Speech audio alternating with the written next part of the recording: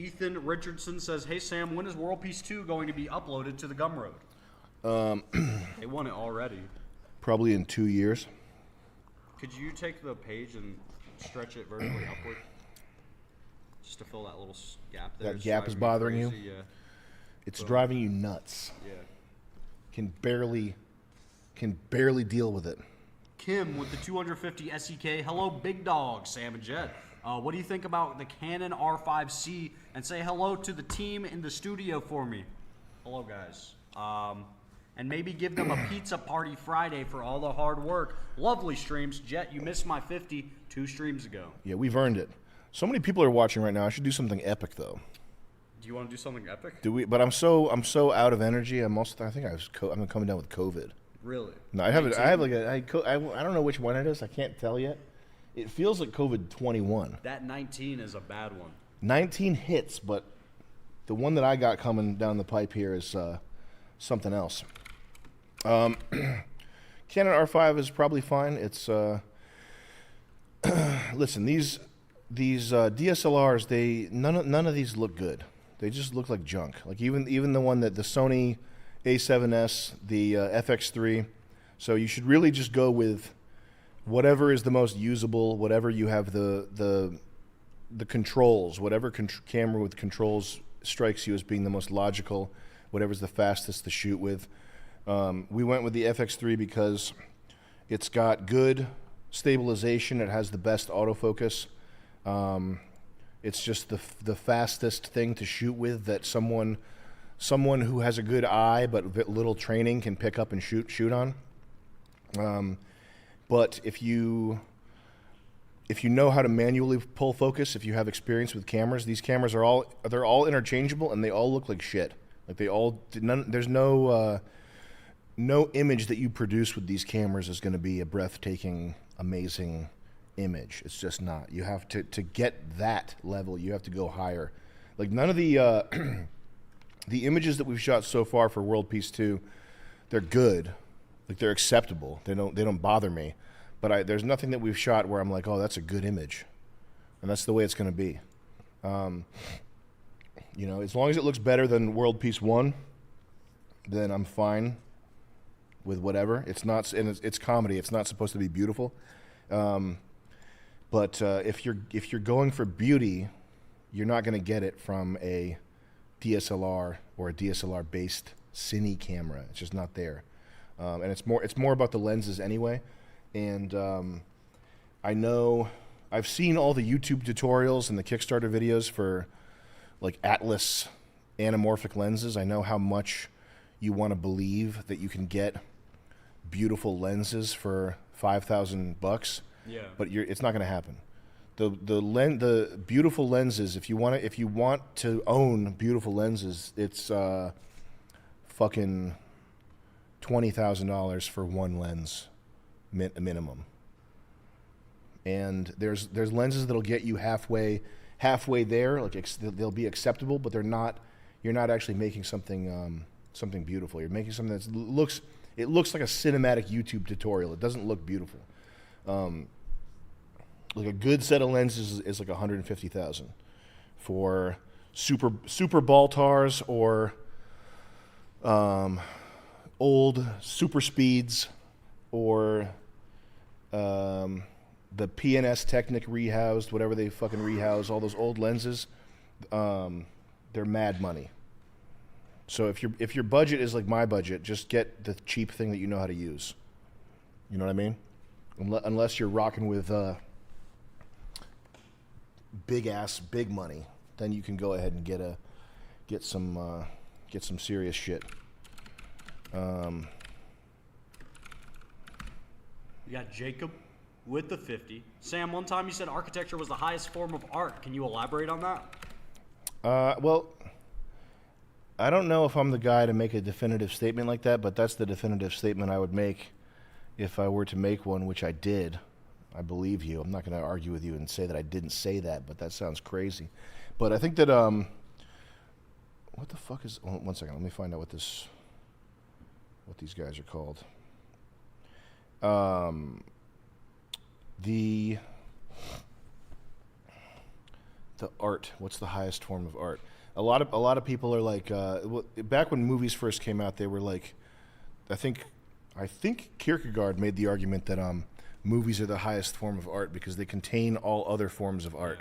Contains writing and visuals and music. But that's like anybody can see that that's not the truth. And that's the argument that Jonathan Blow made after making Braid about video games, is that games are the highest form of art because games combine all the above and movies. They're interactive, and movies and they're interactive, which is just not the case. It's just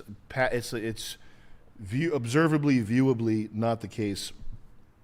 I think books, something about your mind filling in the gaps, and it's also like the most direct way of telepathically communicating with another person is via a book. The thing about movies, this is a great thing to be talking about with 6,000 people. How fast are we losing people as I'm rambling about this like an idiot? Oh, good. Okay. There's something about making film, making video. Like most of what I've ever made has been accidental. That has been something that I massaged. After this accident happened, I massaged it into a state that made it look deliberate. Anything I've ever made that looks good, and I know enough about filmmaking to know that the image that you have in your mind before you set up in front of something with a camera, it never looks like the end result. It's just not. Nobody. There are filmmakers who are known for being fastidious and like obsessive and hyper focused on little details. But even with a mind like that, you are not in control of the final image. There's so much that happens accidentally. There is so much that happens and it's not even big accidents. It's just like the way that the light falls on a certain person's face when they're turned this way is something that your mind never could have made an allowance for before you were looking at it through an actual camera. So filmmaking is very not deliberate. It's also a fucking mess. Like trying to get more than two people in a room at the same time to do some coordinated action is a fucking mess. And even the best people in the world do not have that much control over the final product. They steer it in a direction, but their ability to steer it is limited. And I would guess that the same. I mean, I don't even have to guess. I've made enough crap in my stupid career to know that this is the case with video games. Like if you're through a game and you're gonna run out of money, you're gonna encounter some fucking weird gremlin that makes the whole game look weird, or when you have this texture and they're finally juxtaposed together, and you have whatever post-processing over it, it looks weird. It looks not like what you expected. This stuff is all accidental. With books, it is. That's not as much the case. Like books is the one where it's such a limited and basic canvas for your craft that you can exercise extreme control over it. I don't know why I'm talking about this. Is not relevant to the architecture thing. But yeah, I was thinking if the one art form that probably is the most difficult, transcendental, where it has the highest capacity for beauty, it has the highest capacity to make the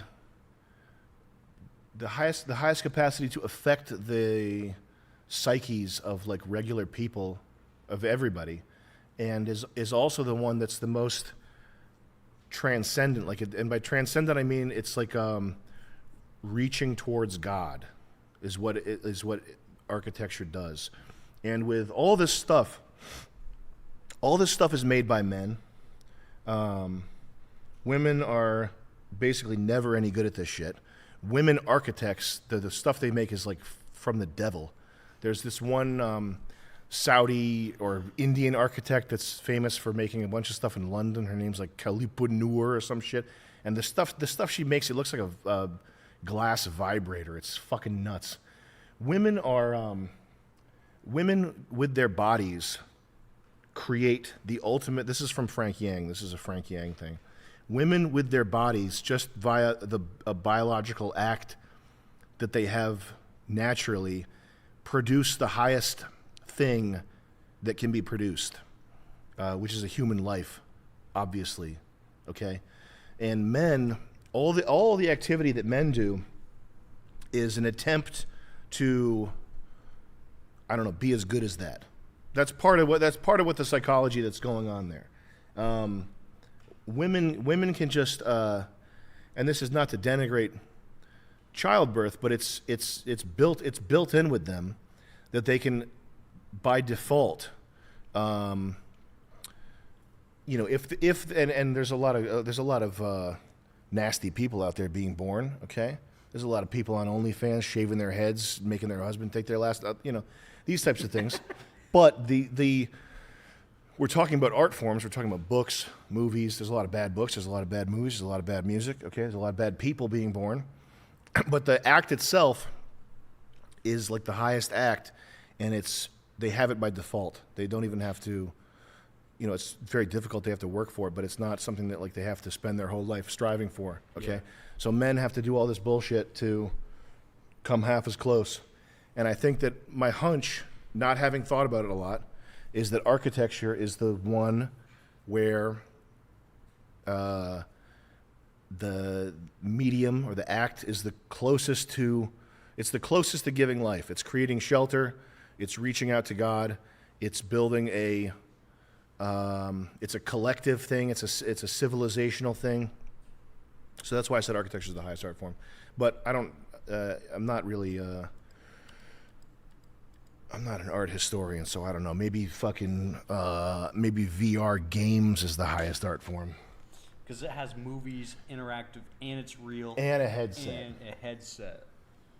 None of your business. Welcome to Severe Beast. Should we do something crazy? Nah, I'm tired, and I also have COVID-27. That's how I got started. Oh. I had a shipping container on a piece of property that I had. I filled it every weekend. I had cleaning out my aunt's antique store yard sale. I advertised on Craigslist. I'd make $500 every Sunday. Oh God! And I would buy shit. I mean, the thrill of the kill. You're gonna be thrill of the kill. You're gonna be like, oh, boxes of shit. I feel like I'm Dexter and you're the Trinity killer. Yeah. I wish. Now Dexter's is the hot guy killer, right? Yeah. That girls like that's what made girls love Serial killers? Nah, they just Yeah. like them instinctually. They like them. Yeah, they love them. Trinity killer is nice. I thought serial killers were fake. Speaking of serial killers, we got a super chat here from PT Bruiser. Sup, devils? My 2012 Ford Hybrid Escape is drivable but needs a new AC compressor and suspension.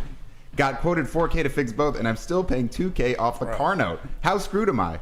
Love y'all. Come back to Texas ASAP. What are shocks? What would you call a shock job? For shocks? I don't Suspension even. on an escape? What, an escape? That's not my world, bro. I'm in like Yeah. truck land. Yeah. All that stuff, it sounds to me like fixing a golf cart. Like, Yeah. it's so is. cheap compared to trucks. Oh yeah. Oh god. A truck. What, shocks on the car? Shocks on like a Ford Escape. Nah, Ford Escape, I would say $600. Yeah. I'm $850. I would say $1,200. You got to chill with the guy while he Yeah. does it. Yeah. You sit behind him and just talk to him about like ex-girlfriend stories. Escape. Rock Auto is your friend. Escape. Yeah. AC compressor. Compressor aren't that expensive, dude. Yeah. $4 Oh, I thought you were grand. talking about shocks. About 57. And shocks. Oh, and shocks? Yeah. And shocks. Yeah. I mean, you get four shocks. Dude. Shocks. Come on. What are we talking about, man? It's probably like $600 in parts. They want to make too much I mean, money. if you want to be It's safe, going to be $1,200, dude. Yeah, fix your car, man. I always say fix your fucking car. Escape Hybrid. Oh, getting a new car is a pain in the balls. Yeah, dude. Just not right now. Wait like 6 months. They'll be sucking your dick to get a car. Yo, Nick, what do you think about the cars? Do you think they're going to come down in value? They're down pretty bad right now. The game is to be buying Hyperlux. We're on for some half let it price. rot Let's shit right now. hyper-like. The game used to be like 3 years ago when I was selling was like getting your hands on like rare bird Porsche shit. Oh, now it's like buying a Porsche Macan 2019, 2020. Porsche Cayenne, sorry, not a Macan. Cayenne. Cayennes are sick. S, GTS spec. GTS spec minimum if you could. Or S. Like 25 or what? 25s? Grand? Oh, no, 20. No. A 20. Oh, 20. You buy like a 4-year-old Porsche for like 36 grand. I don't trust anything after the chip shortage. After 2020 and all that shit, they started getting real cheap with chips. Yeah. And They started doing electronics. no power lift gates, etc. Yeah. You might be honest on all that. Yeah. But you can buy if you buy a certified pre-owned Porsche with an unlimited mile warranty, or you buy a certified pre-owned Mercedes, the right one, you're gonna be safe for a little while. It's you have to like game it right now. But the best thing you can spend. This is a thing to talk about, but like the best money to spend is to spend like Porsche. 50 and get a fat Porsche for 50, rather than buying like a Jeep Grand Cherokee for like 62 with 10 off for 50. Are most of your listeners from the Congo? Yeah. They're all like, I want the Mercedes S-Class, please. Where do I put the 2 flags on the hood? And I was like, you put them right here on the Have you hood. ever been to Liberia? I'm from Liberia. I went to Liberia High School. Are you from there? I used to have Nigerian customers. That was my line with them. I was like, you're from Nigeria? Wait a minute. Where are you living in Nigeria? You touch yourself like a boy. I am a man. You are not a man. I'm like, I'm really a man. I played lacrosse at. I'm from Nwate. I was like, I'll never touch myself. Nwate High, class of 02. I had a condo there on Main Street. But no, that's the cheap shit I'm always going to say, honestly. 2013, 14, 15 Lexus. What are your thoughts on it? Say a guy, I don't know, hypothetical guy, wants to buy a crazy high country for no reason, just needs a work truck, wants a work You truck. say no reason, but you get vented seats. I'm not the high countries just look good. Yeah. That's the problem. But I think everybody and their mother in the truck world will tell you that they're shit. Yeah. I mean, it's an But unfortunate reality. what about the guys who want an This is, Illuma-Duty this is my 2019 stepdad. King This is my Ranch? stepdad. I know, that's what I would say. That is a good My car. truck. What are your truck? You're a truck guy. My truck friends tell me the Ford diesel, the current diesel's the one. I cannot stand the noise the car makes when the doors He open. doesn't like the boo-doo-doo. If you could take that out of the Ford, I would buy one. I cannot stand it. I had a 21 350 Platinum diesel. Yeah. I loved it. But It's I was like driving a school bus every day. I was putting like 20,000 miles on like a fucking. I'm like, why am I driving this thing? Yeah, Like no true. one's in it except me. It was badass, and I didn't lose money on it when I sold it. I love the King Ranches. King They're- Ranch, I like looking at them. They're great. Didn't I George just- Bush? That's the highest. Didn't thing. W have one? Highest? I thought Platinum was. Limited is the highest. King Ranch is under that. Platinum's underneath that, and then Lariat. Then But like 2019, where Yeah. they didn't fuck with the lights yet, and the stupid ass grill that they you have like now. the double thick grill. I love that chrome, bro. We Yeah. saw a mark. Chrome. We saw a mark. All on this ni- paint match fucking Yeah. gay shit. Give me chrome, dude. We saw a mark driving up on 95 in a Harley Davidson F250. Yeah. Is it F250. The Harley Davidson, you're an 250? 350, asshole, right? dude. If you have a brand new Harley edition F250, kill yourself. No. It's fucking. They're like 130 grand. Or don't. Bill's Because just the grill's joking. red. Bill's just Nothing says joking. biker like $130,000 anything. Yeah, your Nothing house says isn't even outlaw. 100 Yeah, outlaw. Banged out a couple of shots of whiskey. Yeah, there she is. Like this bad boy? Beautiful. Yeah, that's the one. The F3 My buddies who they Lafayette. swear by these, they say the Dodges are at. They say actually, believe it or not, the Dodge motors are at. The body will rot around it. Yeah. And then the Chevy. Like aesthetics wise, I think the Chevys You're a bow tie guy. they look. Yeah, I'm just a bad. I'm a boat GMC guy. Yeah, same here. What? No, they say the GMCs are made in a different plant. Do they? They They say, say if you that. graduate at GM, you graduate to the GMC plant. I get a bunch of shit because there's the 06 GM Chevys. The 06 Yeah. Duramax is a cat eye. And if you are 16 years old, that's cool. If you have a little bit of class to you, if you get the 06 GMC, those headlights you may think are shitty and old, but they're actually way better. I want to become That's powerful why I got enough. midnight blue. I put a fucking visor on it, like a head visor. Yeah. A Installed Lund? it. Yeah. A Lund visor? Not Lund. They don't sell them anymore. Nah, who makes them now? I was Rock Auto Was it or one of those Putco? people. It was one of those like fucking. I had an companies. 06. Summit. I got it from Summit Racing. Yeah. I had an 06 with a hood scoop Yeah. Oh yeah. and champagne racing stripes on a white truck. EBY bought it like flatbed, and then I got a ladder rack put on it That's as well. clean. Yeah. How are Like you a gonna time hate? machine, You're gonna dude. tell me cat eye, dude? It's like you're picking up minors at Wawa if you're buying a cat eye. Yeah, right. That's This true. is for just going You're to 40, get. you have a hat on like this. You just quit perks. Yeah, you're like, how many milligrams Zins you? I don't even smoke Zins. I don't even smoke Zins. I don't know how they go. But no, I love mine so much. One of my guys racked one into a wall and I sold it and got an F-150 like a fucking pussy. I was so sad when I traded it in. I had a Duramax. I was like, whatever. Yeah, that's what my uncle had, the high country. And like after you send it, it's just like, fuck, man. It's like sitting in first class or something. Like once you experience that and you're like, God damn. Like I fixed my 06 up And at the end of the day, it's an 06. Everybody has the 06 Duramax. I'll be at shows and ask people what they buy, though. They all say LBZ. Yeah, LBZ. They love that ninja code. Let's hit him. I can see him yelling. Like, I see all the 9 girls in the chat are like, "What is Ollie talking about? Get off of me! We got a couple chats here. Get from your Curtis diesel breath Davey. off of me!" And he says the "Don't Say Gay" bill is a nickname commonly used to refer to Florida's Parental Rights in Education Act. Yes. Really? Thank you. We also have Rescued Pigeon Gaming says, "Got my Val Kilmer War Mode shirt a few days ago. I'll see y'all next time you're at Magoobies." Thank you very much. We haven't been to Magoobies for a long Oh, time. yeah. You guys do a live show at Magoobies? We did One Matt time. Shane's live show at Magoobies and died there. Really? My Uncle Charlie died that day, and then I ate Shit. a bunch of like a fistful of mushrooms, Oh, yeah. and then It was crazy. then I died, and It was now a I'm quiet ride back. You were peeling the onion? here. Yeah. You're inside your head. I mean, it was like But- 21, 22, something like that. Yeah, last week I did mescaline, and everything's good. So Nice. It's Kurt Metzger. Well, Folks, I just moved to Austin. how are you liking it? It's good. I like it. It's good? Yeah. I was mostly about getting out of LA, Mm-hmm. which has degenerated considerably It's getting worse. Where were Is you that in the LA? case? So, by the Laugh Factory on like in West Hollywood. oh, nice. But it was kind of, but when I got there, and then it got real weird. Really? Yes, some building burned down across Hollywood Boulevard, and people started squatting in it. Oh, good. And then a dude would be following like women on the street around. Well, I never got to that. I I didn't. didn't text you about that. Yeah. Right, Chris? Yeah. I mean, hold on. Don't. Hey, buckle your pants back up. Before, let me finish before it's not as hot as you think it is. But I mean, I'm asleep. We'll see, My Kurt. girl's walking her dog.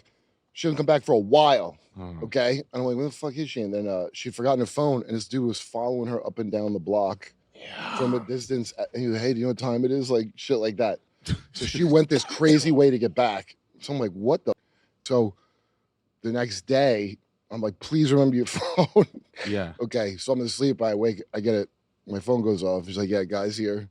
Follow me again. So I roll out of bed and I put on like, I think it had like gravy on it. Okay. It was gray and gray shorts. And I had these dirty shoes from going up the canyon. Yeah. So you get ready and you get all dirtied up. I didn't mean to, but I did look like the king of the hobos of the block. So that Mhm. probably helped my authority. Yeah. And so I go booking down the street. I ran the wrong way first. I turned around. She goes, no, he was that way. So I had to run. So I run up to this dude, and I have no wind now. Like, I don't have a lot of wind like that. That's a problem, yeah. So when I get there, oh, shit, I'm out of breath. But I'm like, I was also upset. So I'm just like, so I'm yelling at this guy who's like, because I always like to stare in their eyes. I've had to be in a few hobo fights in New York, and, you know, it's like a New York kind of thing where you have to confront a crazy person and won't stop talking to your girl. Yeah, yeah, That's yeah. happened to me several times up there. No shit. Okay. Yeah. So anyway, I'm staring at him, and he was like, he wasn't a pussy, but he was like not right. But I think he thought I was like way more not right because I looked fucking batshit, you know? Yeah, in the And morning. in my head, I'm like, oh, you just gotta say. But then I go, if you ask my girl what time it is again, I'm gonna show you what time it is. Like, they're like, oh, thank God. And then this dude would like, he never, like, if I would walk down the street, the guy would like sink into the bushes. He would turn Yeah. around and sink in the bushes. Yeah. Or it would be like Homer in that fucking Yeah, that's meme. what I'm thinking of. A Homer. Yeah. And then people on my block that I don't know would like wave at me. Like I became hero of the block. The winded hero. They call him. No, he does this bit where he's like out of breath and he's Yeah. like, and then he says, But I'll he'll- show you what time it is. Yeah. And they get the shit scared out of him. Well, the part of it's the gravy shirt. It's like how Batman had the bat to attract the bullets. That's the only one that's bulletproof. The plate.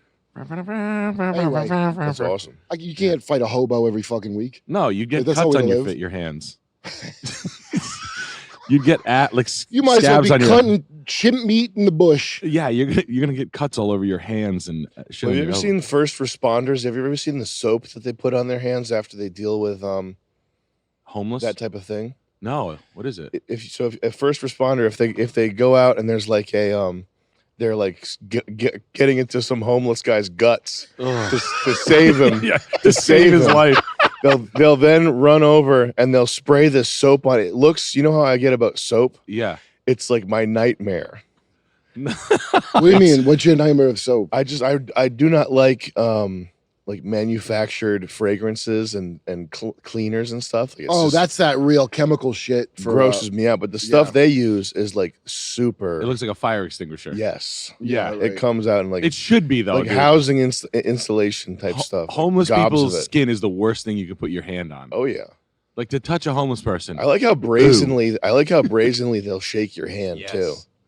Yeah, that type of thing. Dude, outside the Comedy Cellar for years, McDougal, and now it's fucking out of control there, because they ran the cops out that used to keep it relatively orderly, but there was this guy used to come through that would like whip out. He was missing all his tops of his fingers, right? Kick ass. Yeah, so you'd be talking, this guy would whip out his thing. You go, oh my god, you Claws! Start putting money in the little nubs. Oh. He was like the headliner of the whole block. He was Patrice used to say he's like they give him the excuse me, ladies and he was gentlemen. the solicitor. He was the town solicitor. Yeah, and like they're like wrap it up. Be like, oh, he's got it.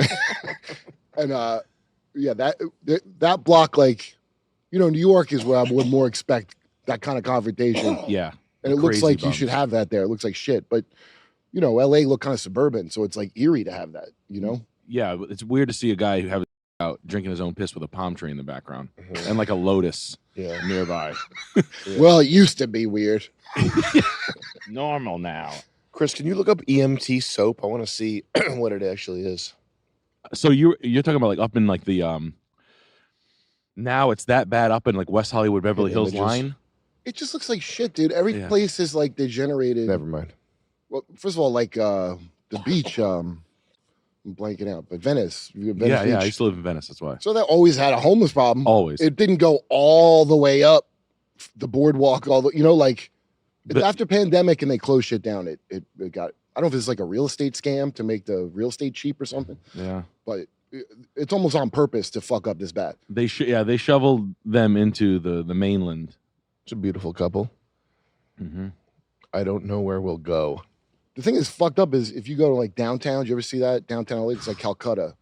Oh, It's is it? not as nice as the Depression. If you see the Depression, they have like nice metal shacks they made. Steampunk homeless shacks. Yeah, that's like advanced compared to what it is now. Wow. And now they're pushing like now that what's that fucking American Psycho kid Newsom. He's like issuing an order to get it cleaned. There's like $23 billion just missing that was supposed to clean this up because everybody just steals. What? He's Yeah. like, what? I don't know. Well, now he's not replacing Biden for sure. So he's going to, now he's like, hey, we got to clear this out right now. So I don't know what's going to happen with that. It's not like they could just build some fucking houses and put them in there. And He's gonna make bug skitter sounds and nothing's gonna happen. goddamn, what a piece of shit that guy is. They tested me for 5 minutes and everybody immediately rejected me. I bet you he would put up if it had been him versus Trump, this asshole would probably put up the best challenge just because of his hair. I'm He not can even, jump rope. Yeah, he looks like a TV politician. Yeah, that's what people are like hungry for again, that are into that. Good idea. And I think his wife's the one that he stole from his friend. I What's think that? Biden did that with his wife too, right? Yeah. Didn't he Yeah. fuck his friend's wife? His campaign manager. Yeah. That's pretty funny. His wife looked like she'd fuck anybody for a fucking spot on Seventh Heaven. Who's his campaign manager's wife? Can we see what she looks like? Is she hot? Like, I don't know if that's her, but I thought it was. It's a shallow looking. I thought you stole- Survivor's guilt. Oh, killed her sister. So she sacrificed her sister. Oh yeah, to get a great husband with a great head of hair. Yeah, And it it worked. It was a lottery. Golf cart accident. Yeah, you don't want to be messing around with those golf carts. What the fuck? Well, she was going 100 miles an hour. The last recorded speed on her sister's golf cart was 130 miles. I felt the pressure to make my parents forget by being 2 daughters instead of 1. What? Is this MK Ultra shit? What is happening? Wow. B2 daughters. Do you remember when Newsom, we had a story that we covered because he disappeared for like 2 weeks after he got his booster, and because it probably made him sick as shit, and so he like wouldn't answer. It was like, where's the governor for these 2 weeks? And he was like, yeah, my kid said I couldn't miss Halloween again. Like, we're sick of you missing Halloween For 2 weeks. for 2 whole weeks. We're gonna have the best Halloween ever. Then they look up the kids' costumes. It's like Nicole Brown. His daughter is Nicole Brown Simpson corpse for Halloween, and his son is like the Olympics bomber or something like some strange MK Ultra shit. Yeah. They're just the coolest costumes ever. Perfect. He uses like LA level makeup artist. He uses Izzy Galindo or He something. chose to take his child. I didn't know he was missing from discussing climate change in Scotland. Mm-hmm. Holy shit! Who gives a shit? Yeah.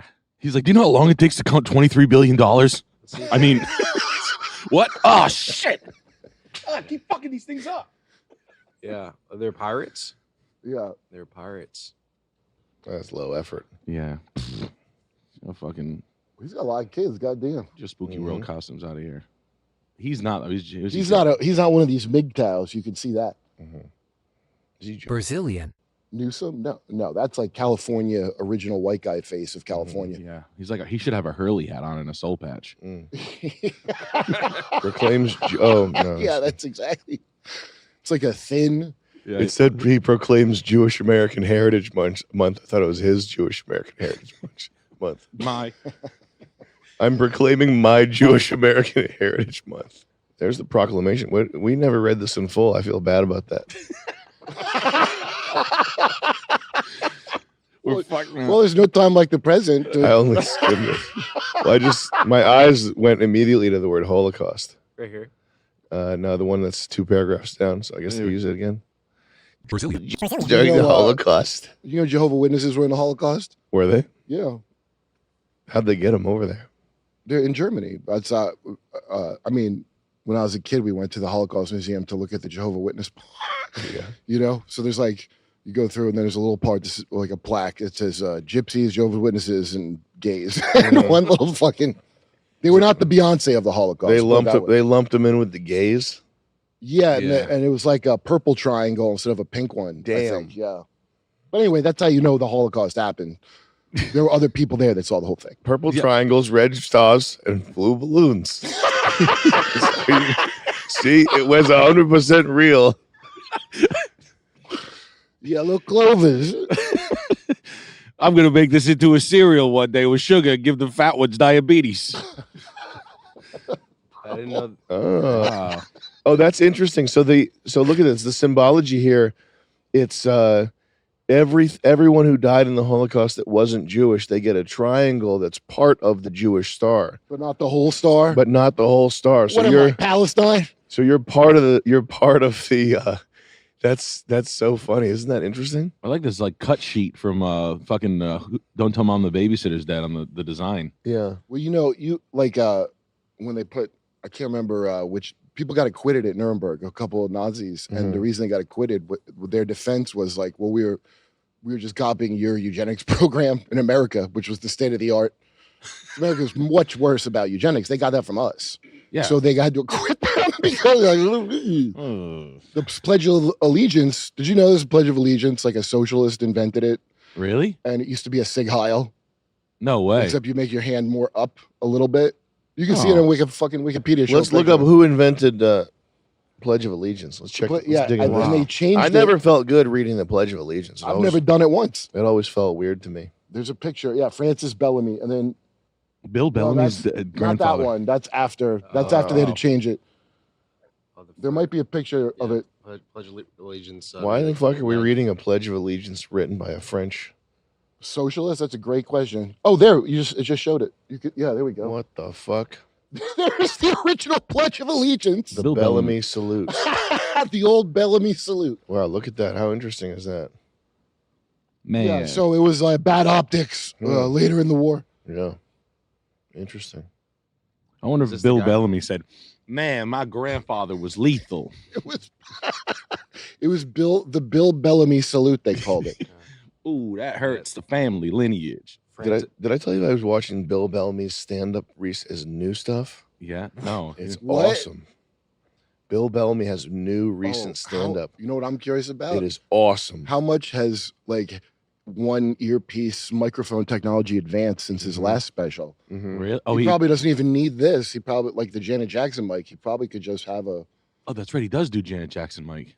What is the break on that? Because a lot of people do them, kind of. I guess. I should do that. I think. Yeah. Do you want to be more physical? Really explore the space in your act. I meant to tell you that.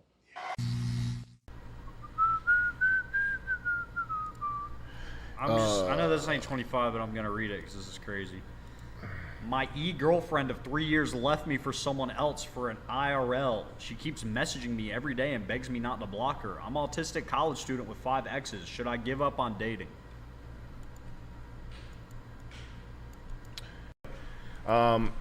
He's autistic and what? He's autistic and his girlfriend left him for someone IRL. Yeah, just block her and forget about that. Autistic college student with 5 exes, give up on dating. No, you just got to wait until you find the one that is sufficiently for you. You'll be fine. You're in college. You're young. You don't even need a serious. You don't need a serious girlfriend anyway. If you're in college, what do you even need that for? You're fine. You're not ready for a serious girl until you're like 30 anyway. In the meantime, just try to get some skills and some money and all that other stuff. Rep Zion, what's up? Addicted to feet porn. I watch feet porn every day. My mom says it is a problem, but I just ignore her. Bro, the chat read is $25. Help us make the funny stuff happen. Jonathan Bernal. I'm an accountant at a Big 4 firm. My girlfriend's a teacher. I live frugally and she wants to live lavish. I set boundaries on money, but it feels like she expects handouts if I put a ring on it. What do I do? That's a problem right there. How old are you? How old is she? I mean, that's kind of important. Can you just chat back a... Also, you chatted 20... It's 25 for a chat read, so I can't help you. Send a 5 and let me know how old you are and how old she is. $5 USD, not some crazy Israeli alien weird shit. Johnny Serbia with the $7. Autistic? Is that autistic dollars? Oh, it's Australian. Australian.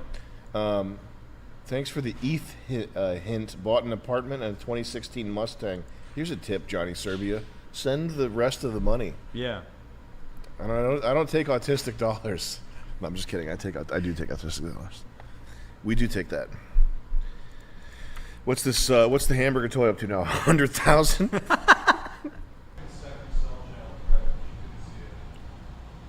We'll close up.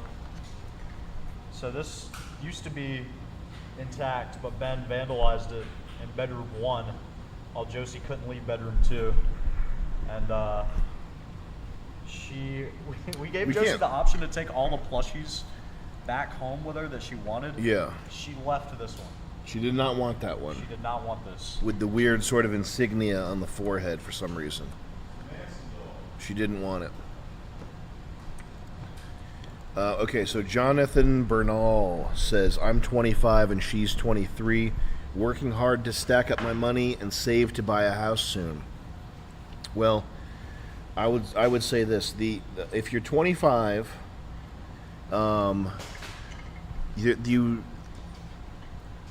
if you find the right girl, by all means, lock her down, be fully serious, etc. Okay, and there's this obviously there's all this anti-natalism, race mixing stuff, propaganda, anti-relationship, anti-normalcy propaganda, and the pushback to that is find your Aryan girl in a wheat field or whatever. And there's the if you're not white, there's an Andrew Tate, whatever, a sort of the version of this for the guy that's Pakistani guy or whatever. We're all looking for this like return to normalcy, this return to like nuclear family, whatever, right? Yo, when you click like, so the pushback is like, just be normal, marry her, dude.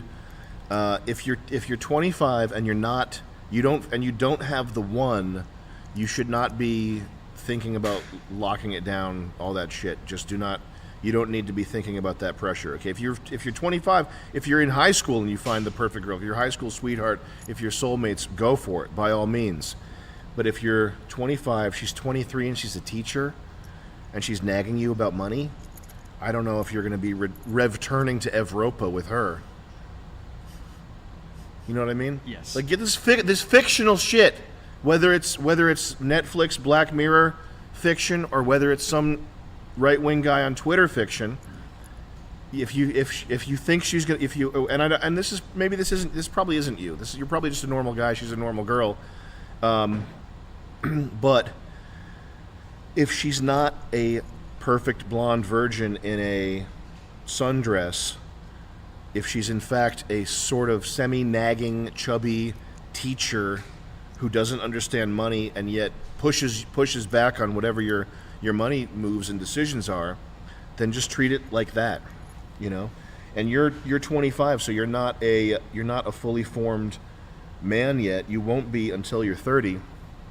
That's why for a lot of people, it's a mistake to even think about this like serious relationship stuff for men until you're 30, or until you at least feel like you're a fully formed human and you like 25 is the age where your car insurance starts to cost less because the car insurance companies know that your brain is no longer swimming with hormones that make you want to drive 120 miles an hour on, you know, back roads, right?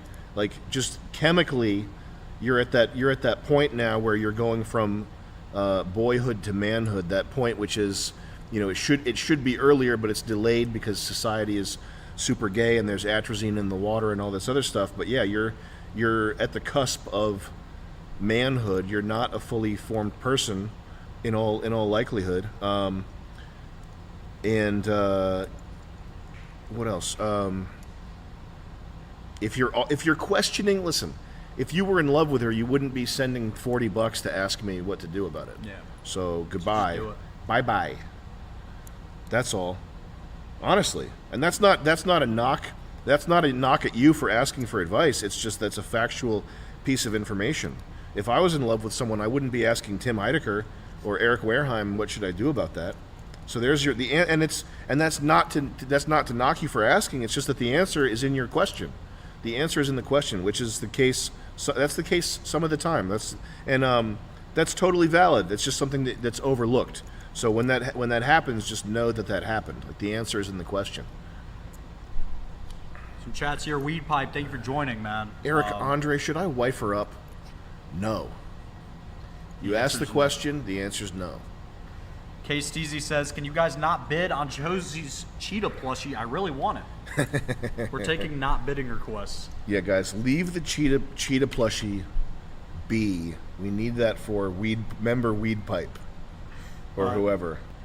Security analyst Sam, Jet, can you point me toward any resources or forbidden training techniques for learning After Effects without having to watch some YouTube cringe? Super inspired by all of your and your broader crew's GFX work.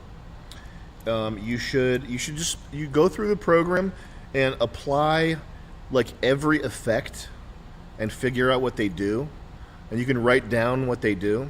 Most of the tutorials, if you go look up an After Effects tutorial, what you're gonna get is some of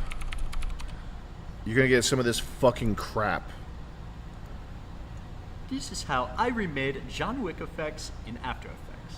These guys are the lords of junk. These guys are actually the gods of junk. This right here. Oh yeah. These guys are the gods of junk. There's no audio. I'm not playing the audio, by the way. These are literally, they are gods. They're modern day, like Greek gods, living and walking among us, of fucking junk.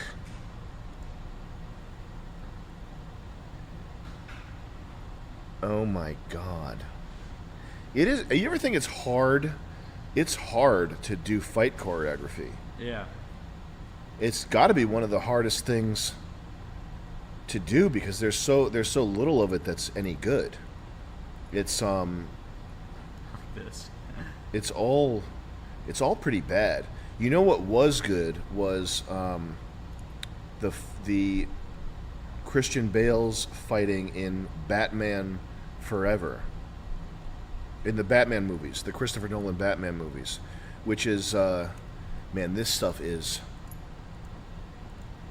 This is the very worst, the very, very worst that's possible to make. You'd be hard pressed to make something more disposable, more vacuous, more worthless than this. Like many children, like children's art, or a therapeutic art by homeless people. I'm not joking about this. Like you go to a place where they let homeless guys, which is that's a very funny thing to think about too. You ever think about that?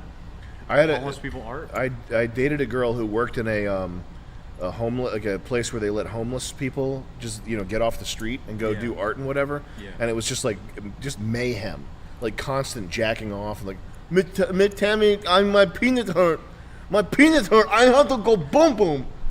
But they're all like smoking cigarettes. Yeah, doing yeah, crack. exactly. Like taking cigarette breaks and then coming back in and saying I have to jack off in a baby voice. Like just come everywhere and dicks in the bathroom. Anywhere you turn, there's a fucking cock hanging out. Yeah. Me tell me, oh my penis go boom boom. Oh wow. Can you believe that? Like But their art was good. I mean and I'm not joking. The art you gotta calm them down, stop them from jerking off so much. Yeah. You gotta give them a Give break, them the watercolors. get them to unwind, give them a block of soap to carve, let them make a face or whatever. That art has more merit and more value than this, and I'm serious. I'm not joking. I'm not joking. Oh, that. Super chats. This is the worst stuff that humanity, as far as creative. There's the destructive impulse and the creative impulse. Destruction is how. This is a Stefan Molyneux idea, but destruction is the creativity of people who are maligned, people who are helpless and can't have no agency and can't do things. The way they create is by destroying, and that's where the leftist impulse to see cities burn and all that stuff comes from. But this, as far as stuff that's creative and not destructive, this is the very worst that you can do. There's nothing. I don't think there's anything worse than this. I really mean that. These Corridor Digital guys, these fucking guys, man. Even like I haven't thought about it too much, but even if you were making like war propaganda, I don't know if that would be worse than this. I don't They know. always have historical value. If you were doing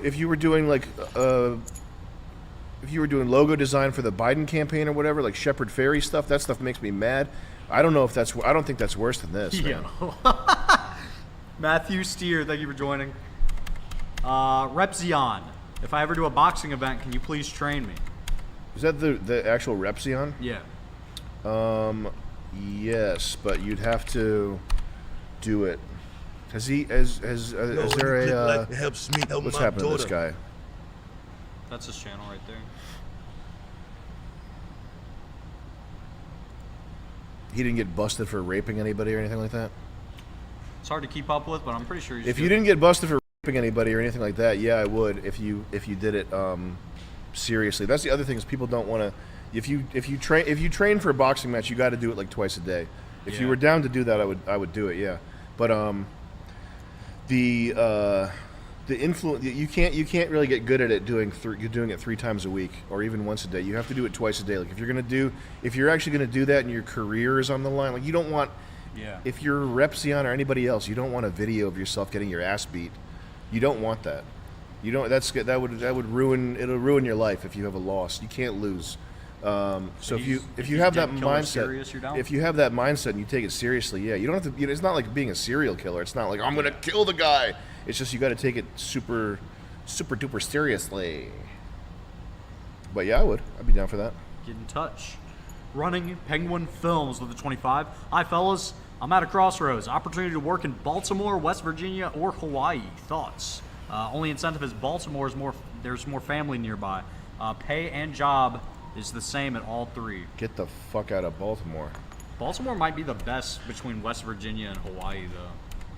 Oh, those are bad options. Yeah. West Virginia is like. I don't know about West Virginia. I know you don't want to be anywhere near Hawaii. Yeah. That's a death sentence. That's like Alaska. You end up in Hawaii, you might as well end up in a fucking submarine at the bottom of the Mariana Trench with no With the fucking Mad Catz controller. Yeah, with a broken Mad Catz. Probably Baltimore. That's what I would say. Because at least you got your family nearby, and it's like If you can know, live, the if wire you can, was shot there. if you can live outside of there and have an armored car, or just just get a truck that you can use to drive through whatever situation, Real Griffin with the 25. whatever crowd of situations is blocking you. Did you see the video of Cranston, Rhode Island councilman passed out in his car with a crack pipe? Wild stuff. I did not see wow! that. Is that real? This is one of the most replayed. You look at the most replayed. This is the most replayed moment. Best moments. People are This is how we remade the Far Star Wars gone. scene using After Effects.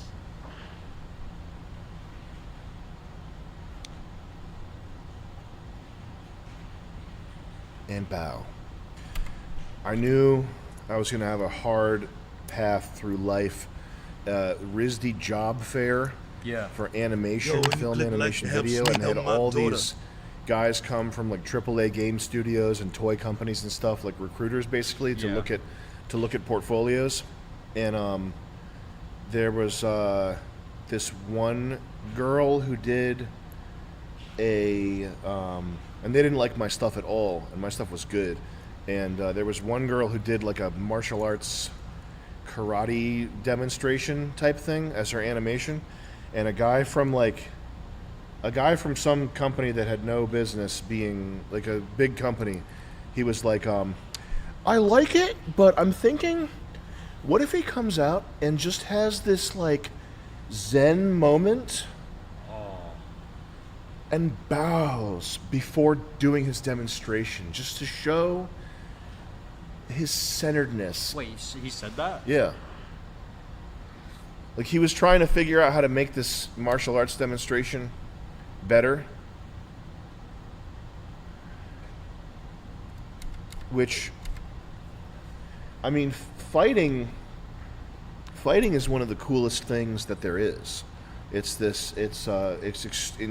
extremely human, and it completely like makes you feel alive and like attached to your body, and like in a way that no other sports that I can't imagine. Playing soccer does that. I know weightlifting doesn't do it, and the other physical stuff I've done doesn't do it. And it's so high stakes. Your brain health is on the line, and your image, and all these other things. Your ego. It's like so much. It's so real. I mean, that's not an appropriate word to use, but there's no other. I don't really know how to encapsulate all the coolness of fighting, and it's also possible to one of the very best things to watch is the Jackie Chan Every Frame a Painting. So this series, Every Frame a Painting, is very good. It's over now. He's stopped doing it, but it's very good. If you care about filmmaking, you should watch this. Okay, you should really study it. I mean, there's so much as far as if you want to get good at filmmaking. There's so little actual stuff you can watch that's like training or criticism that's like valuable. But this is great. But his sort of he's contrasting Jackie Chan to this shit. The new shit. Like Jackie Chan, they didn't do cuts.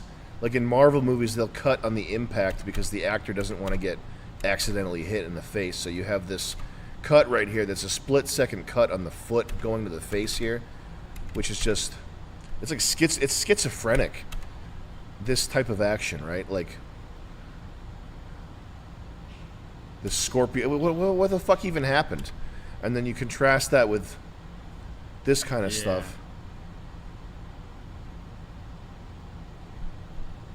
We're way behind, by the way. We Yeah. gotta catch up here. These ones, I got them Dampening tech. used. Those are You what? got those there's, used? There's Revivo for used ones. Yeah, it feels good. Yeah. Look, you can't tell. Yep. I can't tell. Look. I thought they were brand new. They got my toes be coming out soon. Yeah, they're brand new. Yeah, I they gotta get lied that. to me. Those are like work boots. You can wear those at the job site. Yeah, steel toe. Can you show them to the camera real quick? Can we see? Are we rolling camera, Chris? Are you sure?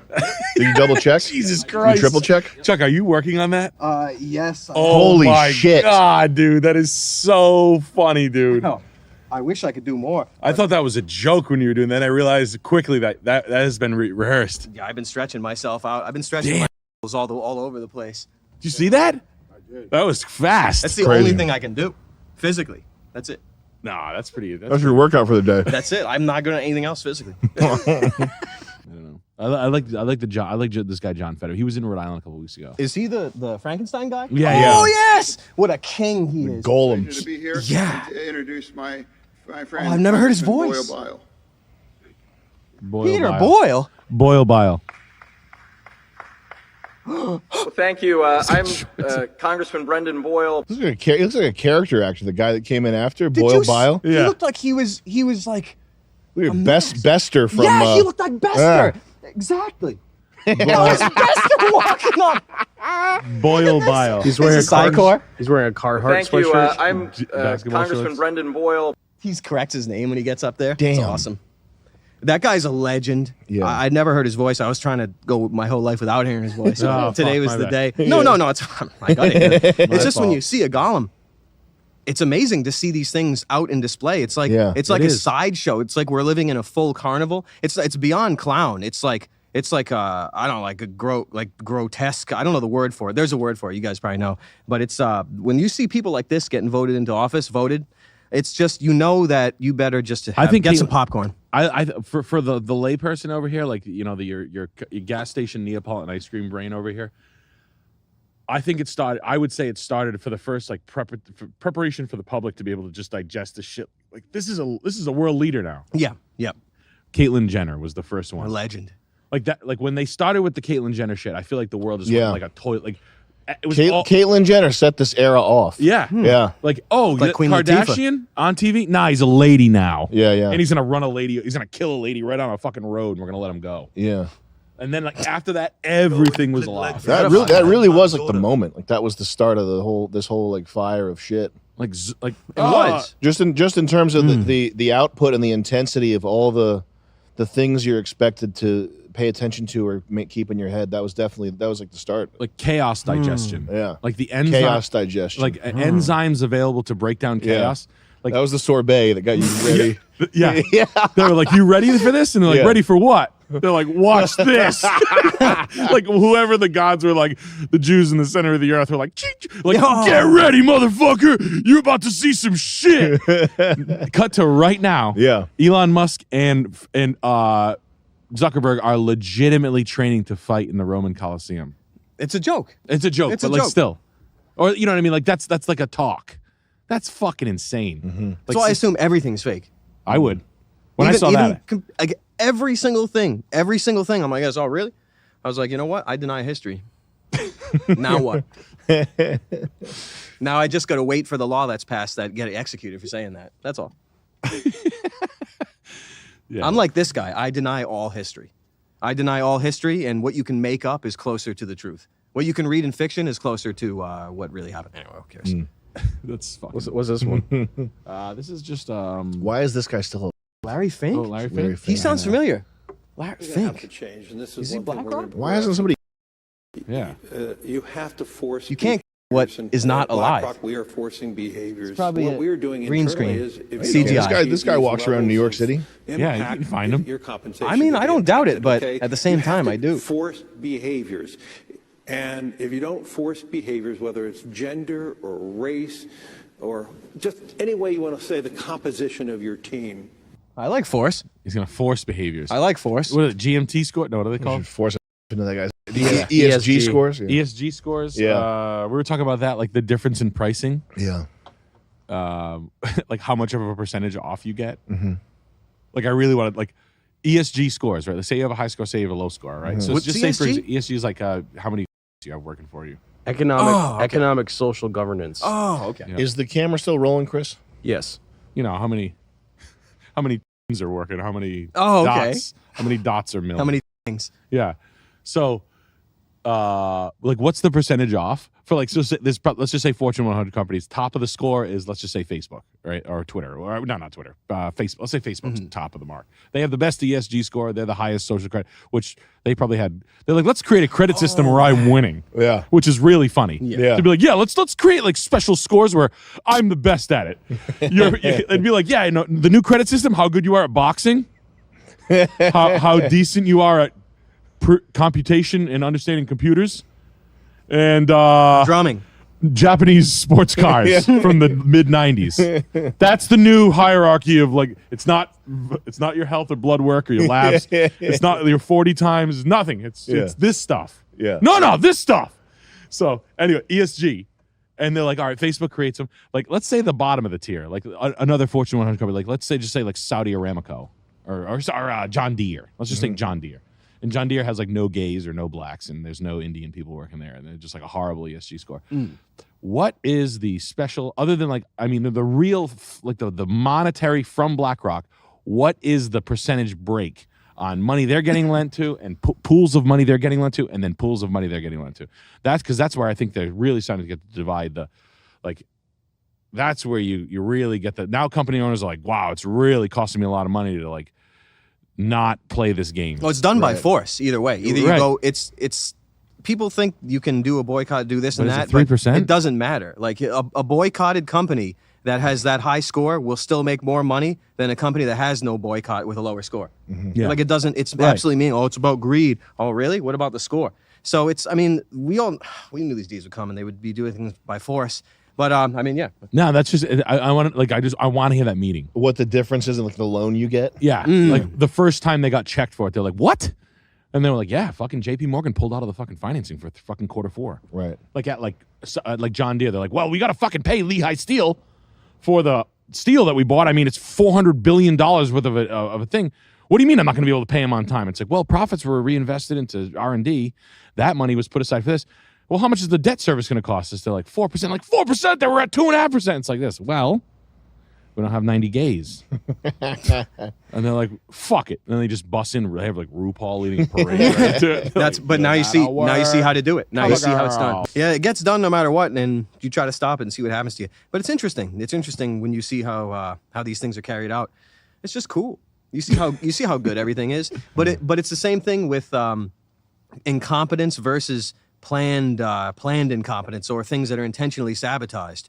Like everything is intentionally I don't know, just the standard has changed. I don't know what else about that. Who cares?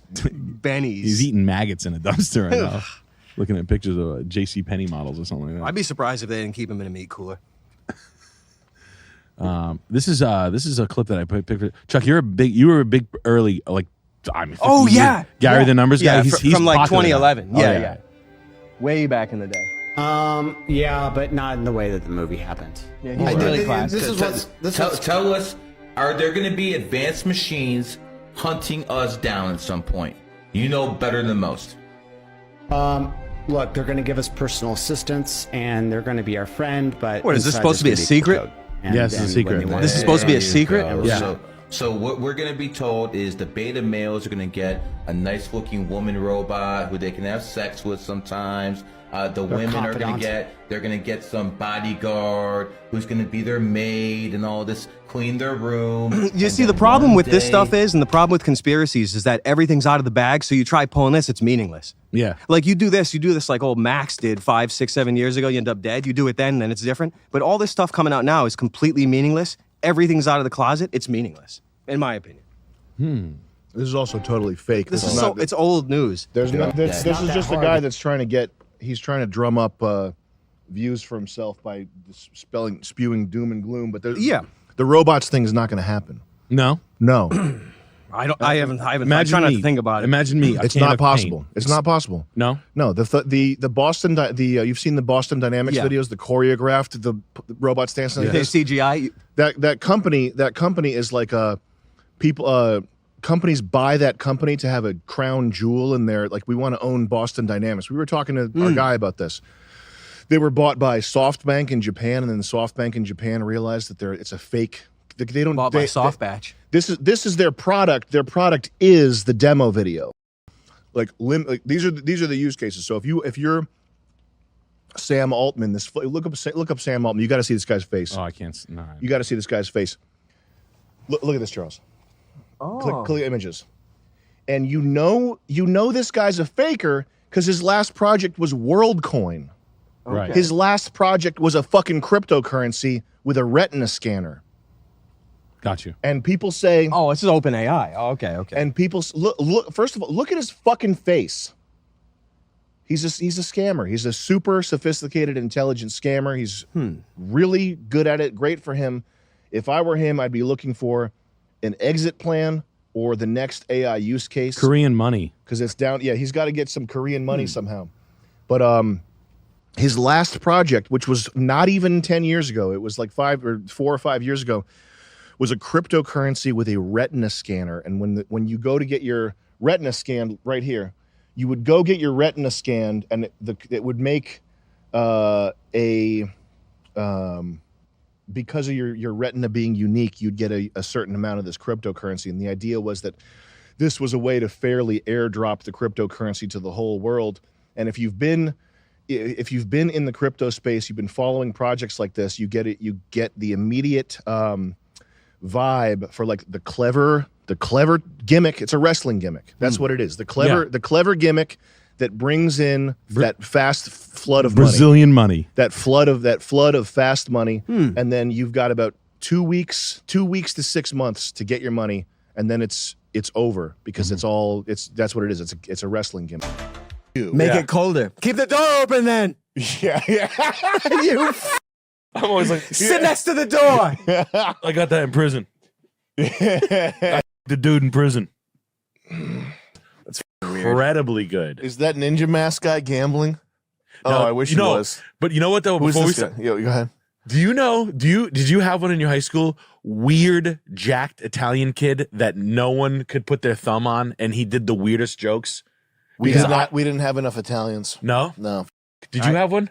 You had segregation for Italians? Yeah, they would make jokes that like they were like kind of handsome Dan wrestling guys that were like really jacked. We had like 4 of them, and they would make jokes that like, and like everybody was like, ugh. I know exactly what you're talking about. Okay, good, because I have one at the gym. There's one at Edge. Which one? He looks just like this kid, and he's yanked. Big kid. Is it the dude that always has the nose thing on? Yeah. Nick? His name's Nick. I don't know. I saw him. His arms are bigger than all of our, like his arms are literally like out to here. And he's clearly been like an A tier 171, 160 pound wrestling champion. Like 6'3"? No, he's little. He's never mind. He's like this kid's build. But he's like, I can tell he's a fucking weirdo. I can just like, I know he's probably like, is he short? Yep. He's literally like looks just like this kid. Does he give you like Weirdo as in danger vibes, or just Weirdo as in like nerdish jokes? Like nerdy, like shaved head, like an all-state jock who should be popular because he's all-state, but he's just a fucking weird guy. We had a lot of them, and I think what it is a safe mama's boy shit who never corrected him. He's like, oh, Anthony's just strange, and they collect like Ninja Turtles. He had a playroom. Yeah, he had a big playroom. Yep.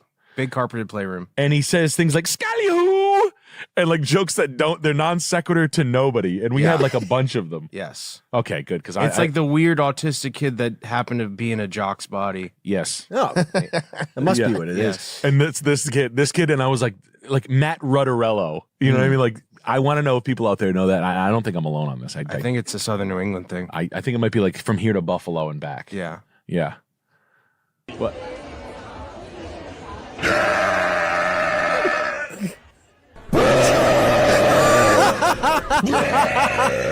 That's really good.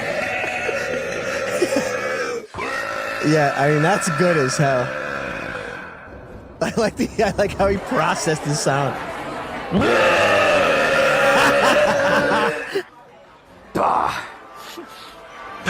Never could have seen that coming, man. That's fucking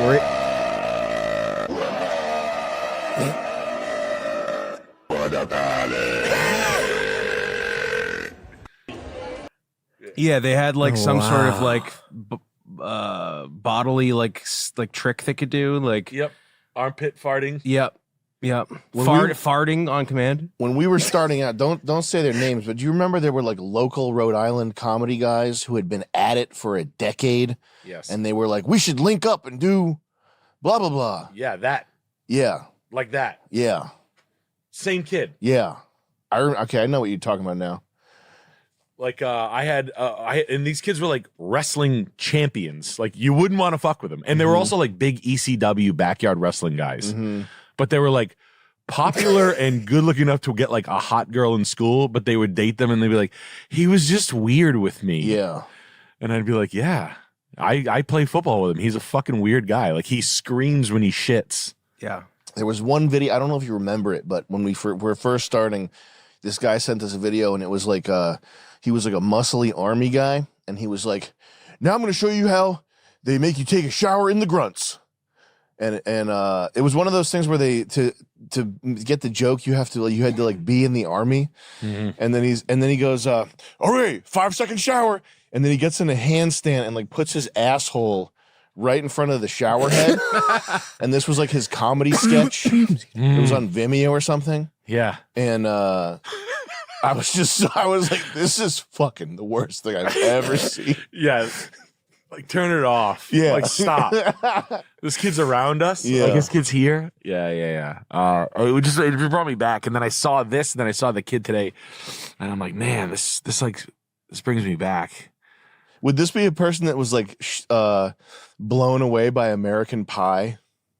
Yeah. This would be a person that would have like the ugliest New Balances you've ever seen with mid-calf white socks on and long shorts and a really bad fit. like a dad fit. When you like the worst fit out of any kid. When you were like, all right, we're gonna wear like a 3XL shirt when it wasn't 3XL shirt. Baseball player ass. Yeah. Weird run. Yeah. Weird tankle run. You know what's a funny run is Magnus Carlsen's fast walk. Who's Magnus Carlsen? The chess player? Yeah. Oh, that's Dilly Billy. Does he have a fucked up gait? Yes. Chris, do you have a good run? Probably. I don't know. I feel like if I knew that somebody didn't have a good run, I'd be like, that's a disgusting person. You've seen Portnoy's run, right? Oh no. Yeah, that. Ew. Bow-legged. Yo. Yeah. Oh. He should be 290 pounds. Fucking dirty ass. Dilly Billy. He walks like he's a 400-pound person. Yeah. Cranky little boy. Dilly Billy. Ew, dude. I know moves on squares. Fucking ew. I know comprehensive moves on squares based on mathematical. Is that chess is just all mathematical? I think it's memory. It's like midget person walk right It's here. a solved game. It's not even like it's a concluded game. Like you can't get any better than, let's say, Bobby Fischer, or if memorizing so many moves in a book. Like it's a solved game. I think if you memorize all the stuff, it's not like a pure IQ. It's thing. like 12 times, divide. You can just know it and you can see it. Yeah. It's just always hitting you like you're drilling yourself on mathematical possibilities. Yeah. Ritual game. Look up. I can't believe we haven't seen Dave Portnoy's 40. That's crazy. It's the worst of all time. It's the one that His what? Dave Portnoy running. Oh yeah, we've watched this. Smashed it. But honestly, not joking, being like dead serious, talking scout to scout, wouldn't that, if you're a running back, don't you want those type of strides? Yes. Good luck knocking that bowling ball off its feet. That's what makes me such a great athlete. I make it look so that's fucking easy. so good. I he's love that hearing funny- that. That's what makes me such a good athlete. It's so good to hear from somebody. If he's that funny, where he did that ironically, he's the funniest man alive. What about Elon Musk calling those scuba divers pedophiles when they were going into the caves underwater? Hell Do you guys yeah. remember that? Hell yeah. What was that? Dude, what? Oh, I want to. Yeah, that was funny as hell. Calling him pedophiles? Yeah, that was. Yeah. Oh man, Why? Nobody knows. They must have been. They must have been doing a trafficking thing, but I don't know why he would even talk about. Like, You wouldn't say that emptily. They must have been. maybe he was just drunk. He was probably getting head from his girl at the time. Yeah. Pedo guy. Yeah. That's awesome. That is I like the guy on the left right there. What the fuck? The guy in the middle. That's a well, now you got to play guess which one is pedo guy. I don't want to talk about it. It's the guy in the background in the red. Anyway, we wished. He's hoping nobody sees him. Shit! Get out of the shot! Run! How funny is a big fat guy like that too? By the way, Yeah. Must be so good. Go back and get that red guy on screen because we've had phases. You know, have you been working out? Yeah. I mean, we've had phases where I we look let like our that. bodies go a little bit. I looked like that a week ago. But no, you didn't. You've never and you never would look like that. Well, hopefully. It's it's crazy that there are people that walk around looking like that. How is everywhere. it possible to get that much mass on you without? I don't know. How is it possible? Fried clams taste Well, good. they eat a lot. Yeah, they eat a lot. You were saying you were like mystified you used to be mystified. Like, how do they, because they say they don't eat. Yeah. Like, especially girls, they'd be like, I didn't eat today. Could have fooled me. And then you were talking about how you were standing behind a fat one at like a Wendy's or something, and she Yeah. ordered so much food. It was double meals for one person that you couldn't believe it. It was the first time I was hearing it. It was like watching people eat in bed, and you were like, "Oh, I didn't even know that was like a thing." And That's fucking disgusting. I'm 250 pounds. I get it. I'm fat, but like I'm not like that. Right. Like that. But then you go, oh, and then you realize there's just that many liars. The game is just that deep, and yeah, it's just lying. Yeah. Look at his nails. What I ate my watch. It's like I had a salad. Yeah, right. Here we go. It's my thyroid. You Fucking dickhead. liar. Yeah, right. Yeah. Poor girl. That's ice cream. It's just melted Ben and Jerry's. Poor bastard, man. Imagine that. This is the hardest. Like, how can your life progress if you're saddled with this battle until the day you die? Yeah. That's very messed up. This is your battle until the day you die. Thank you. It's an IPA. So sad. And it's some sort of biological warfare. I guess they have iron stomachs because if I tried to gain weight, I'd be like, oh man, I need Tums, or I'd be puking, or I'd be beating off into my own mouth or something, like anything. I can't do it. I've seen you try to eat a normal breakfast and it blew your day up. Yeah. Oh, yeah. I'm just I like, can imagine Chuck trying to gain like heavy gaining, like eating pizzas and like being like fat. Fuck. No, it's not possible. No, I couldn't even like imagine. It would be funny as shit to watch. Oh, I wish I could. I'd do it. Yeah. Like I could eat it's like if you get in fat guy mode, it's really bad when you're like, I could literally take the next eggs. Like when we're on the road, we're on the road, you gain weight. You're like, fuck it, it's McDonald's time. When you eat McDonald's, you could be like, I'll take the next exit and get the same order I just got. Yeah. I'm not like that's my brain. Like I'll literally get the same thing, a double cheeseburger meal again. And you're like, wow, that's like a fucking spell. Yeah. It's tasty. It's like pussy. It's like crazy. You're pulling over for pussy at the next exit. You're fucking the window of a McDonald's. And you're full. I couldn't eat fucking one more pie. Another bite. It's crazy. Did you send this one? Oh yeah, this is wild. This is a maybe you sent it. You sent it, but I found that too. I saw that. This is cool. This is like a water world show. Wait! I got this.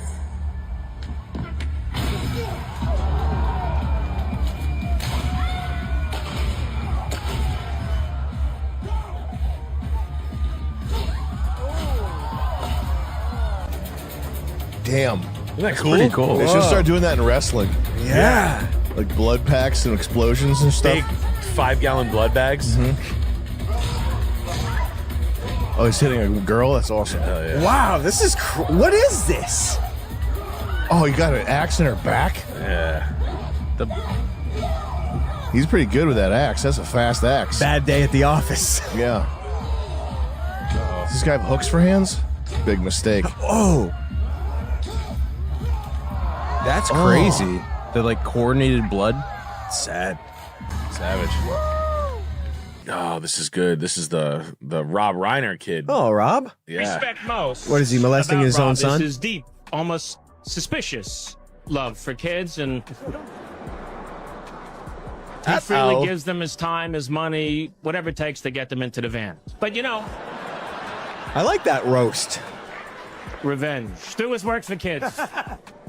Rob has become a major, wonderful political activist, which is a code name for unemployed movie director. He's now Mr. Inside Politics. Billy Krister killing it. What's this, an ADL event? He never worked again after He this. calls the vice president Literally. Al, and he calls Domino's 5 Really? times a week. Oh. I don't think Billy did much after 2000. After that, they were like, all right, Billy, you can't go against the boys. What are you doing here, buddy? Man, Billy Crystal, remember those days? Those were the days. They really were. They used to drag him out for everything. Yeah. He was the wonder child for a little while. He was always doing the award shows and all that shit. Billy Crystal's hosting the Emmy or whatever the fuck they were. Really like to foist him upon the American people. It's because he's just that good. Just like many other such cases. They're just that good. Give me Regis.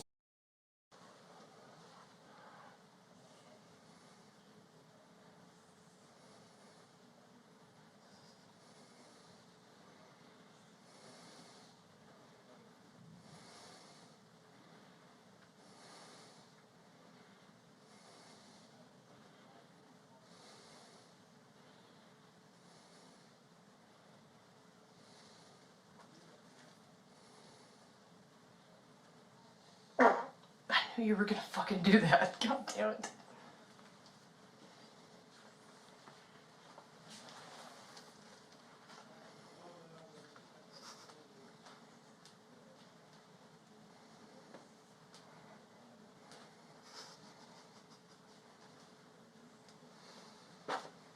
Tilt forward more.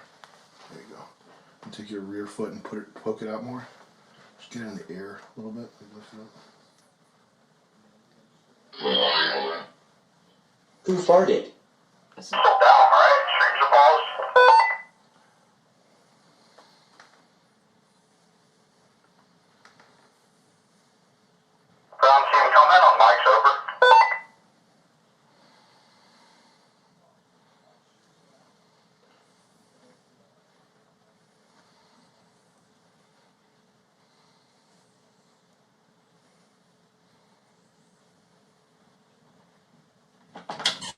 Hold steady, guys. We're almost back online. Okay. Don't give up on me now.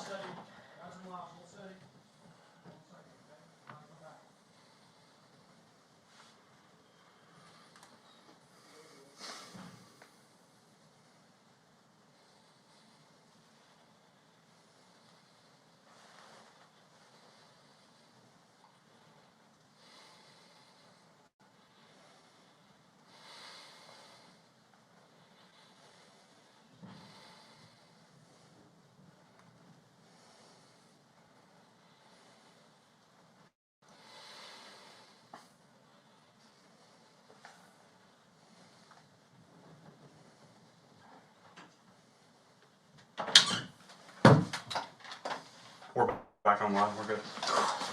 All right. All right. Let's do, give me those gloves there. Okay. Oh, I was talking about the people I don't like working with. One is where they think that their work is so just awesome, and that's a feminine trait. The feminine is like you're valued for your innate beauty. Yeah. Like women are, and this is the way you talk to a girl like as a child, you say, "Oh, you're such a princess. You're so beautiful. You're so wonderful. You're going to be amazing someday." And that doesn't change. That's how you talk to them when they're 20. "Oh, you're so amazing. You're so beautiful." With a boy, you talk to a boy like that till he's like 5 years old, and then after that, you start putting expectations on him, and the world starts putting expectations on him. Even in school, it's like when if you're like a 15-year-old guy, you're like a maggot. You know what I mean? Even if you were a football stud or something in your high school, you talk to older kids, you're still like, get this kid out of here, scrub. Get out of here, scrub. You want to be a big football player, throw the ball 1,000,000 yards. Yeah, so men, they as they mature, what they're valued for is what they're able to do, like their agency, their power, etc. But like wanting to be valued for who you are innately, like I want unconditional love from Joey. Like I want Joey to think that no matter what I do, I ain't loving you until I'm you the do best. something to make me love you. Yeah. So that's what a real G would say to you if you said that. Yeah, so the people who are creative, they have this tendency to like, because I made it, it's the best thing ever, and if you reject it, you're rejecting me, and I don't like that. I hate that. That's one thing I can't work with, and those people are so they're so fragile too. Yeah. There was this guy talking about how the U.S. Marines hiring, and they have a chart with like ability, and then like obedience, probably some of the like, fidelity, like loyal, like group loyalty, or like their ability to meld with the group or whatever. Yeah. And it's like a guy who's got high loyalty or high like meshes with the group and gets along socially and has a good character, even if he's not he's not so good performance wise, like he can't do the obstacle course the fastest or whatever. He's not the best marksman. They would take him over the top performing antisocial marksman. Antisocial guy. Yeah, basically. Yeah. The goth sniper. Yes. Get away from me, Sam. Or like the high performance guys who have faulty personalities. It's like they're overly alpha. Like it is actual toxic masculinity where it's like, you staring at me? Fuck you mean? Oh, great. We got Magnums over here, loose cannon. Yeah, like the kind of thing like you fucking if that happens on a battlefield would you'd get killed because of it. You know what I mean? Like the Ukrainian snipers look through their reticle at you, pointing a gun at another guy in like a fit of rage. They're like, look, this guy's fucking pissed. Yeah. I think he touched his bullets or something. He's fucking heated. And that's one thing. Like I don't expect the people that work with me to like think that it's a military situation, but there is a sense where like if you're the type of person that would yell at somebody in a car, like that just doesn't that's insane. Like that doesn't work. You can't exist in my world. Like you have to go. Like if you're driving and like so imagine driving and someone's like yelling at you, and you're going 80 miles an hour and you're like 3 feet behind like an SUV or something, like. The type of people aren't aware of these situations where like not death, but like you can do -2 years of damage to your life like quickly in a situation because you were being loud in a Spanish neighborhood or something and like someone punched your teeth out, like something like there's just little situations. It's not all like street defense shit, but it's like there are times where like if I don't call back somebody about merchandise, or if I don't make it to the FedEx store on time, or if someone's like, if you're yelling at me, if a car accident were to happen right now when this is uninsured or this is it's just there are things where like you do actually need to have your head screwed on like pretty solidly straight. Like, there's a time and a place to go crazy. Like, like go to your house. There's a mission at hand for the most part. You should be on a rail, and for you to be like, no, I'm gonna fucking. Yeah, I'm gonna let something else derail this, or if you're gonna go wild and like get really drunk or like pissed off or something, you got to compartmentalize that into somewhere where you know it's like safe to do. Like the other type of person that is a no for working with is people who are in love with problems, meaning like the engineering of the work problem. There's this psychological thing that people do. It might be called like competence validation or something. I don't know what the term is, but it's like if you're good at something, there's a pleasure to repeating it over and over again. And this is what happens with video game players who are good at like Dota and games that are like technical, probably shooters too. It's like your the sense of validation you get from doing something rote, like the ice cream guy that gives you the ice cream cone, then takes it away, and he flips it around, and he takes the cone, then he gives you the ice cream, but then he puts the cone on top. Yeah, like that type of shit. Like shit that's hard to do, but like ultimately meaningless. Like the IT guy. Yeah. Move. Jimmy Fallon used to do that in SNL. Yeah. Did you backlog your thing? Yeah. I did that. Did you clear out your browser history? I did that. Did you format in GT4X? Yes. And they're like, no, I didn't. And they're like, move. Yeah. Like that guy. Yeah. Which is a problem guy. And that's anybody who's good at something has the danger of falling into that.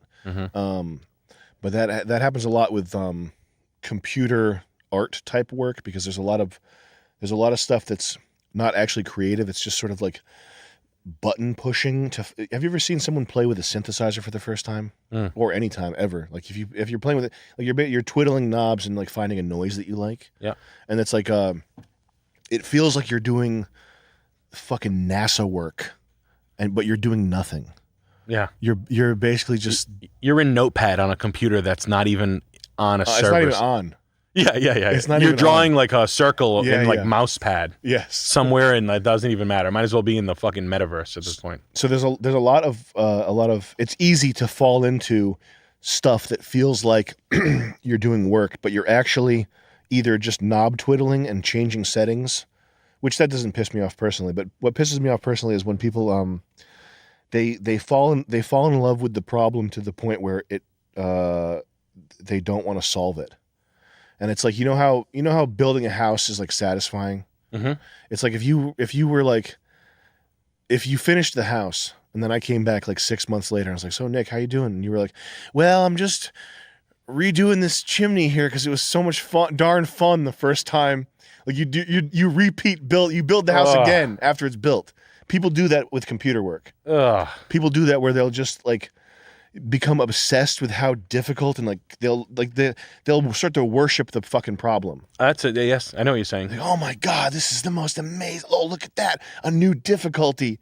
And then Do you talking. think it's people's fascination of their own skill set, or maybe the distance they've come from not being able to do that It's partially that, and it's partially just not being. They're not looking at it from a third person perspective. There's this thing that Gordon Ramsay says called being a busy idiot. You're being a busy idiot right now. It's like if you're peeling tomatoes. The dish doesn't call for tomatoes. Why are you peeling them? Yeah. It's because peeling them, there's like an OCD pleasure to like watching the skin come off, putting the tomatoes in a row, cathartic. mash the tomatoes into a gel. Oh, this is so much fun. Watch it boil and bubble in the cauldron. Oh my goodness, this is so visually beautiful. Look how red the tomatoes are. Smash them. The dish doesn't call for tomatoes. What are you doing? You're wasting time. No, I'm not. I'm organizing my kitchen. People like lie to themselves about how it's useful. Yeah. That type of thing. I think it's like no one would ever tell them like just start another one, start another project, or just solve the problem. Or like, yeah, okay, you want to like rebuild the carburetor again, Don, on your 280 ZX, like no problem. Buy a broken carb on eBay and rebuild it if you fucking love it so much. Like, what the fuck? Like, who taught you how to work? Well, it's like that type of thing, and then it's like that person doing it, he won't even realize the value of having like reliable transportation. It's people who have project cars in their yard for years. Yeah. That's the person. Yep. And they'll never get checked. And you want to know why that's an uncheckable? Like, I would never stop you, right? Like, I would never be like, Sam, why are you doing that? Why are you fucking, I don't know, like my dad does stuff like changing the, I changed the tires again. Like, for what? Like, for what? There's nothing. It's like it's like busy work. It's like because you can, but because no one said like, hey, why don't you develop a skill set where you make an outline on something and complete the other things that you could probably do. Yeah. And maybe knock some of those off or learn a new one. Maybe something you haven't done yet. I was there was one of those kids that I used to work with, and I went to a wedding with the kid. I went to a wedding this weekend, and I had the first time where I got confrontational with someone in like 5 years.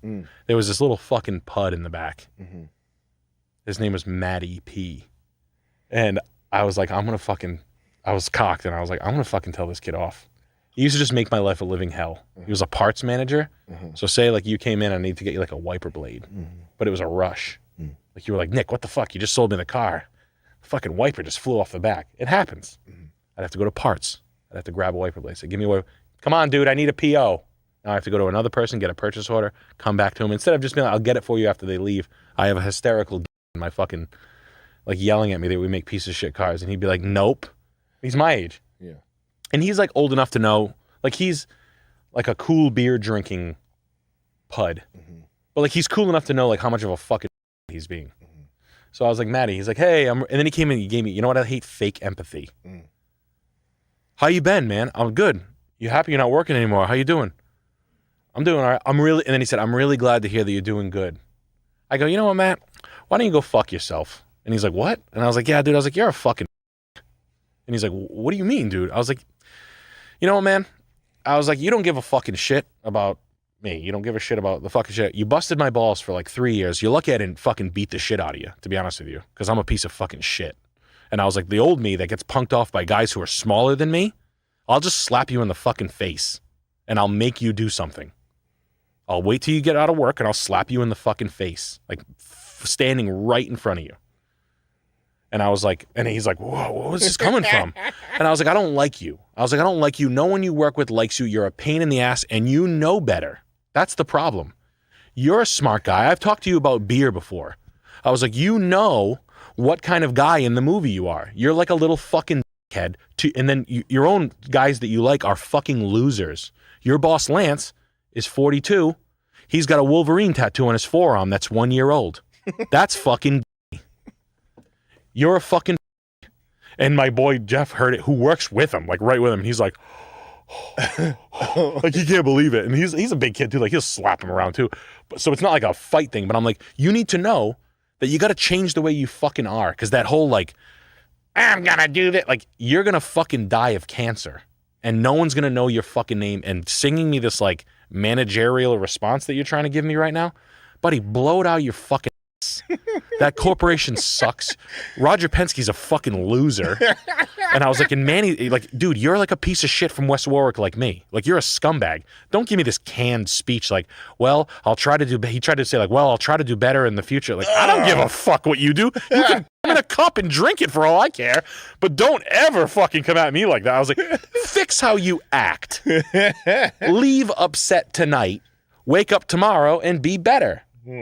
I'm not going to punch you, but I could have. And it was, I felt like really, after I felt really bad in the morning. I was like, you know what? I don't know to fucking I'm not here to like punk anyone. This is not my style. But, and then Jeff called me, my buddy called me. He's like, yo, that was the funniest shit ever. He was so happy. He's like, Maddie came into me the next day. He was like, am I really like that? He's like, yo, honestly, bro, you did the right thing, dude. Because no one's going to tell that mother that. When the fuck is anybody going to say that? They'll go to HR immediately on you in this company. Yeah. He was like, when the fuck would that kid ever fucking hear that or give a fucking up? And I was like, I'm not saying it to be a fucking total fuck, but you breeze through a couple of like beatings. Yeah.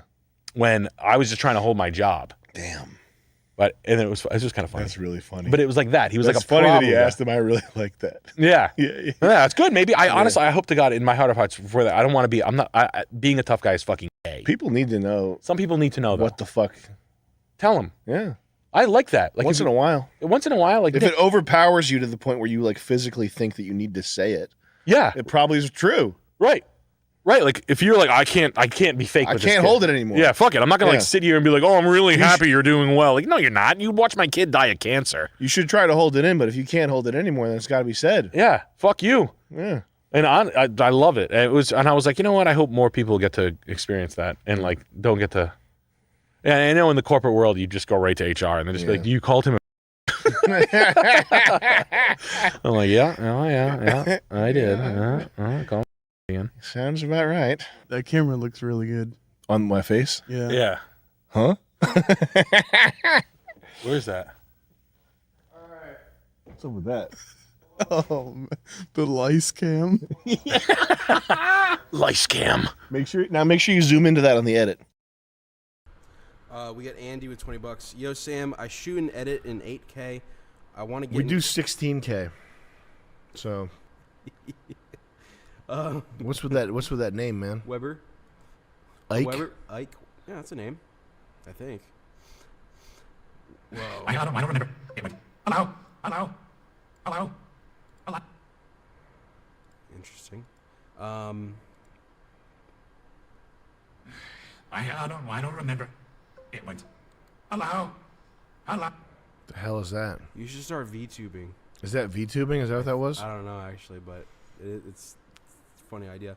Ike Weber says super stoked for World Peace 2.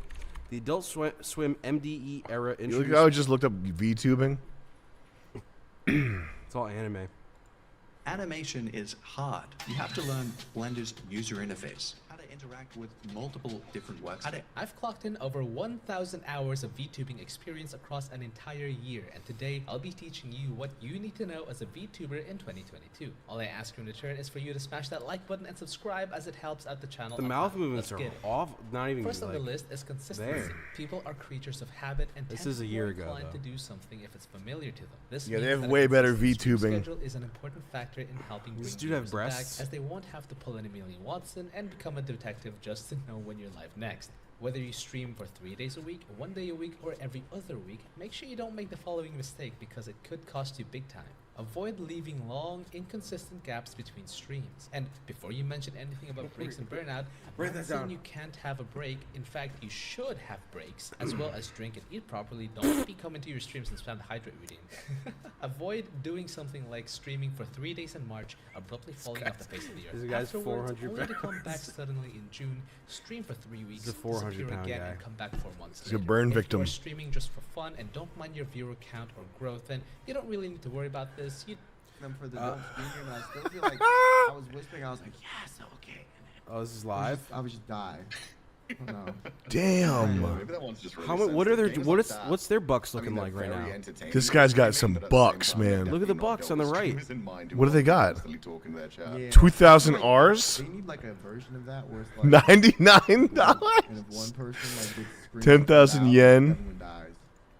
That would be great. I mean, NT 1500? but yeah, make it like turn this THB 2000? Yeah. P 2500? fantastic. Just to test people's. Just to test Damn. see how willing they are to hold it in. Because there were a few times where I was Shekels? like, That's shekels, right? I don't know. I feel like I think that's I have a 17 stream that I shekels. only do on stream, I and don't it's know like, what that is I feel like actually. I should know it. It's sometimes Jew I money. started doing it so that I don't That's shekels. startle myself and make it where like I can't talk for a week from screwing my brains out. So I'll be like, instead of being Oh, like, it is. You're right. I'll be like, so it's kind of like I'm Do you think it was a half person using from my Israel voice. or a VPN user? It's probably a person from New York. Yeah, but I still feel like I It's a use person it from actively, like, Mamaroneck. instinct now. Then whenever I, Mike Weber been, says, like, Super I don't stoked know, for World during Peace night 2. The Adult Swim MDE era introduced me to some of my favorite music artists, such as John Mouse and Ovlov. Will there be musical guests for Season 2? Yeah, we Sure got some will. music. Yeah, we did. There sure will. We got some music. It's good. We got Peter with 20 British pounds. What's the deal with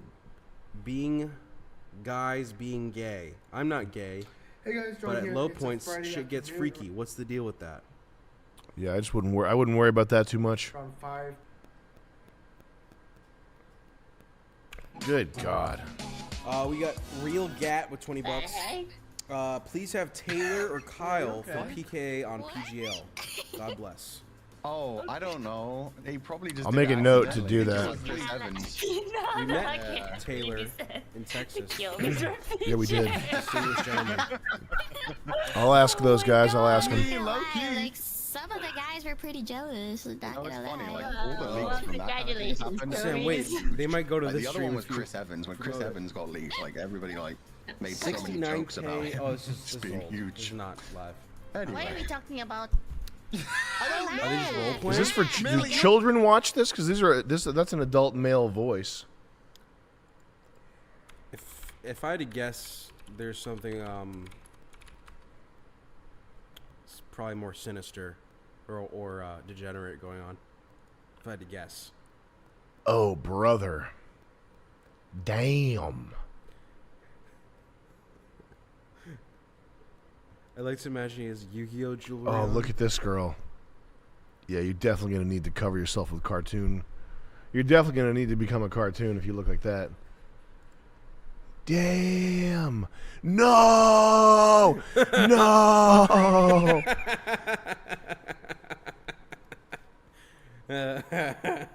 I should do VTubing. Yeah, man. You should do it with the female voice change. Oh my god. It was Chris Lynch the whole time. No. Yeah. Look at this guy. Yo. Yeah, Pumpkinhead. Wow, what a world. We got Oh no. No. You know what people really liked What? when we were doing like the Tinder and Bumble stuff, but I know it's Yeah, we don't want to be the woman abuse stream, but yeah, once every 2 weeks we might want to hop back on that and because that was, hit that that's again. I think that's the #1 most requested streaming category. It's pretty funny. It's a joke, but it's funny. That's a fucking weird looking We're kind of doing it right now. mug lug face. This is Pokimane, right? Correct. This Brother. is the infamous no makeup. Who is this? The infamous no makeup photo? Yeah. Okay. I mean, who is looking at this broad? Should we make her up in Photoshop? I'm getting excited. Yeah, pull her teeth out. Yeah. We got for range with $50. Hey Sam, should I continue working at my current plumbing job as an apprentice with an insufferable boss but pays good, or go to a trade school and switch trades? Mind you, my boss is not a good mentor and not liked by his employees, not just me. Depends how old you are, probably. I mean, if the pay is good and you're an apprentice and you're on track to becoming a journeyman or whatever comes after apprentice, the lack of a mentor isn't necessarily the end of the world. Like, if you go to a trade school, that doesn't mean you're going to find a mentor. It means you're going to be with other guys that go to a trade school, which... Hey guys, it's Johnny Judoka here. You'd probably be lucky. You'd be lucky to have this guy there. So I'd say take a realistic look and see what kind of opportunity there is to advance in your current position. Even if you don't like the boss, you don't. If there's no guarantee that you're going to find a mentor if you go to trade school. You're going to find high school dropouts. Yeah, I think you've got a fever. We got Brat Farmer with the $25. Sam, I'm looking for a video you shared. Is it Brap Farmer or Brat Farmer? Brap. Brap? Yeah. That's pretty funny. Sam, I'm looking for a video you shared of a guy breakdancing a long time ago. Does Sniper Wolf have a brapper? What is brap? What's the question? Was it about a brapper? Sniper Wolf? No, a video. Farting? A video of a guy breakdancing that you viewed a long time Brapping, ago. yeah, brapping. Sniper Wolf brapping? Yeah. I still don't know what brapping is. Is that farting? What? I still don't know what brapping It's is. farting, yeah. It's farting? Oh. Yes, Chris Lynch. Are you kidding me? It's new for me. Have you seen videos? Have you ever watched this shit? Not on purpose. Because I watch a lot of dance videos. You do? I do. That's the thing. Pause. Hey, yo, my brother, pause. But I really like dance. I think it's cool. I think the San Francisco dance. What, like crumping? Like I think there's a lot of different dancing, but like even from like decades ago. I've been watching dance videos for a minute, like going like as far back as since YouTube started, like dance, pride fighting, and like car shit is what I've been watching. Oh yeah, 100 years of dance in one video, but like this stuff is very cool to me. There's something so weirdly unfeminine about this right here, and the that noise they make. They go, "Hey!" That's a thing that if you watch any dance video, if there's females involved, any modern like contemporary dance video, you could watch it from any region, California, Europe, whatever type of dance, like this type of dance or female breakdancing or whatever. There's like every 3 beats there'll be a woman in the background going, "Hey!" It's like the female yo.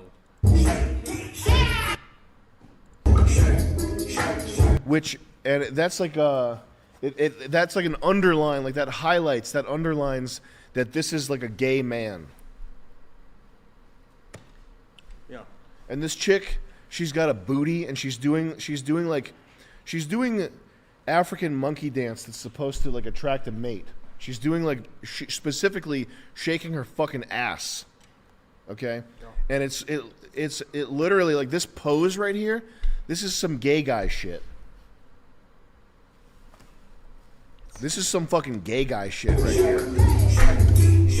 Oh my! Like doing this, I like that. Bro. I love that. That's so fucking gay guy shit, bro. And there's one. I've mentioned it on the podcast before. This guy's sick, by the way, David Elsewhere. And the greatest video that I've ever seen is the Detours video. The greatest video, and I've watched all the videos. And listen, I know people think I have bad taste, which is fine. You can think what you want, but I'm telling you, it's not subjective. People who think that art and aesthetics are subjective, it's not the case. That's not the case. I feel that way when I'm like nerding out to what I think is really good. Like when I'm listening, I'm like, oh. Because this band is listen, dope. whatever it is about your life and your biology that makes you drawn towards metal music, that's your thing, and I don't have that, but I know you, and I know that you have a refined aesthetic and you are a very intelligent person. I know that whatever you have to say about metal music would be authoritative. Okay. Does that make sense? Yeah. It is not subjective. It's not like if somebody was like, "Oh, Chris, you like that metal? Well, I like this type of metal," and it's all subjective. We can all get along, and everybody's opinion matters. That's bullshit. Yeah, I agree with that's that. bullshit. I agree with that. So anyway, I've watched a lot of videos. This is one of the best videos that I've ever seen, and that's not if you don't get it. Listen, you probably don't have the whatever it is. You probably don't have whatever it is that I have.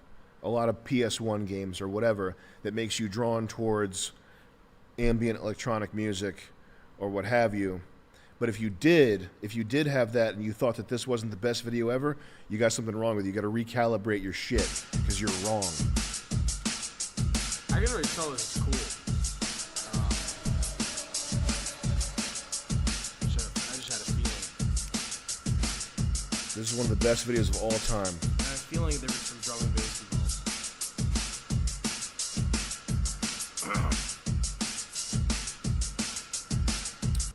I think this motherfucking little grub put in different music.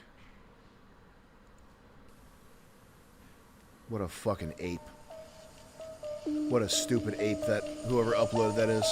This is the video right here.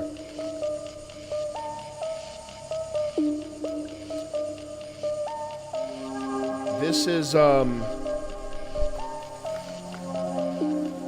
this can't be duplicated. And this has the feeling of otherness. There's a type of literature. I gotta look this up. I'll Google this so I don't sound stupid here. What the fuck is that book?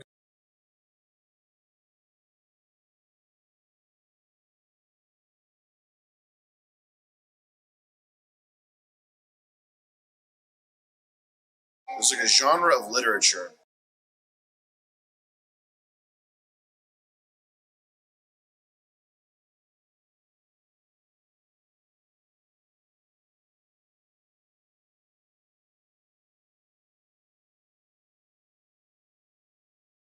Might be my eBay history, actually. Let's just have if people watching, just watch this video.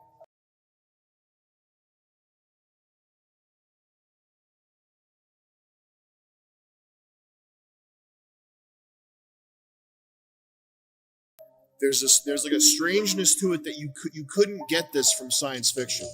You couldn't get this from cyberpunk. There's a feeling here. It's like when I first went to Europe, and the airports and the trucks and everything. It's like inexplicable. I'll sound like a moron if I try to explain this. But this video has such an outside strangeness to it. It feels more otherworldly than any science fiction whatever. Like this is just some corporate bridge with like fluorescent lighting. You know? Is the word in the dictionary or is it coined? It's in the dictionary, but it's some guy applied it to this genre, this like micro genre of writing, and it's in my eBay history, so I'm gonna find it. But just watch this.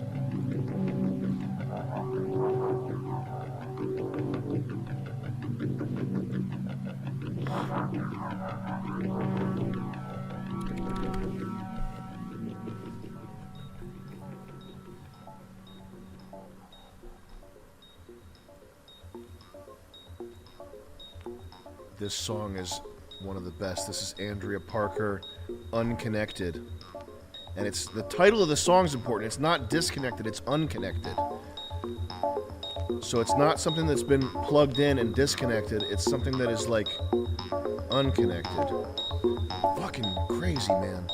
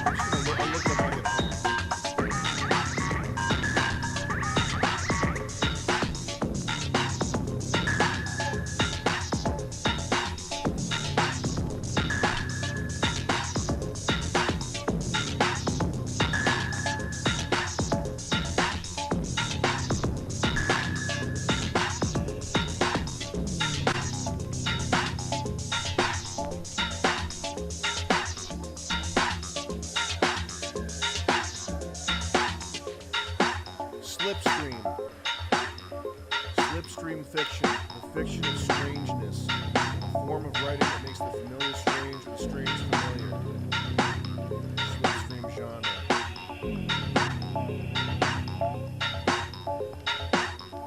Term invented by Richard Dorset. According to an interview with the modern cyberpunk author Bruce Sterling.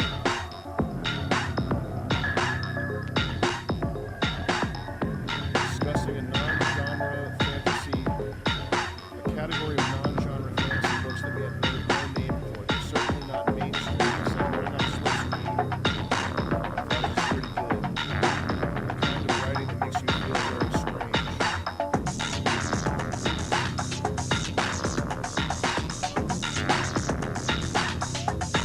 Prototypes in the style considered to exist in stores of Kafka.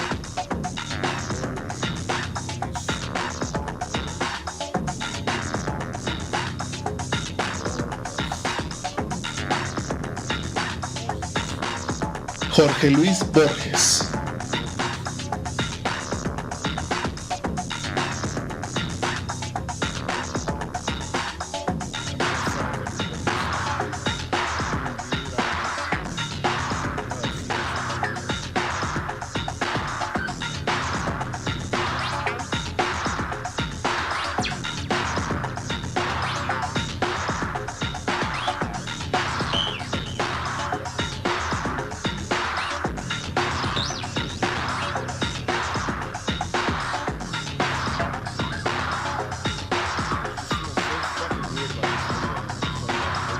Stranger than anything Asian.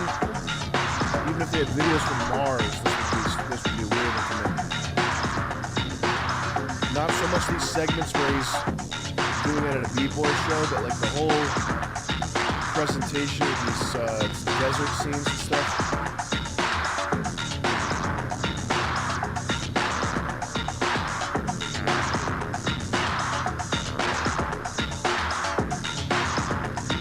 Got that vibe to it where you can almost imagine being there, but not really. I can't. It's like the opposite at the same time. Anyway, It's with the zoomers when it's coming out. fuck so cool. That's what the Zoomers would say. Core. I am a Zoomer. It's you never heard of You say core all the time, though. You said it when you came in here. You were like, "This is core." Look at this dumb bitch. Pump it up.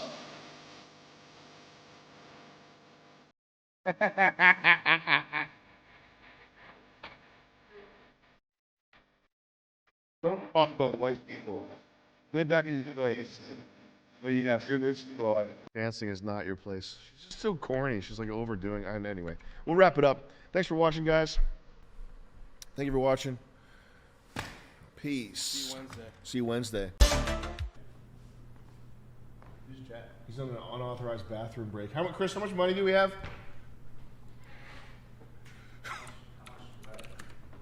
Chris, where's my money? 1.3 million? Okay, that's good for me. I was never in this for the money. But it turns out that the money was an absolute necessity for me. I tried to live the dream. I tried to have a job, a girlfriend, another job, and I failed. But the good thing about the American dream is that you can just go to sleep and try it all again the next night. All right. How someone like that got started, or someone like some of these other people that have a multitude of properties, you see, right? Yeah. How they get started is they find one guy, we could use Like a a Saudi prince, right? Yeah. You find that one Saudi guy. Oh, you find that one guy around here, that geek that's got money, that's got nothing, that knows what to do with it, right? It's always a geek. It's Yeah. always got trays back, like always. Not, Nerd, yeah, of course. right? Yeah, Nerd, geek. I don't know Right. anyone. Right. Why do you think that's a good idea, Rocco? The guy that's in the house, right? Right. That's exactly. All right. Well, I'll meet you there if you Right. think your contractors can repair the Just let me condition show of the it to you, building. right? Just come over here and let me show it to you. You're right, yeah. And all this is dealing with it. So that's the problem. You can talk to those people. I can talk to Sam. Can talk to those people. Like Yeah. you can get the money out of them. That's no problem. That's crazy It's to the me. normal Joe Schmo that is reading the book that thinks, "Oh, how am I gonna? I How am I can't- gonna I get? to can't this, imagine How am I some- gonna get to this nerd to get into his wallet to come up with the $100K to get this? I'll get a yellow Corvette and I'll rev it in front of a guy, and he's like, "Wow, that guy's got a lot of flash." I should go in to ask him what business. I can't imagine asking like a guy for his hard-earned money. I can't imagine someone that's like 22 years old, like the type of person that I know the type of people that are watching these videos, these get rich on real estate. When I was the boxing thing, when I went to the hotel socializing with people, young people, it's all the boxing fans, they're like in their early 20s that come by this thing. Yeah. So I talked to a sampling like 200 150 people in their early 20s. And I know it also from talking to people online, it's in the head of the 22-year-old, like 15% of them think they're going to do this. Yeah. Like an inordinate amount of people think that this is and I can't imagine any of these fucking people that can barely put together like a gaming PC that think that putting together a gaming PC is an accomplishment, and like the fucking ineptitude of these people trying to get, and as a young person trying to get money out of someone who's an older person, that's so difficult, man. Especially if you're socially Zoomers Zoomers are the socially generation. They're the mask wearing. Their dream is to be in a closet playing an MMORPG. Like that's what Zoomers are. Imagining a Zoomer trying to get money out of a fucking person that's like an established rich person, it's just crazy. Let me tell you something that keeps billionaires poor. This is the number one reason why billionaires are not trillionaires, why billionaires do not have real wealth, real money. They buy stocks, they buy houses, they buy things that are easily traced, easily seizable. Then they put a ring on a shrill, evil bitch who's going to take half. What you need if you want to be a trillionaire is you need shadow assets. You need things that are not easily traceable, things that you can keep, hoard to yourself, that you're not going to get half of it taken away when that bitch divorces you. What's half of $1 trillion? 500 billion. I'd rather be broke. Women can't read. This is from r/aftergifted. What are some good habits for a gifted person? For years, I've been struggling from mental health issues. Well, that's now, good. already, it doesn't sound like you're very gifted. If you were gifted, would you have mental health issues? That doesn't sound like an alpha Chad to me. Sounds like a beta male. ranging from procrastination, brother. It sounded like we might have to talk about what your criteria is for gifted. Is gifted that you were able to put together your own gaming PC? When you were 14, you put together a computer so you could play Fortnite, and your parents went, "Oh my God, it's the next Johnny Bosco," or whoever the computer genius is that everybody's worshiping these days. Is that what happened? You put together a Lego set and your parents went, "Oh my goodness, look, little Billy's so gifted. Oh, he's gonna make us $1 million one day. Billy, go get a job. What should I do? Should I get an English degree? Smoke weed." Is that what happened? I don't know. Procrastination? Overthinking? I like when people throw the word overthinking around. When you see the word or you hear overthinking, I like to imagine, you remember the Buster Sword from Final Fantasy VII? Is that the big broad one? Yeah. Right, yes. Swinging that around. I'm overthinking right now. I'm thinking as hard as I can all fucking day about everything that could go wrong, about everything I should be doing. I'm thinking as much as I possibly can. I don't know if overthinking means what people think it means. If you're thinking about where to get your CBD gummies or what to masturbate to, or if you have some gremlin in your head and you're spinning your wheels, I don't know if you should be using the word overthinking for that. Whatever this kid's problem is, if the inside of your head is like a nitro funny car of self-destruction and self-hate, it's not necessarily that it's like the processing power is too great. You know what I mean? It's the aim. It's sort of the aim. The aim is a component there. Existential dread. Ooh, am I gonna die? Ooh. Yes. Yes, you are. Have you ever had existential dread? Yo, if I can accomplish what I want to accomplish in life, then everything's cool. If I can fight to make that stuff happen as hard as I can, even if it doesn't happen, everything's good to go. I think existential dread means you're a loser and you have nothing important going on. Could that be what it is? If you're taskless, all you can think about is the end. I don't have time to think about dying. Sometimes it crosses my mind and I have to surround myself with memento mori to be like, remember, you're gonna die. And it's like, oh yeah, that's right. You are a tool for good. That's what you're supposed to be, all right? The extent to which you follow that and realize that, the extent to which you deny that and get sucked into some mentally ill thing, some communist whatever, that determines the value of your life. That's the cure for existential dread, is just realizing that. What's gonna happen? Everything bad that possibly could is what's gonna happen. And then you're gonna be a corpse. You dumbass. What'd you think was gonna happen? You're gonna get an ice cream cone? No? What could happen from here? Oh, I wonder, well, maybe I could win the lottery and then live forever and get an ice cream cone? No, the opposite. Yo, and so on. This guy's sounding pretty gifted already, and we're only in sentence 1. Dude, you're so gifted. How'd you get so gifted? I'm fucked up. I don't know what's gonna happen. I can't do anything. Everything's bad. Yo, you sound gifted, bro. Can I hire you? I'm gonna groom you to be the president in my special secret agent talent program. You know what? The whole government wants you as their agent. You fucking idiot. Quick.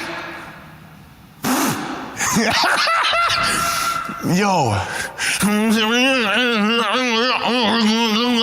Fortnite, I built a computer. Oh. Yo, the whole world, everything you know is a conspiracy to elevate you to the highest levels of secret opportunities.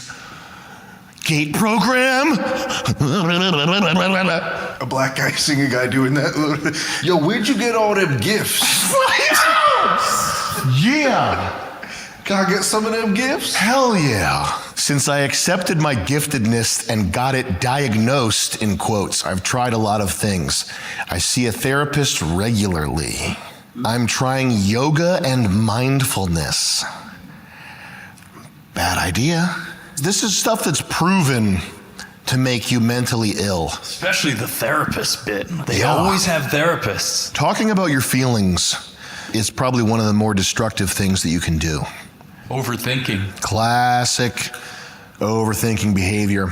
Hilfisha Nurson's 10. I can get a sugar bae for $1,200 a month. BRB setting up a seeking arrangement account. That's not a bad idea. Running Man 83 says OpenAI chat is pretty limited, but it's good for solving basic algorithms and creating programs. Still have a very long way to go before Skynet becomes a thing. Skynet will never be a thing. James, since 10, been on a mental journey this past couple months. Just want to say thank you for pulling the truth out of me. I feel in control of my diet, emotions, finances. Honestly, just loving life right now. Thank you. Thank you, man. And it's progressive. It's step by step. Like you have to just fight for those little victories. Like if you're waking up at 3 p.m. and you wake up and you're like, oh my God, my day is blown. I woke up at 3 p.m. That's fine. Just tomorrow, wake up at 2:45. That's how you do it. You just add. You keep building momentum, and don't kick yourself when you're down. When you get hit, and you're like, oh, I had dominoes again. I woke up at 6. Just do better the next day. You can start right now. Like if you realize at 4 p.m. that you didn't do anything today that you're supposed to do, and like you just had the worst in terms of productivity, the worst day ever, and like you ate garbage food, you can start right then. Like 4:35, get back on the horse, and just be like, make a to-do list for tomorrow. Plan out tomorrow. But you can always pick yourself up. Yeah.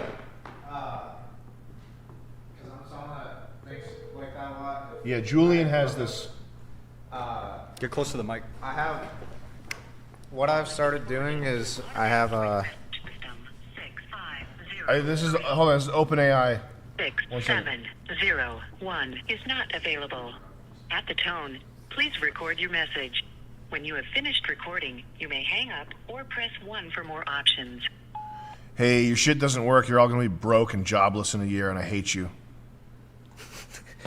I have one thing I rely on doing though, which is folding laundry. But yeah. Like incredible. Something you gotta explain. Something like concrete because I'll get overwhelmed and I'm like, okay, well, I had a shitty day. Like, what can I do right? Like, what can I fix? You have to make yourself like a robot. Yeah, like I have like laundry is like the one thing that's my baseline. If you treat all the stuff that overwhelms you in your life, if you treat it like a list, like a laundry, like a list of what you have to do, like put the detergent in, close the door. Like that's if you go into robot mode, that can help you with the cyclical thinking. Yeah. Is that what you're saying?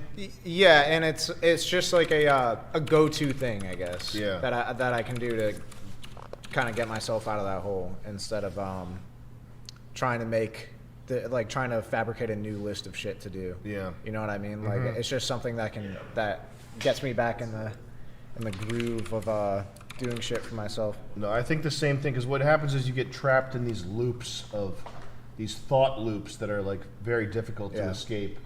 I just have a couple things I do that like I know will get me out of that. Like I got a juicer and making juice. I was never in. If I had a really bad day, I just make some juice. Just make some juice. It works though. It really does. Especially with something like that because it's like actually good for your body too. I go to an Asian massage parlor. Yeah, I just off and I play COD. Just beat off and play COD. You're good to go. Mr. Pachinko with the 10. That's less than 15. I'll read it anyway. It already started. Sam, you're being a control freak. Bring back the puppet. Yeah, everybody. Hey, I'm being manipulative because I don't want the high-pitched puppet voice right now. I'm the bad guy here. Curtis Moss with the 15. Music review for my band Backhand Blue. Art review takes too long. Would you agree, Sam? We'll up the price. What's the backhand blue? Is that like a hand job in a gay parlor? Is it backhand blue? Backhand Blue. Good name, buddy. It's a more metal version of Paramore. Yeah, and when I hear Curtis Moss here, he's the drummer. Hey, when I hear backhand blue, I'm thinking is that copyright? Guy at the back of a YMCA getting backhanded for some blue, if you know what I mean. Pumpkin with the 20 says, need some serious advice. My 27, 25, and 23-year-old brothers are depressed alcoholics. I have more experience in a workforce at 20 than they do. Love them so much. I tried to put them on to you, but they won't listen to their little sister. You might have to kick some ass. And I do mean at that point. Sometimes people get so far gone, if you really want them to listen, you have to smack them around. Let me just adjust this.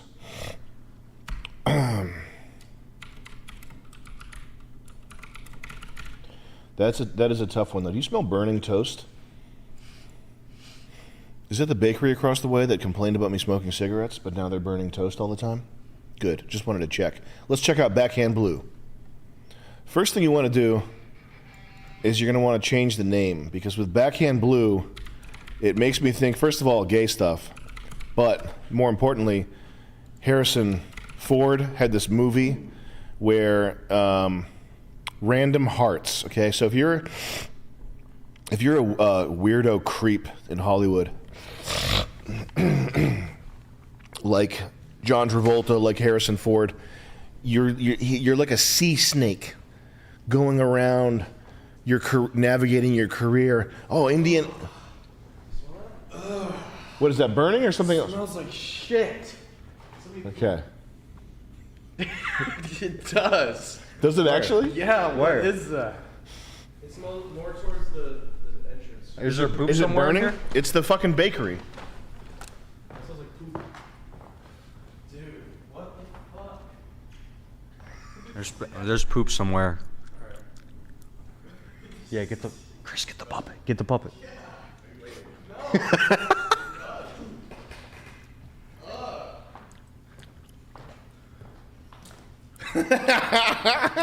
Is it actual poop? Well, I'm not going to argue. No, but something. Fraud Panda. I smell shit! Who is it? Go ahead, Fraud Frogman. Panda on a Stick says, Alan Carr's easy way to quit smoking. Smoked for half a decade, read this book, and quit. Have not had any nicotine in 2 years. I was just gonna constantly nag Laker about it. I don't think Laker wants. You don't want to quit smoking, right, Laker? Yeah, he doesn't. You don't want to quit smoking, right? Nope. Cause you're 22. You're gonna live forever. I'm just cool. You're just cool. Okay. Hey Sam, did you modify your Evo 8 at all? You had back when you were a wee lad? No. I think it was an 8. Ryan McFall with the 20 says, Sam, please change your attitude and have a ventriloquist act. Got Bring it. back world peace. Copy that.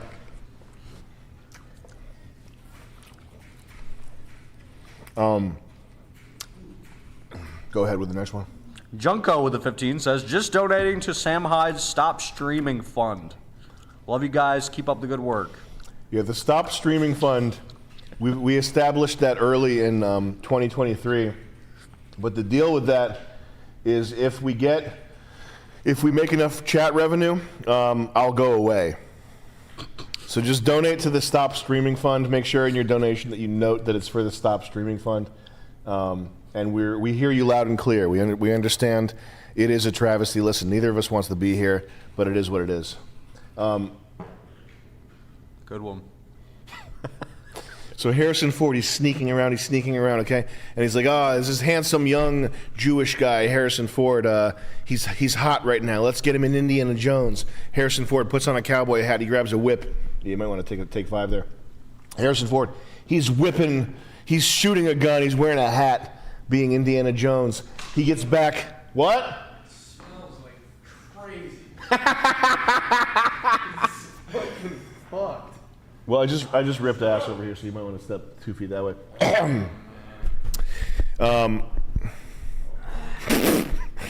Harrison Ford, he's sneaking around.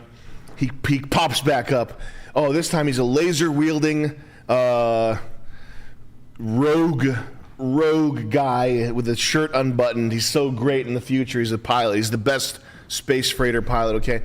Meanwhile, Harrison Ford hates these roles. Harrison Ford hates Indiana Jones. He wishes that every kid that ever grew up loving Indiana Jones would get leukemia. He hates Star Wars. He's knocking out reporters left and right. Boosh! Harrison Ford punching people for even mentioning Star Wars. He hates it that badly. So then Harrison Ford gets famous enough to do his own film, his own project. You know what? I'm Harrison Ford. I've reached the pinnacle of my career. My name has weight in Hollywood. I'm the man now in Hollywood. You know what? I'm going to do a movie called Random Hearts. What's the plot? What's the plot of Random Hearts? Harrison Ford's this guy that goes around on airplanes cheating on his wife, wearing an earring, and his name is Dutch in the movie.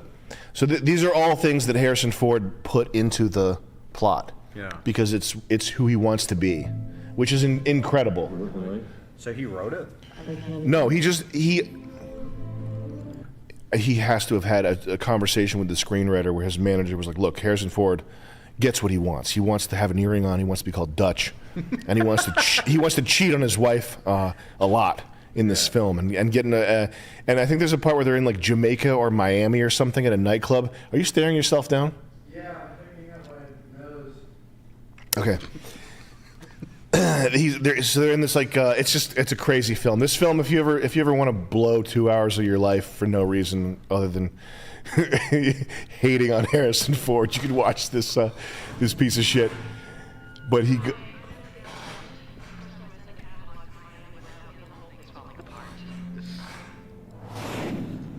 this is Harrison Ford's fantasy. Real wife dead, gets to cheat on her with some other broad. She went to Miami today. I need to find out what plane she's on. If Peyton's traveling, I don't think it's for the store. Are you saying she lied to me? And he's got an earring in. Did you see it? She went to Miami today. I need to find out what plane she's on. If Peyton's traveling, I'm Dutch. I don't think it's for the Did she say what it was for? I'm Dutch. Look at this. Hold on, wait a second. Get the play controls off his ear. Oh, he cucked right now. She lied to me? We got a guy who thinks his wife was on 437 traveling with another man. There it is, right there. Did you catch it? Dutch. That would be like that's literally like if I wrote a movie where it's like Sam, what's your movie idea that you're gonna do? Yeah, my character's name is Magnus, and I'm gonna be walking. I'm gonna have to have like a metal brace around my body because I'm gonna have to support like 3 or 4 hot Asian bilingual women in every scene, and I'm gonna have and Porsche's gonna build a special car for just me.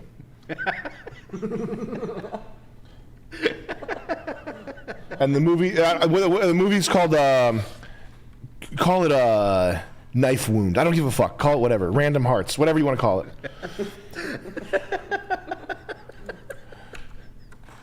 I got some chats here. Okay. I gotta catch up mega fast. Mo with the 20 says, I would bet that problem in the PC is the power supply. Pre-builts cheap out on that important bit. Unbranded Foxconn junk giving your PC dirty juice. I'll tell them that's 100% the problem. True that, brother. Mm-hmm. I toss you a fucking chair. I toss you my megaphone. Yeah. We've been talking about ways to sneak stuff into the Creator Clash fight. Uh-huh. Like folding chairs and that type of shit. How funny that would be. Yeah. Would you take a WWE contract? No, because I would if it was for mad money, if I was famous enough to get a lot of money from it, but I think I'd be too worried about injury. Yeah, I was thinking about that the other day. I was like, I wonder if Sammy would, because I think you'd be a good wrestler too. I think you really have to roid up just to prevent injury. I think that's probably a big reason why those guys are all on roids. It's not because they like look well. They obviously they look better, they look more tougher or whatever, but it also helps you protect yourself against injury. Oh man, it would be a good character. Mm-hmm. You could just be always stealing Vince McMahon's Bitcoin. Mm-hmm. Like that would be your line, your through line. Yeah, that we're always like, what? You're like this. Got you right where I want. You don't even. And then you're always in the stadium somewhere. Like that's your gag is that you're in the control room, always like turning the heat up and like turning the AC on and shit, and like fucking with people. Breaking the air fresheners in the toilets and soap dispensers. Really petty shit. You're just knocking the wind out of the janitor. Mm-hmm. I got the janitor here. I'm going to slow down the operation. gut punch a poor fucking Portuguese guy. It would be really cool to be a wrestler. It would be cool. Joey wanted to be a wrestler. Really? Yeah. I was big into wrestling when I was younger. Really? You were like a full wrestling guy? When I was like 9, my name was Kill Dyer. That's what I wanted my wrestling name to be. Mm-hmm. But like Stone Cold and stuff, like all the shit he did. Yeah. That was like my father growing up with Stone Cold. Yeah, he really. Yeah. He was the best guy around. Yeah. He still, really. Still to this day, still when I watch shit, it's just so cool. Stone Cold was like my high school time, and my buddy was a big fan. Yeah. I lost it right after. Who was that? Rob Van Dam was when I stopped. Oh. Stone Cold was a good role model to a nation. Yeah, he was the Texas Rattlesnake. Yeah. He was awesome. But it's just the point. Like the thing, one of the things I was talking about with Josh LaCash from Wrong Opinion podcast. Anyway, yeah, it's too racist. You haven't seen it. You wouldn't have seen it. Yeah, I was on the I was watching Esther Povitsky. Mm-hmm. Anyway, he was talking about how like in the '80s, like you had like Sylvester Stallone, you had Arnold Schwarzenegger, you had like all these different celebrities that you could look up to, like Chuck Norris, like regardless of what your body type was. Like if you were like a skinny Chinese kid, you could be like, oh, Bruce Lee's the best ever. Like everybody had someone they could point to and be like, yeah, that's what I'm going to be like. Like that's the way I fight. Right. I fight like Bruce Lee. I felt like O.J. Simpson. All the black kids. Poor bastard. Anyway, but now like there's like The Rock. Yeah. And The Rock, I was saying, is basically like The Rock is like basically Ellen DeGeneres, but with a man's body. Yeah. Like, there's nothing like tough about that guy. And then aside from him, there's like nobody. Like there's nobody left for like kids. Like kids, you're not like you're supposed to look up to like Lil Xan. Yeah. Like, there's nobody like strong. Like so, Stone Cold Steve Austin. Even though I wasn't into wrestling, I appreciate the fact that he was like a beer drinking, like a tough guy that takes no shit from nobody, and he always jaw in people's faces. Like it was so funny to see. Like my buddy used to have a killer Stone Cold impression. What? And it was just like that one gag. Oh, that's so funny. Yeah, it's true. There is none. This is one of my favorite videos of all time. This is Mick Foley, which is one of the best. Cactus Jack Bang Bang. Yes. Bang Bang. Yeah, this is a promo that he did.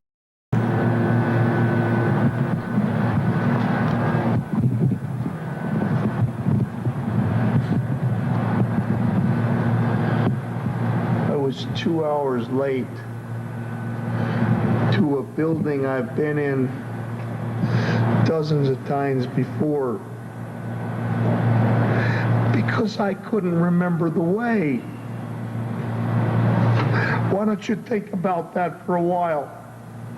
Because when I think of the loss of physical and mental functions in my life, it hurts. Like when Vader dropped me on my head. It hurt. When I felt my ear being torn off the side of my head. It hurt. When Terry Funk put a lifelong brand into my flesh and never gave me the revenge I truly needed. It hurt. And when Shane Douglas, a man I called friend for the last dozen years, stabbed me in the eye. Come back, Shane wouldn't work. It hurt. And no one understands that. The ECW fans, they may get off on pain, but they don't understand it. But one man did. One man answered the call. Mick Foley's the one, man. He's a great dude. I loved Cactus Jack. Yeah, he's awesome. He was bonkers. I watched him early, like WCW years, and he's a great. And then I watched a documentary on a couple of weeks ago. He's fucking a great guy too. Yeah, the shit he did was like, crazy. People were like, "Dude, you got to cool it," and he's like, "This, nah, man. The show's got to be good." Like he understood wrestling. Damn. And they were like, "Dude, don't." He's not really like in great shape, and he fucking just heaving himself off mountains and shit. Just like, watch this, and people were like, "What the fuck?" Jeez, dude. Like, and he's it's just like his physical health. Like, I can't believe he's still around. He was on Pawn Stars. Corey from Pawn Stars had him on as a friend. and he's just a great guy. Insane. This is those hardcore ones. Yeah, this is for WWE or WWF at the time. This Yeah. was like That was the top of And the he mark. did ECW, which was like the more hardcore, like Spike TV type shit. But this was like, Remember when that was a thing? Remember how big, like, backyard wrestling became big in, like, 97, 98, 99, 2000, 2001, 2. You want me up there? You want to come up there and fight? I'm going to come up and whip your butt. Oh my gosh. No, he may not make it up. I'm gonna come up there and whip your butt. Yep. Undertaker in a very precarious position. Ooh. Nothing between the Undertaker and the concrete floor but imagination. This is really crazy. And he is there. And apparently Hell in a Cell match is officially That's- underway. That's awesome. I love this whole match. Chair shot just makes you sick. This is how they should they should make you lower taxes, right? This is how you have to get your taxes lowered with your mayor. You have to fight him in a Hell in a Cell match. Or if you want something done, you should make it really interesting in the hell world that we live in. They're fighting on a steel roof of this cell. They use it. Are we living in Hell in a Cell? Is this more of a metaphor of our our current state of the union here? I have something about. 300 pounders up there. They're destroying the Hell in the Cell.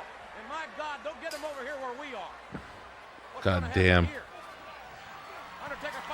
They're not gonna fall through, are they? yeah, I think he falls through twice in the same match.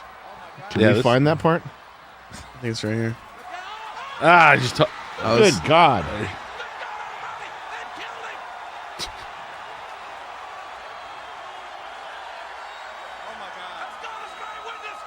That's not even the part that like he falls through the cage. Jesus. And Yeah, then, that's great stuff. Oh yeah, that's Jesus Christ. so that was like an accident or something. I forget the story, Yeah. but oh yeah, the Yeah. chair fell on his face. and, Yeah, like, yeah, fucked busted him his up. teeth out. And he went through with the whole match. They have a thing called kayfabe.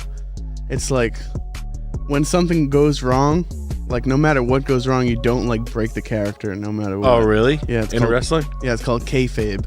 Kayfabe.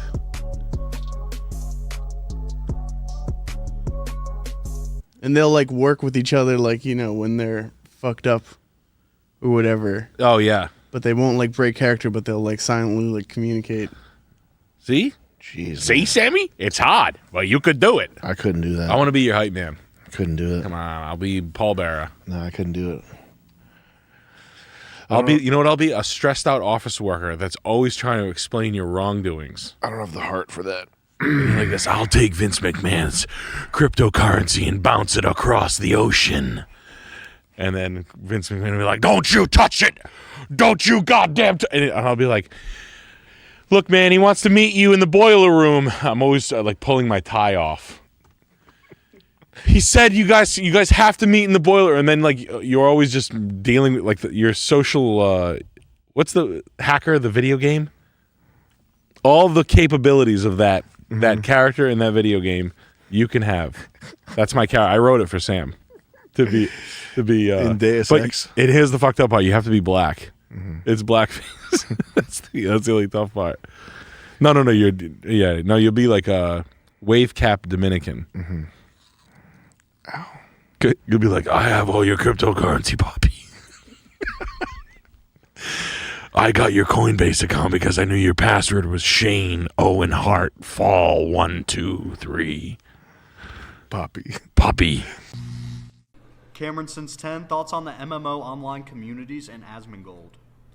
MMO online communities? Yeah.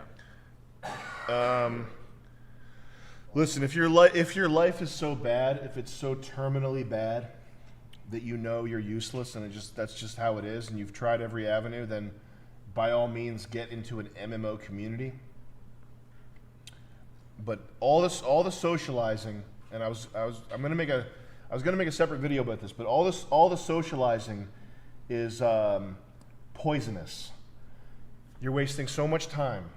And I see it, and it's not just Zoomers on the internet. I see it everywhere. I go into a jiu-jitsu gym. And you know what I want? Jiu-jitsu, can you hold off on the $10 donations. Let me just get through this point here. Yeah. So I go to a jiu-jitsu gym. I shower, I put on my outfit. It takes me only 15 minutes to drive there, but getting to and from the car, that's 5 minutes. This whole thing is a 2-hour ordeal. I get there, and the actual instruction, the actual class, the actual learning is 20 minutes of stuff, if that. You come in, and when you leave, there's the warm-up and the cool-down, and that consists of walking around other guys, socializing.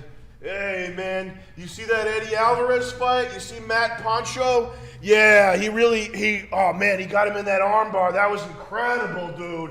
Hold on, I got my Rogan on it in my bag. You tried this, dude? Dude, you tried this? It's the new On It Black label, bro. That stuff's serious. Yeah, I got a home gym every fucking time! Same thing at the gym. I'm going to lift. I want to put my headphones on. I want to zone out. I want to be in the zone. Hey, man, you see that fight? He blasted him with a right hand, dude. It was amazing. And it's the same fucking thing no matter what you're into, what your interest is. This is fine if you're a woman and you're learning about yoga or vitamins or breastfeeding, and you're a woman and you want to talk to other women because that's how women stir their brain and get off. That's not you. That's another sector. That's another zone. That's out here. If you're a man, at some point you actually have to fucking do something and stop talking about it, okay? And this is like the #1 time sink for everybody who hits me up, and it's the problem that anytime I'm trying to do something and get roped into some 15-minute conversation about how good this X, Y, and Z was. What was the original question? Wait, me? Yeah. You asking me? Yeah. Dude, I have no fucking clue what's going on right now. The original question. Oh, MMO communities. Yeah, MMO communities. Okay. Socializing. So yeah, socializing online. Oh my God. I know that it's very hard to find friends. I'm an outgoing person. I'm a popular person. It's taken me a decade. It's taken me my entire adult life to amass the sort of collection of people that I think are worthwhile. That's taken my entire adult life. And I'm like, people reach out to me and want to talk to me. I understand how lonely it can be, how hard it is,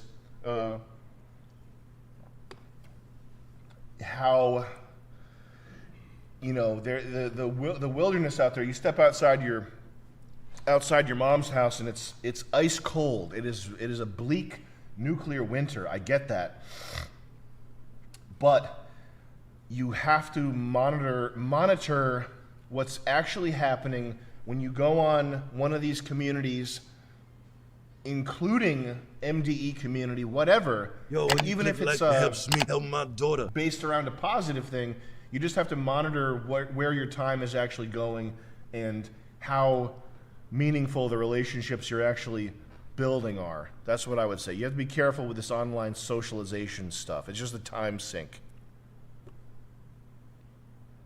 You can resume sending $10 donations now. What was these silly bastards saying? We got Zach with $20. How long did it take to put together How to Bomb? I think maybe a year and a half or something to get it like typeset and compiled and printed over 2 years, just because there were these various like one phase couldn't begin until the next phase ended, you know? We got Jay with $20. Happy holidays, Sam. What are your thoughts on conjoined twins? And what are your thoughts on that delusional twin flame? Delusional twin flame what? Redditors I have no thoughts about that. And it sounds like something that you'd be better off purging from your memory banks. We got Sweaty Sock Man with 20 bucks. I'm a young guy with a lot of social anxiety. More like sweaty cock, man. Maybe that's why people don't like you. Because you have a sweaty cock. The type of shit where you feel fight or flight when you're about to be called in on class. Called on in class. It feels inescapable. Tips and tricks. I think that might be inescapable. Social anxiety, fight or flight when called on in class. I think that is pretty inescapable. Or is it? I don't know, man. What did I do? I guess my way when I had social anxiety, I never had it that bad, but when I had it, I would solve it by lashing out and having a public freak out and like being funny, you know, which I think worked. People definitely didn't want to like be my friend, but they did want me around, and it was because I would be funny whenever I felt that social anxiety or whatever. But you'll grow out of it. I don't think it's something you need to. A lot of things. Listen, man. A lot of things. I'm 19 years old. How do I do this list of 25 things that are not the main point and are going to solve themselves anyway, right? Like a lot of problems are like this. They're in this category. Like they're unsolvable, and they take care of themselves in 10 years anyway. So think about 10 years from now. You're going to be 10 years older. Your social anxiety will probably be, unless you're a fucking freak, in which case you can't be helped anyway. In 10 years, when you're 30, you're not going to have social anxiety. So just focus on whatever's going to make your 10-year outlook the best, and don't worry about this shit that like is essentially just, it's happening because you have acne and you have hormones kicking around and you're just in a weird spot. Like if you're in class, fuck being in class. I would never go to a class, and if I did go to a class, I'd own that bitch. Like if they put me in a class right now, hey, what's up? I'm Sam Hyde. I own this class. If anybody has a fucking problem, you suck my dick. Understand? Teach. Get kicked out immediately. But like what I'm saying is you're in a weird artificial position. Like you have to go to a class. That fucking sucks. Like there's nothing normal or cool about going to a class. It fucking sucks. So even if you didn't have social anxiety, you'd have some other thing that's bothering you about the class. So just get the most out of where you are right now. Get the most out of it, and just worry about your 10-year outlook. And any problems you have, think, is this a problem? Am I going to solve this? Am I going to watch YouTube videos about social anxiety and mewing and get one of those the Jawser size thing, and suddenly I'm going to be an alpha Chad? Or should I just worry about how to be the most self-actualized, richest, well-off, in-shape 30-year-old, where I'm going to be in 10 years anyway, and not waste a bunch of time watching YouTube videos about, you got to fake it till you make it, man, charisma, blah, blah, blah. Fuck all that. What else is there? We got Meme TV with 20 bucks. Got the email this morning about the papers. More like 20 cocks. Cock! Don't read that guy's comment. Fuck that guy. Okay. We got Justin. It's yogurt. It's not cum. I thought it was sour cream. We get Justin with 20 bucks. Sam. What'd the last guy say? Don't not read his comment. That's very rude. Got the email this morning about the papers being filed for Fish Tank and confirmed my investment. It's getting exciting. Boom. Let's go. Yeah. Hell yeah. Let's go. Big bank time. Hey, what's going on, Casey? We've got Full-Time Alchemist chiming in. He says, hey, Nick and Alex, I'm 27, driving a gas tanker in Florida. I got my CDL in 2020, and the first few years over the road has rendered me nonverbal in social situations. I make about $75K currently, but the trade-off is 12 to 14-hour night shifts, work through the weekends, and have no life. Any career recommendations for someone who had their social skills sucked away by the road? Or tips on recovering those skills?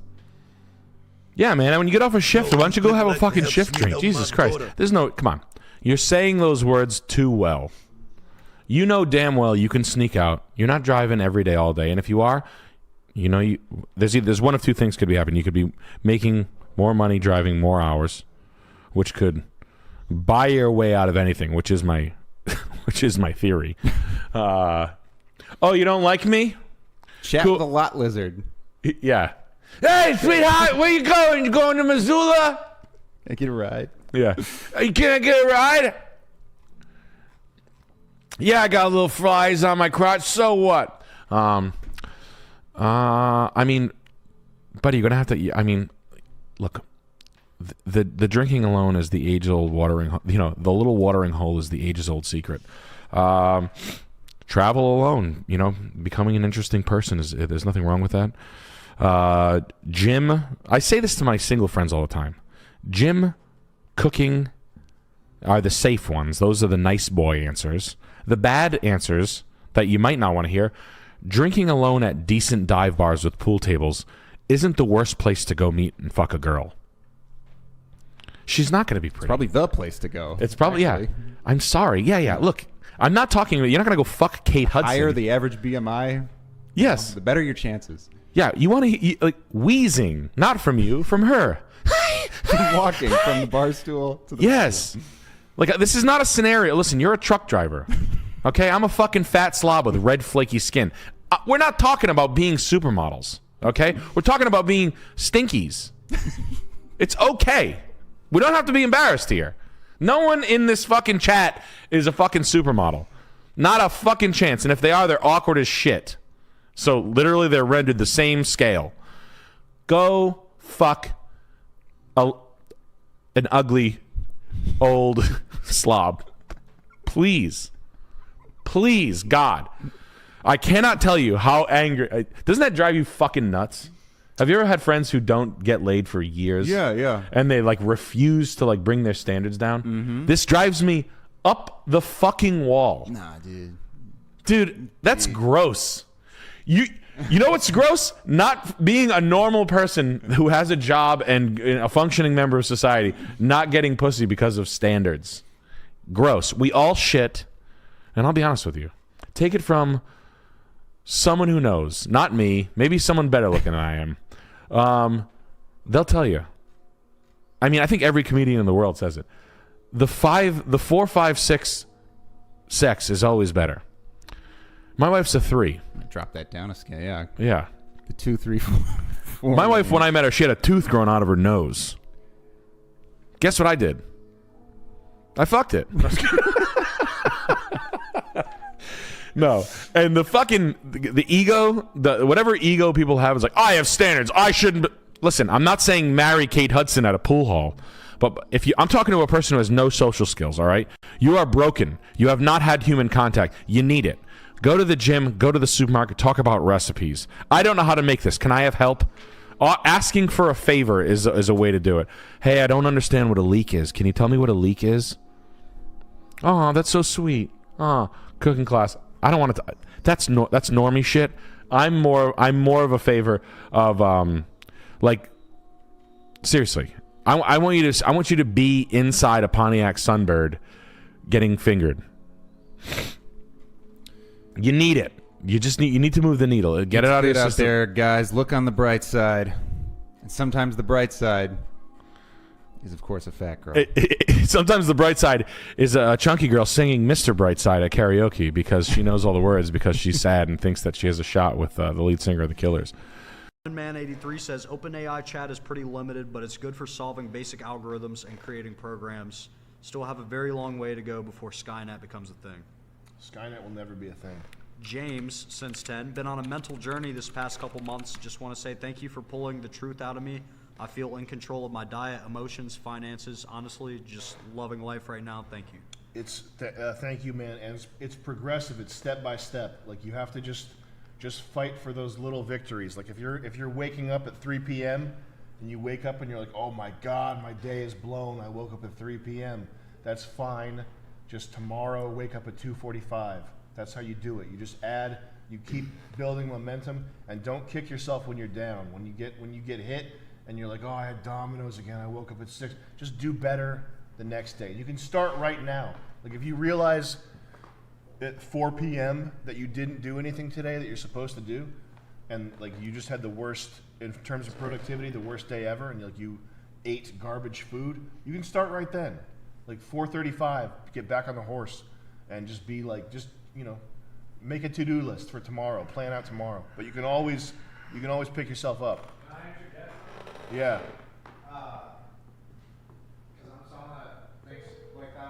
Yeah, Julian has this. Get close to the mic.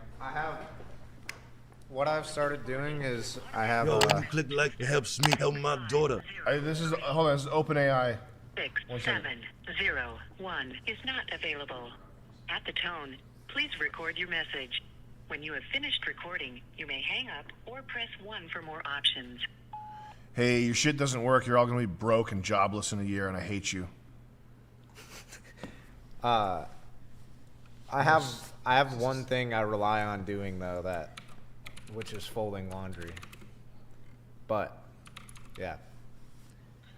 Like incredible. Something you gotta explain. Something like concrete because I'll get overwhelmed and I'm like, okay, well, I had a shitty day. Like, what can I do right? Like, what can I fix? You have to make yourself like a robot. Yeah, like I have like laundry is like the one thing that's my baseline. If you treat all the stuff that overwhelms you in your life, if you treat it like a list, like a laundry, like a list of what you have to do, like put the detergent in, close the door, like that's if you go into robot mode, that can help you with the cyclical thinking.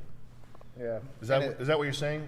Yeah, and it's just like a go-to thing, I guess. Yeah. That I can do to kind of get myself out of that hole instead of trying to fabricate a new list of shit to do. Yeah. You know what I mean? Like it's just something that gets me back in the groove of doing shit for myself. No, I think the same thing, because what happens is you get trapped in these loops these thought loops that are like very difficult to escape. I just have a couple things I do that like I know will get me out of that. Like I got a juicer and making juice. I was never in. If I had a really bad day, I just make some juice. Just make some juice. It works though. It really does. Especially with something like that because it's like actually good for your body too. I go to an Asian massage parlor. Yeah, I just jack off and I play COD. Just beat off and play COD, you're good to go. Also, not having a video game console. My Xbox, after it got stolen, it actually made my life like way better. Uninstalling COD is a life COD's quality. like so bad for you, honestly. I uninstalled it on my home computer. It's just yeah, I don't play COD at sucking home. me dry. Where's Jet? Who's Jet? He's on an unauthorized bathroom break. Chris, how much money do we have?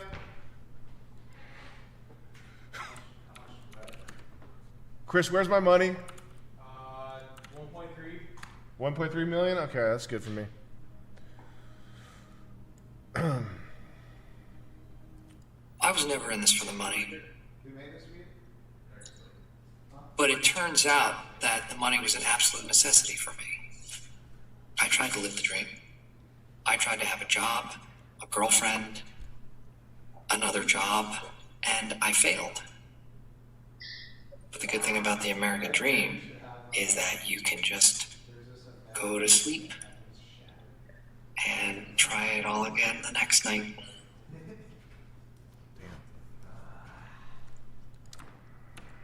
We got Hallucinate with 20 British pounds. Appreciate the comment, Sam. I'm finally in a Hallucinate with 20 rich pals. I'm finally in a well-paying trade. He's in a well? Get out. 20. You're in that well? Get out. Here's 20 quid for you. Hope the conversion rate is terrible. Thank you. Thank you so much. We got Bra with 20 Hey, bucks. by the way, everybody, thank you for, thank you for being my fans and supporting me and supporting my friends and everything over the years. Because I just really appreciate you. Thanks, guys. Appreciate you. And that's from the heart. Thank you so much. And I really do, pretty often try to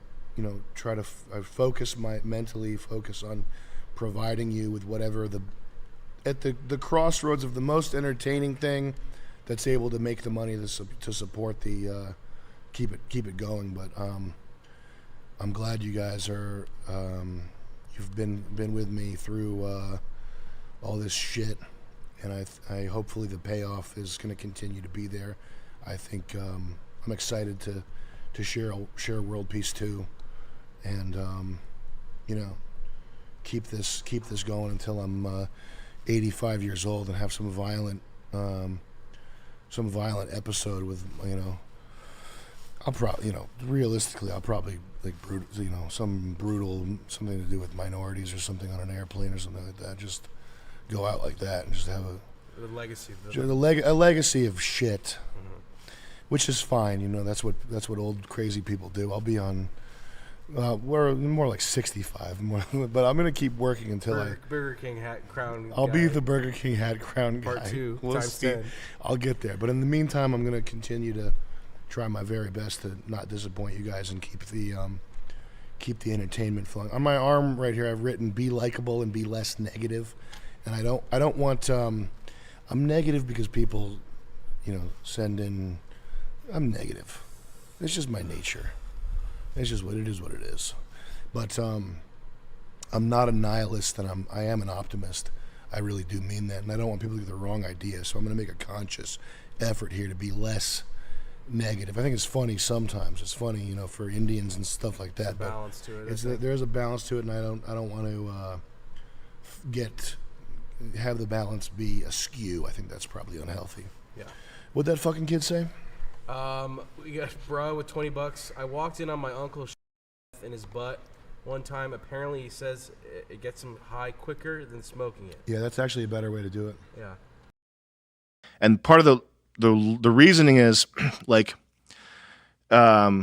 this occurred to me when I asked my dad to sell me property, and he offered to sell me this piece of property that was probably like $150,000 worth of property for $400,000. That's what he was going to sell it to you for? Yeah. So he's going to give you a good deal? So his family hookup was to gouge me, to charge me like top buck, more than double what it could possibly have got.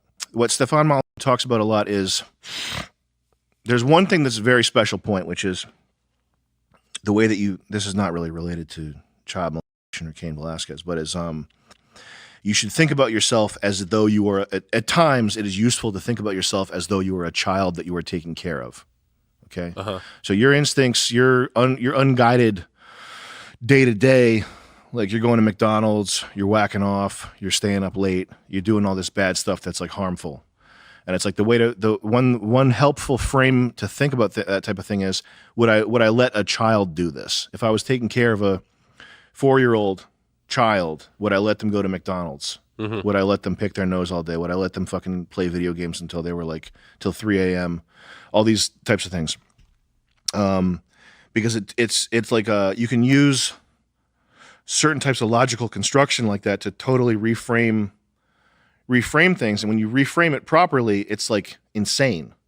It's like the way that you were doing it before is insane. It's like it's almost like doing it that way or living that way. It's like you were trying to do the most possible damage to yourself. Like how could you not even notice to see that? Anyway, you think that naturally people are going to destroy themselves? No. It's just if you have tendencies like that, it can be good to take a step back, and it's like remove your own self-destructive nature, and your if this is the type of person that you are, remove your like all your psychological pathologies, remove them from the picture, because thinking about what a kid should do, it's kind of absolute. Like there's no unless you're a Redditor, there's no situation where a kid should be like eating candy cane sandwiches or whatever the fuck your vice is, whatever your problem is. There's no situation where it's like, okay, Billy, you're 6 years old, you should do that. You should go ahead and be chatting with strangers on fucking Discord until you're like. There's no situation where it's the right, unless you're a Redditor, like I said, there's no situation where it's the right thing to recommend that to a child. So that's a helpful way of thinking about things. Why a Redditor? Because Redditors they live by a different code. As a whole culture? As a whole, it's the Bugman culture, Bugman society, which is a death cult. It's people they don't really care if they live. They fear the mechanical, like they have a weird relationship with death. They fear it on the one hand, and on the other hand, if society withers and dies, that's of no consequence to them. But their own personal suffering and their own fantasies about living forever, those are important. Bugman culture is very strange. Why would you want to live forever if the quality of your life is so low and so? Yeah, is it? Do you think Reddit? Like, I think Redditors aren't like in the NPCs of the world. Like, you don't see them. Like yeah, they're rare to see out in the public. In the public, yeah, which is interesting because there's so many of them. I mean, if you go on the computer, it's such a pervasive mindset, and there's so many people like that. I think there's something inherently bad about constant, like limitless, unchecked socializing. Like it's almost like just by definition, you're part of a hive mind. Even if the hive is something slightly counterculture or interesting or whatever. Has that ever been like a poisoned well on on like a hyper bad? Like, has there ever been a Discord or like a subsect that's been completely like fucking Kool-Aid drank to like or something totally insane? Like it's for the spreading of idea viruses. Yeah.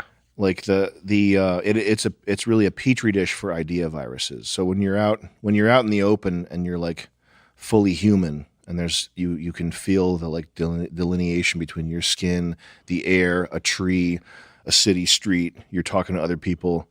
That's when idea viruses, I think, are the hardest to catch on. Yes. And then when you transfer your mind into a screen and you become what is on the screen.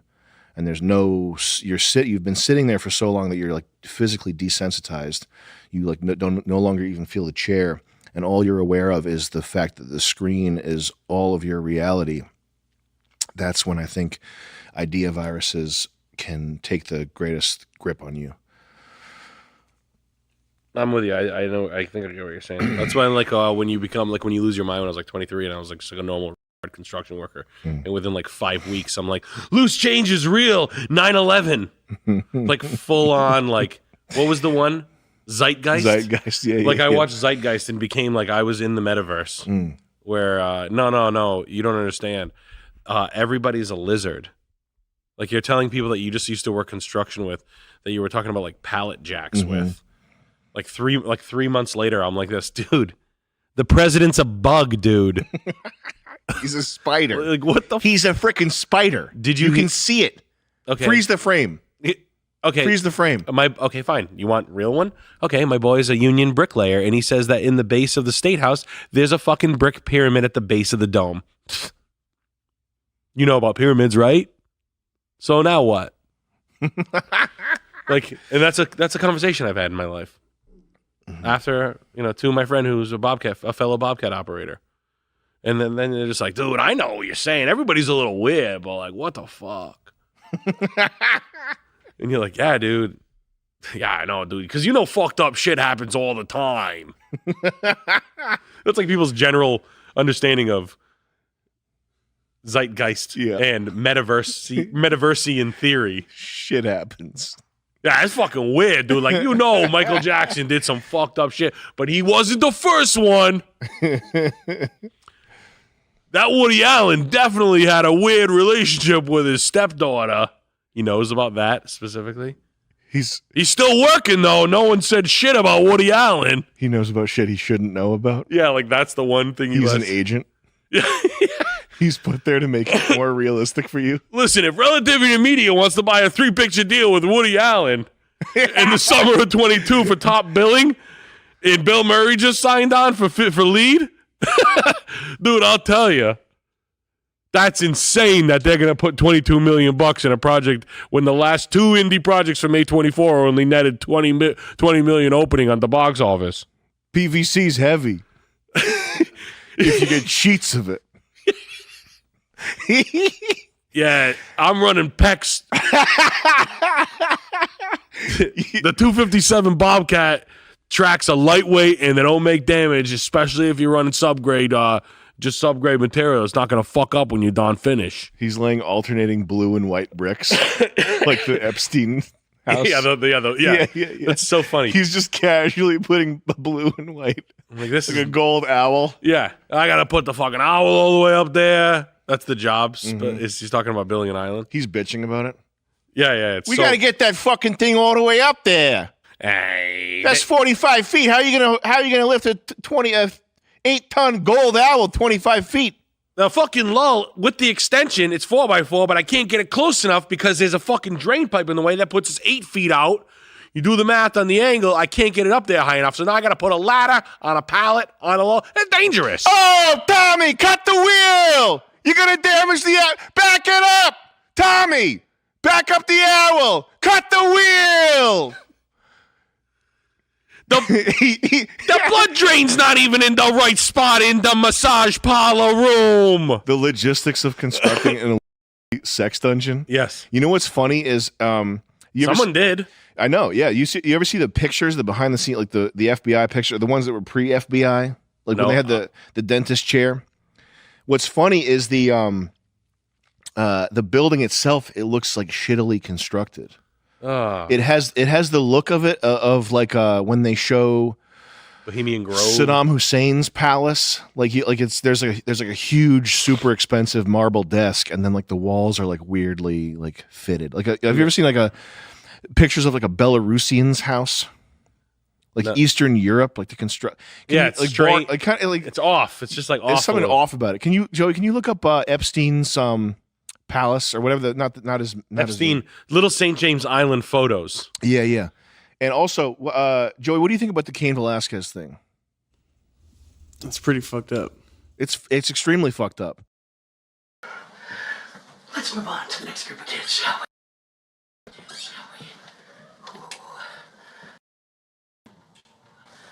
Now, let's see. Let's see how this room looks.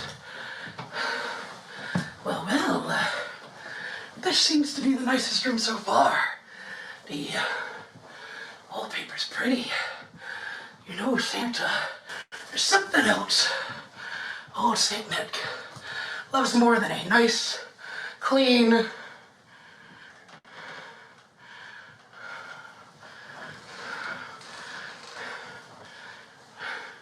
do you see that? I was gonna compliment this child on a perfect room! Perfection! Almost reached! Fuck! Now, one of these kids, not one, has a room that seems to be kept nice. Why is it every time that little fishy gets a free load in life, months of free board, food, room, entertainment, friendship, and what do? Right there! In the wall! You know what? Her room's messy as a mall. Look at that. But don't worry. Maybe Santa will come back. I don't know. But for right now, looks like a comfy bed. Let's see if old Santa can still get that low. Well, it's time for old St. Nick to get some rest. Alright, hopefully it's big enough.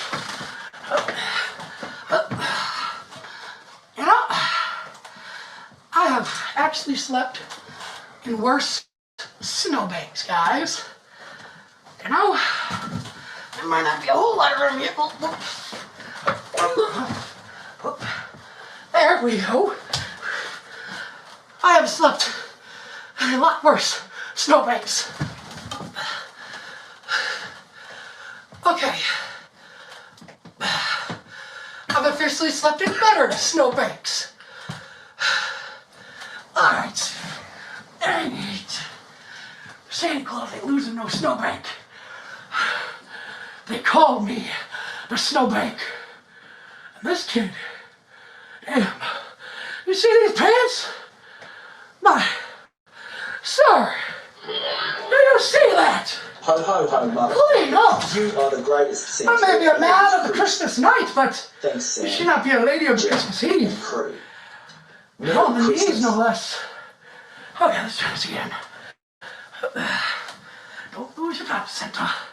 Those are important.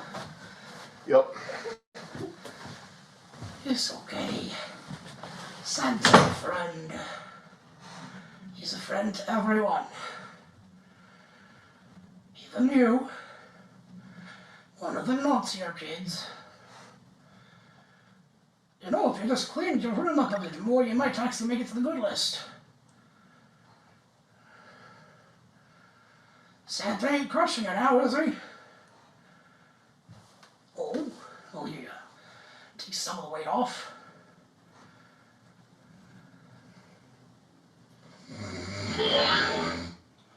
Chris, be careful not accidentally suffocate her in your sleep.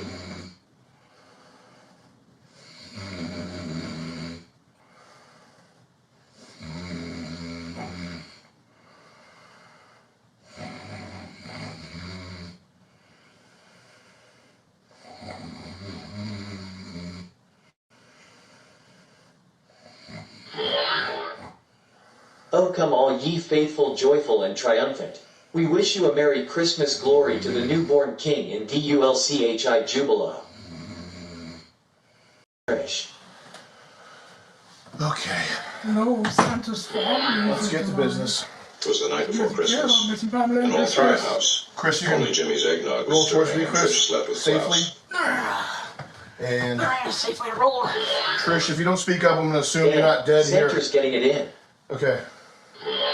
Chris, let's have you sit up. Trish gonna come out of this flat like a cartoon character. Trish, They'll have to you lay on your read back after. in your sleep. Sleep roll over onto your back. Chris, get up. And Trish, you're going to sleep Just roll like onto your having back. Trish, don't worry, it's Brian, but bigger.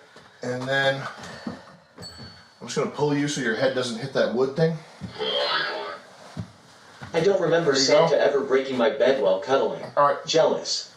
Now, Chris, we need you to get back on. This is called the polar bear move. Old Saint Nick coming in with the dick. Bed's broken. What's that smell? It's Christmas shit. So you get on top of her, facing away from her. It's good. All right, here we go. Old Saint Nick, we're gonna go for a sleigh ride here. Okay.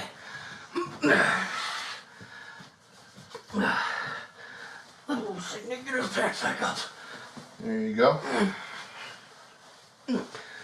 Okay. All right. And Trish, you might want to cover your eyes for this next part.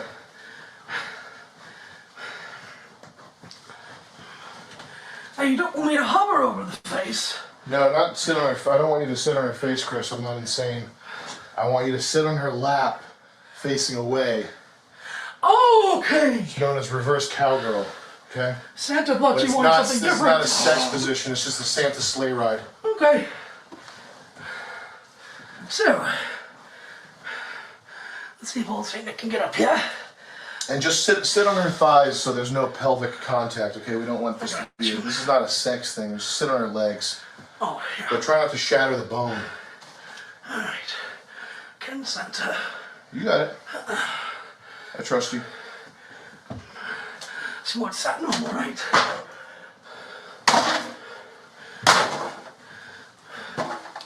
All right, kiddo. Prepare for Satan's wrath. Whew.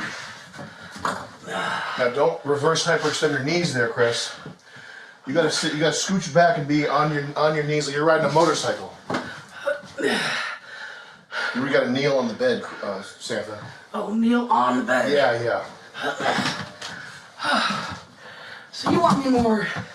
Santa, put your left knee right here, and then swing your right leg over like you're riding a motorcycle. Okay. Okay. All right. That's what you're looking for. What Santa can deliver. Hopefully I don't kick her in the face. Chris Kringle, get the fuck up. You are going to make her a crease cripple.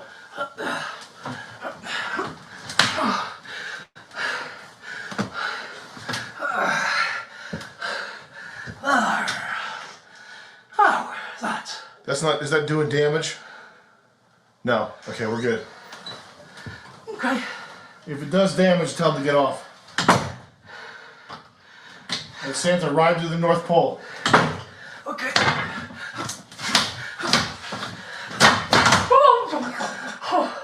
Oh, crap. Okay, Santa almost took head first. Are you okay?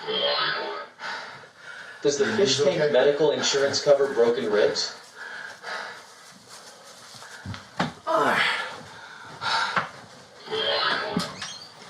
God bless you, Trish. You are earning my respect. J J J J J J J J J J J J J J J.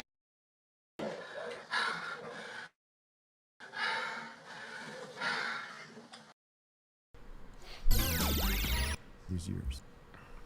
That's a pretty Tim looks healthier than I expected. This guy looks like fucking slime from the bottom of my shoe, though. Looks like a smarmy LA wannabe journalist, fucking cretin guy. But I'm not such a hater that I need to watch something like this. He's probably fine.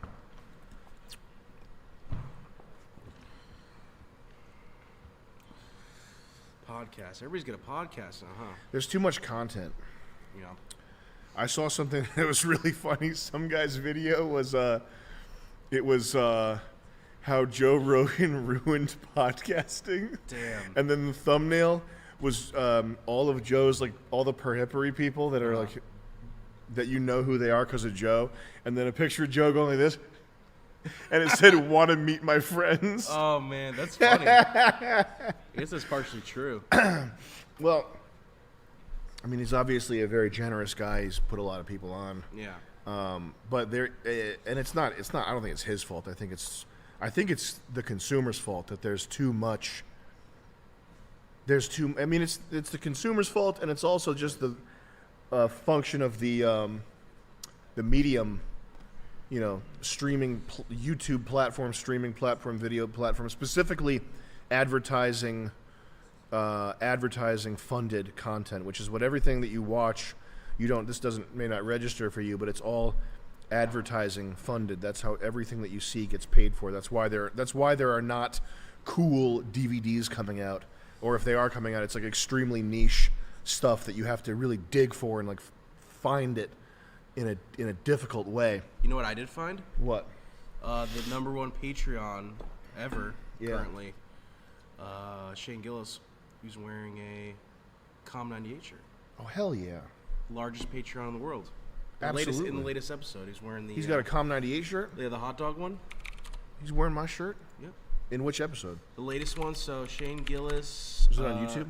Yeah. So Matt and Shane's podcast. That's so nice of him. And he was wearing the old. What a great guy. Great shirt. Yeah, look at that. What a gentleman. Thank you so much for doing that. It's a good shirt, though. It's a great shirt. Comfort colors. Shirt's dope. Should run that back in a different color. Yeah.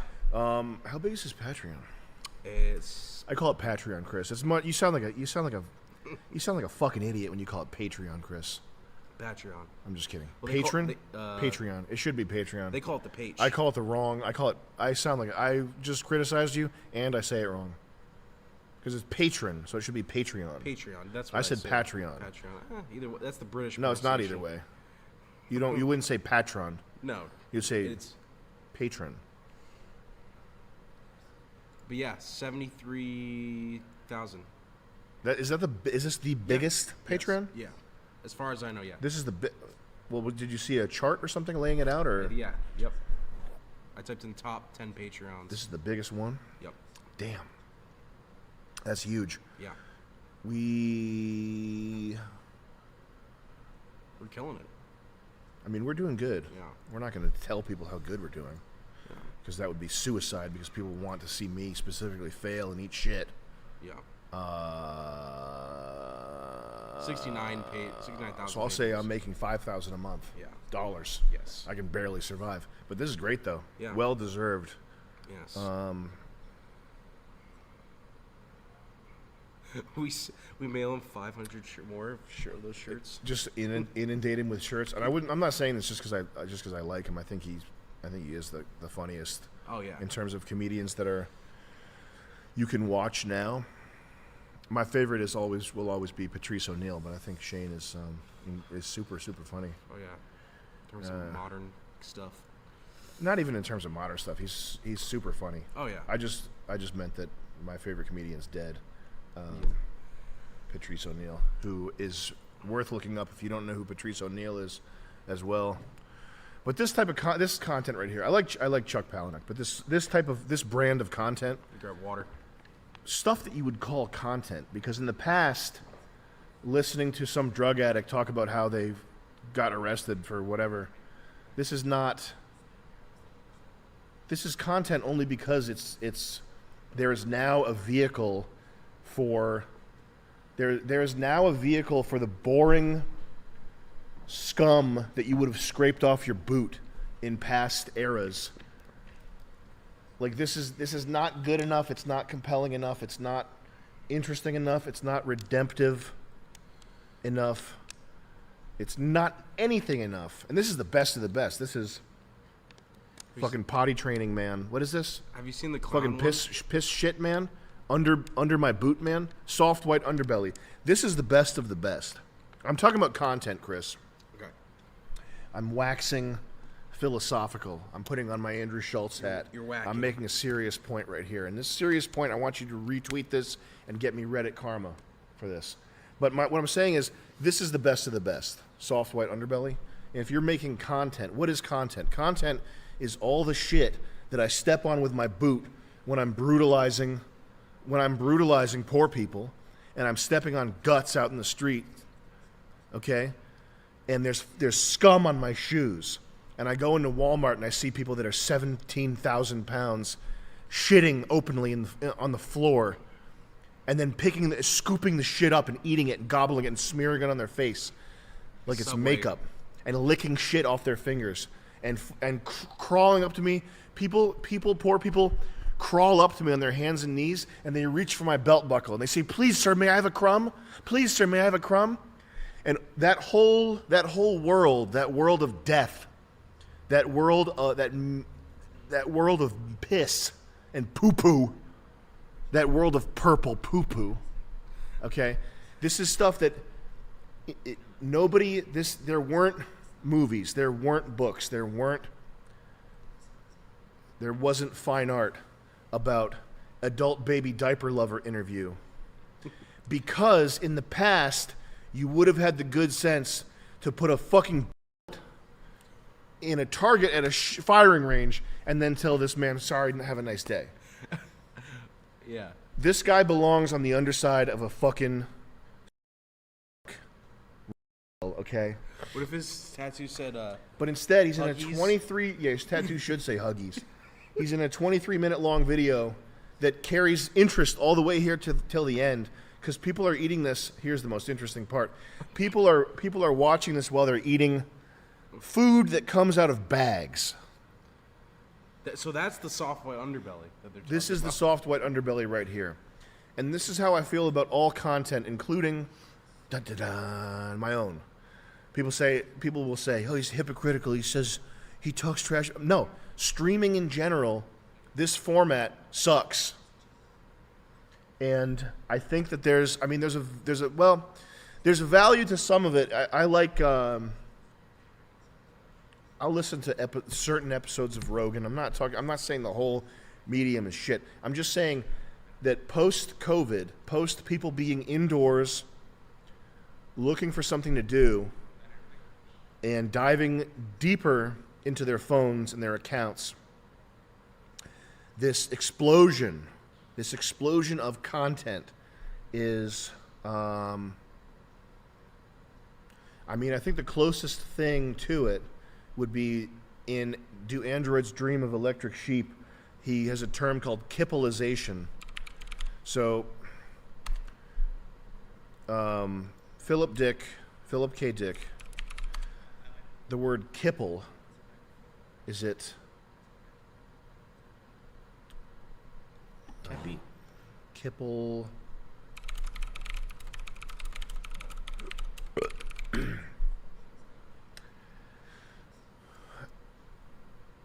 Kipple, in Do Androids Dream of Electric Sheep, is the clutter of useless junk that reproduces when your back is turned. And he has this, the main character, as he's wandering the hallways, investigating this rogue android, I think they live in a, do they live in a world where global warming is past is at such a point that they have to wear personal air conditioning units? He's in some city that's breaking down, and it's like Blade Runner original apartment.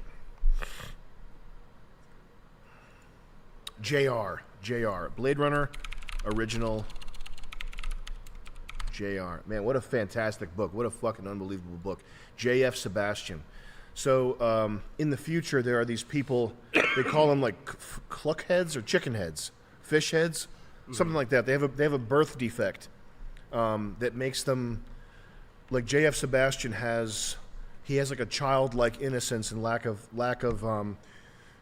reasoning about him, and he is taken advantage of by these androids, and I think they kill him too.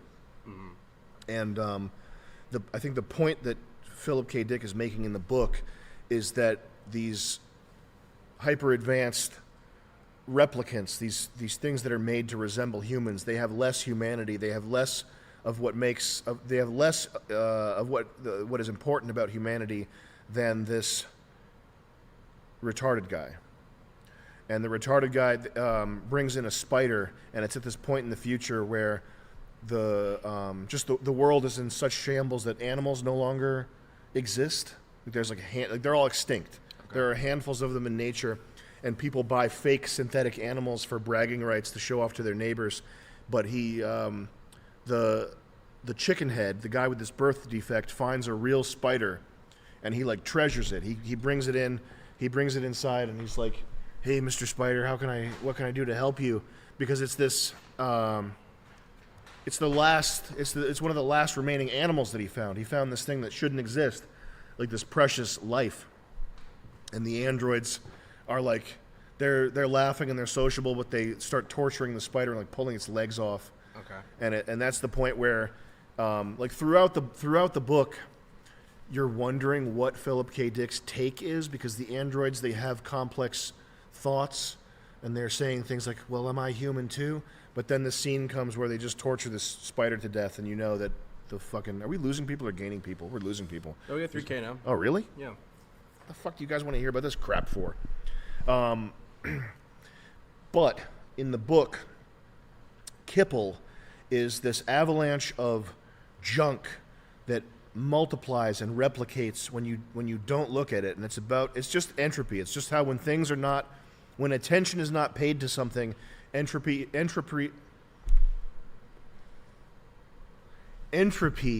increases, and you just have to constantly be paying attention in order for destruction and disease not to triumph over life. And that's the sense I get when I look at content, is that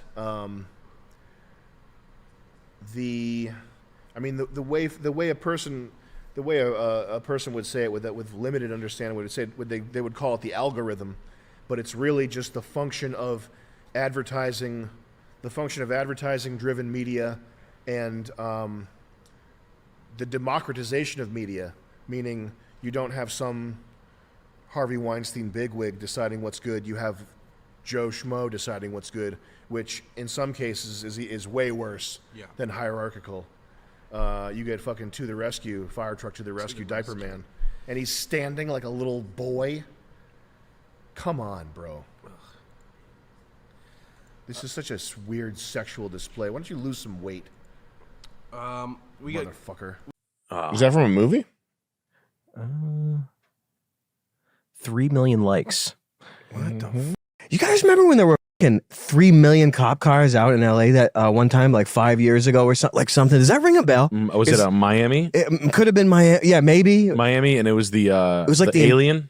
It could have been something, but it just the entire police force was on the streets. I don't know. I just had to say It was the alien for the alien in Miami. Something I've never seen anything like. Not even in a movie. Alien in the Miami Mall. Alien in Miami Mall. Yeah, that's where they go. Just go to images. You'll see the.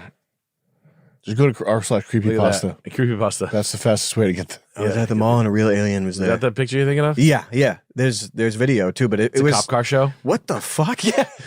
We have something to discuss here about an alien. We're from outer space. We want to see cop cars. Yeah, we want to see. Wow, Show me what they look like. Online claiming it was due They got push bars on them. an alien sighting This one's got in that a canine. area. We really like sirens. Look at that police presence. That's for a fight. What kind of a police presence is this? Police say a group of 50 teenagers started a fight after setting off fireworks, looting. Nice. The alien, Irish in air kids. quotes, in the video was really Patty O'Brien and the boys. Irish aliens. Yeah. It was not. Who said that? Where'd that come from? According to I was thinking today. I was driving, and I was thinking, because this guy was driving really badly, but he was 2 cars ahead of me, and I didn't want to bother anybody else in the neighborhood. So I was thinking, I wish there was a way to make it like an ear-splittingly loud horn that you could just target to one car. To punish one person, and then I was thinking, I just am thinking of a gun. Blows out his windows and the windshield. It's like a paintball the size of a bowling ball. It's just a pistol. Just a 9mm, a Desert Eagle. Neanderthal. Neanderthal. And I'm no expert and I'm an idiot, but I can make things up and it's as good as any. Ears below the eyes. That's a Neanderthal. This is an imposter. These are the lizard people that they're talking about. Okay. That's it. That's all actually all I have to say about it. That's it. You can look at anyone that's done evil in this world, any of the whatever the hell, and you look at them, you look at their profile like this, you'll see the ears below the eyes. It was just so interesting, and it filled me with such a joy and such a glee because I knew that aliens are bullshit and the lizards were out, and I know that of course it's possible. How good is that? What did you say about the aliens? The aliens are bullshit. The lizards are out. So stupid. They're out. I mean, that's a funny one. Oh God, I can handle the Neanderthal, Australopithecus afarensis bullshit. I can handle that more than Lizard Kings. Aliens, they're bullshit. Aliens are bullshit and lizards were out. It's unbelievable. That's a good one. It really, that whole conspiracy really resonates with me. Yeah. It really makes sense when I see the 9/11 and the 2 towers and the genetics, and I was like, come on, the lizards are out. I don't want to hear that shit. But when I see that, I Different say, story. oh my God, You the see towers are back in. You see some meaning behind I the do, wine, and I but- was like, oh my goodness, I finally see it. The subhumans, they're controlling the world. Fuck you! Aliens. The aliens are coming. They I can't want to believe climb above. finally everyone's trans enough, so the aliens are showing their asses. Why'd they wait so long? I'll tell you why. That's why. They told me I had to ask them every year. I said, please give me the cures for cancer. Please give me the technology. They said, no. Why not? No trans. I never knew what he was talking about. Years later, we're out. Hey, we're the aliens. We'll make things fly. You're still gonna pay taxes though, but we're gonna stop all the wars. Oh man. No ads. What is this? They're all gonna be. You gotta pay more taxes. Yeah, you gotta pay taxes to feed us. I mean, but it's the way it is. We'll, Hey, gasoline engine cars. no pictures. we'll give you the monorail. You can turn your gasoline engine cars in at the police station. You know what they're gonna be the first thing they're gonna I be like saying is that. that love is love. That's the first thing we have to tell everyone is that love is love. Love whatever you want, whoever you want. That's the first thing we're saying. We're from Andromeda. So we're very advanced. We're from And we're gonna Andromeda. make you advanced. Big surprise. I haven't heard from anybody that really is biting on the alien stuff. No, it's like the world is so much of a joke by now. Really, everyone kind of knows. Yeah, I really haven't. I usually, if there's a, you see people like with the corona stuff, there's tons of people Yeah. outside wearing masks. I haven't seen or heard from Aliens. anybody that thinks the alien thing is real. Aliens. Come on. Yeah, people aren't biting on it, and people. No. I think people are in a mindset. Like even guys like my dad would be like, "That's fucking fake. Yeah, That's not real." yeah. I heard a guy talk. He's telling a story that I told him, but he's saying he heard it somewhere That's else. a good thing. Yep. He'd be like, "That's not fucking I military." think shit." instinctually, sometimes people get to a certain point where they instinctually know that by now space is fake. So when them talking about aliens is kind of a joke. I think it's gonna be like the only people are gonna be like Las Vegas vacation types. So like, yo, that UFO, like NPC, like The people at the slot machines already. Then- Whoa, that's the reaction. Whoa! They piss their pants so they don't lose their seat. They just turn right back to the machine. They won like $31. Yeah. Instantly stop looking up at the sky. Then They should do an alien halftime show for the NFL. they will. UFOs. That would be cool. It scans everybody. Can you believe like the first like public big alien sighting if they did it at the NFL or something? That would be The doors open up. They're They coming should. in. Good. Off, Fuck it. Fuck them. Yeah. shooting guns and off. Why not? They scan a laser over the crowd. 225 random people run out of the stands onto the field. You see them. They're Yeah. all in the same suit. They should That'd do be that. cool looking. That would be cool. They should do something cool at least if they're gonna Yeah. fuck with us. Like flight. Did you ever hear that like UFOs aren't real? They're just like reflections of things in the sky. It could be that. It could be military technology testing from years and years ago. Yeah. Yeah. No, it's not anything. There's no. There's well, no, go there's no ahead. green goblins piloting. There's no. a There's ship. no. Wait. There's space. Oh, right. All of a sudden, aliens come down. I If love we it. make enough, you see, it sounds crazy, but if you make enough movies about an alien invasion, people will believe that there are aliens and that there will be an invasion. That's just how Yeah, it no, works. no, right. That's how it works. And people don't get it. But I mean, that's why I don't mind talking about UFOs here, but I don't like. I've always known there was no such thing as little gray men and aliens and UFOs, flying saucers. They catch you. They're cutting you open. They're aliens. You know, it's just they're putting needles in your eyes. Like it makes no sense to me. Space for a trillion years in one direction. It goes on for a trillion years. You could go on for a trillion years and not run into one single asteroid, going at the speed of light. I was like, oh, really? Is that right? Aliens, they come down, they start shooting lasers. Are you kidding me, man? No. Like the invasion and the occupation and the conquering has already happened before you were born. The invasion and the conquering has already been complete before 5,000 your years ancestors ago? were born. Yeah. Yeah. Billions of years ago. Yeah. So I mean, it just keeps on happening. Trillion years. Just how it works. But I mean, UFOs. It's so crazy that the stuff that people talk about, like enjoying what I've enjoyed, at least with conspiracy wise, I guess even if you're an average conspiracy guy, that the stuff goes beyond regular science fiction from the 40s and the 50s now. Like it goes beyond, and it's still the same junk. You fast forward however many years, doesn't matter, still flying saucers. Okay, no, not like faster than light or zero, whatever the hell, folding or stargates. No.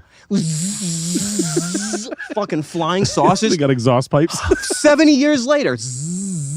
Are you kidding me? No, it's a joke. That's why I see everything as a joke. Like this. Well, computers can only get so fast. I'm like, oh, really? You look at the circuit boards, it looks like demon sigils from freaking Solomon's Bible or something like that. You're like this.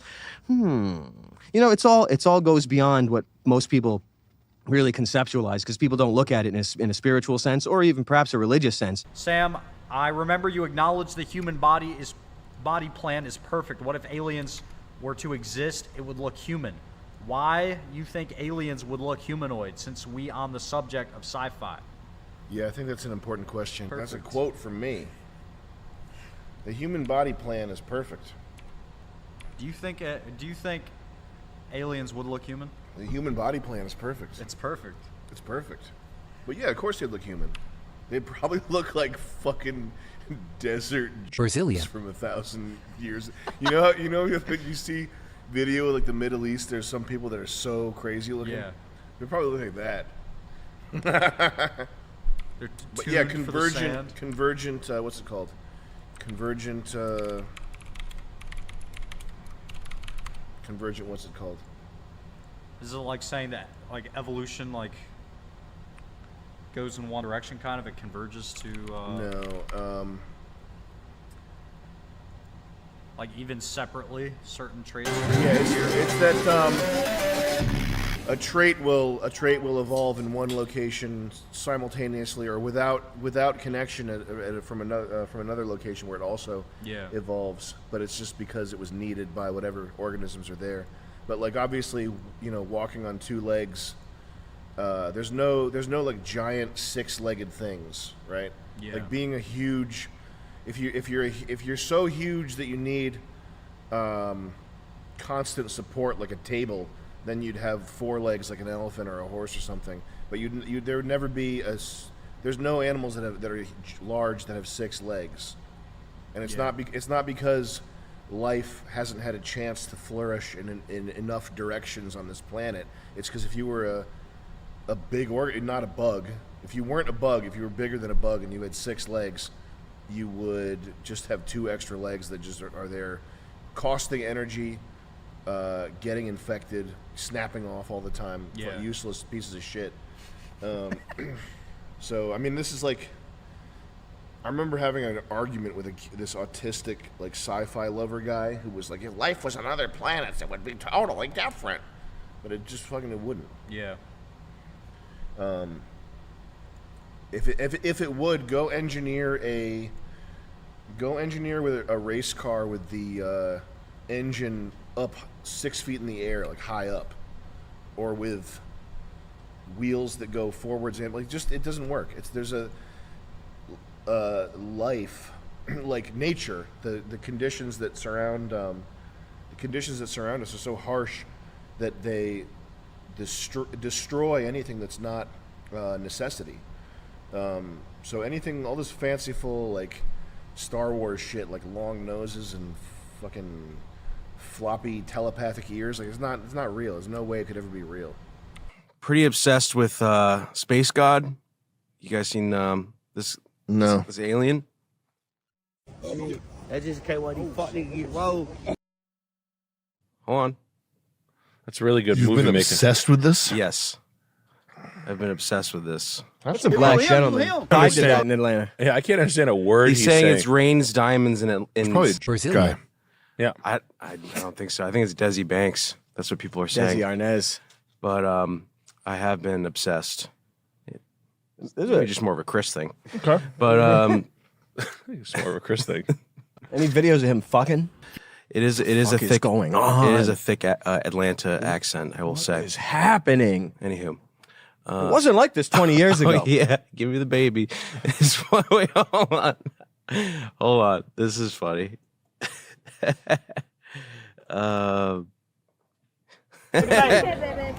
me the baby. Fight. What a nightmare. Give me the baby. Is it an entire account? Yeah, there's a Space God. Space God entire account? That's Space the whole God, thing? The thug. Oh. Yeah. And He's a thug. Okay. Yeah, He so, fucks. yeah. Okay. You want to do some advice? Yeah. Okay. Quick first girlfriend story, if you care about those anymore. I really don't. The women thing is there's such a huge industry of like YouTube, not only YouTube but like self-help books and whatnot that's designed to like tell these kids how to pick up girls, and it's like the 16 things you can say to get in any woman's pants immediately or whatever. Like the whole point of the woman thing is to have a partner who makes your life easier. Would you agree with that?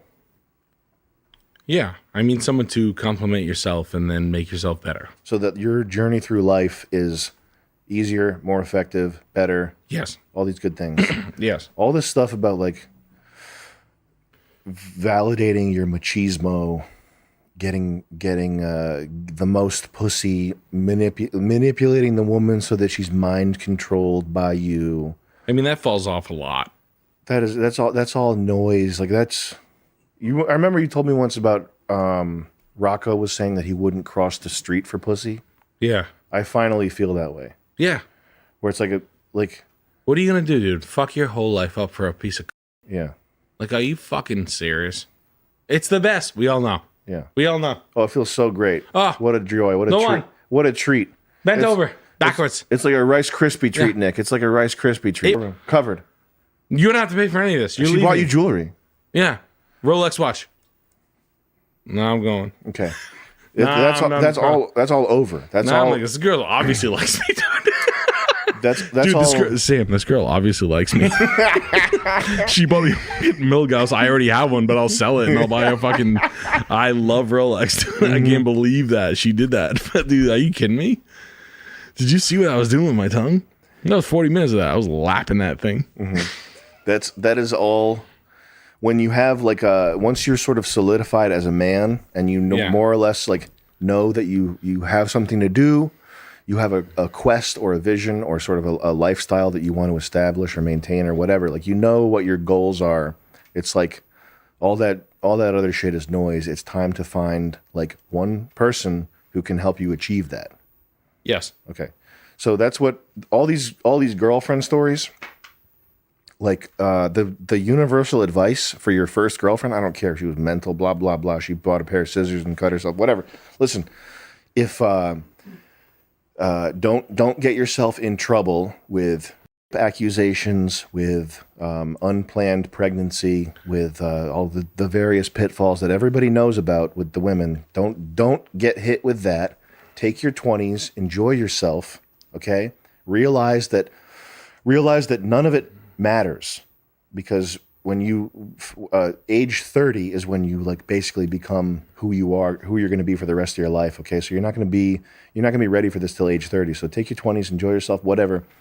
Just realize that it's all noise. Okay, you're asking me these questions that they ask about the girls. They ask it like it's the most serious thing ever, and it's like ruining that. It's the same thing as asking like you might as well write to me and ask how do I find the Dunwich Borers location in Fallout 4 for like the level of importance that it really is. You know what It's I'm saying? worthless. It is worthless. You're asking for something worthless. How to navigate a rave girl who chain smokes, right, or whatever, who's got fucking irritable She works at a fucking vintage clothing shop, and she's gonna get fingered by a photography guy. She's gonna fuck the drummer. She's gonna fuck the photography guy. She's gonna fuck me. But being she's coming over tomorrow. I'm gonna. She's fuck her. eating. I'm eating her hood. She's eating my ass. Yeah. I'm doing a stuff from earlier. She's now at my house. I'm doing a split over her face. You're bummed out about it. I'm titty fucking her because it's fun. Because it's old school. I have an 04 Dolphins hat on while I'm titty fucking. I'm doing stuff they talked about in American Pie.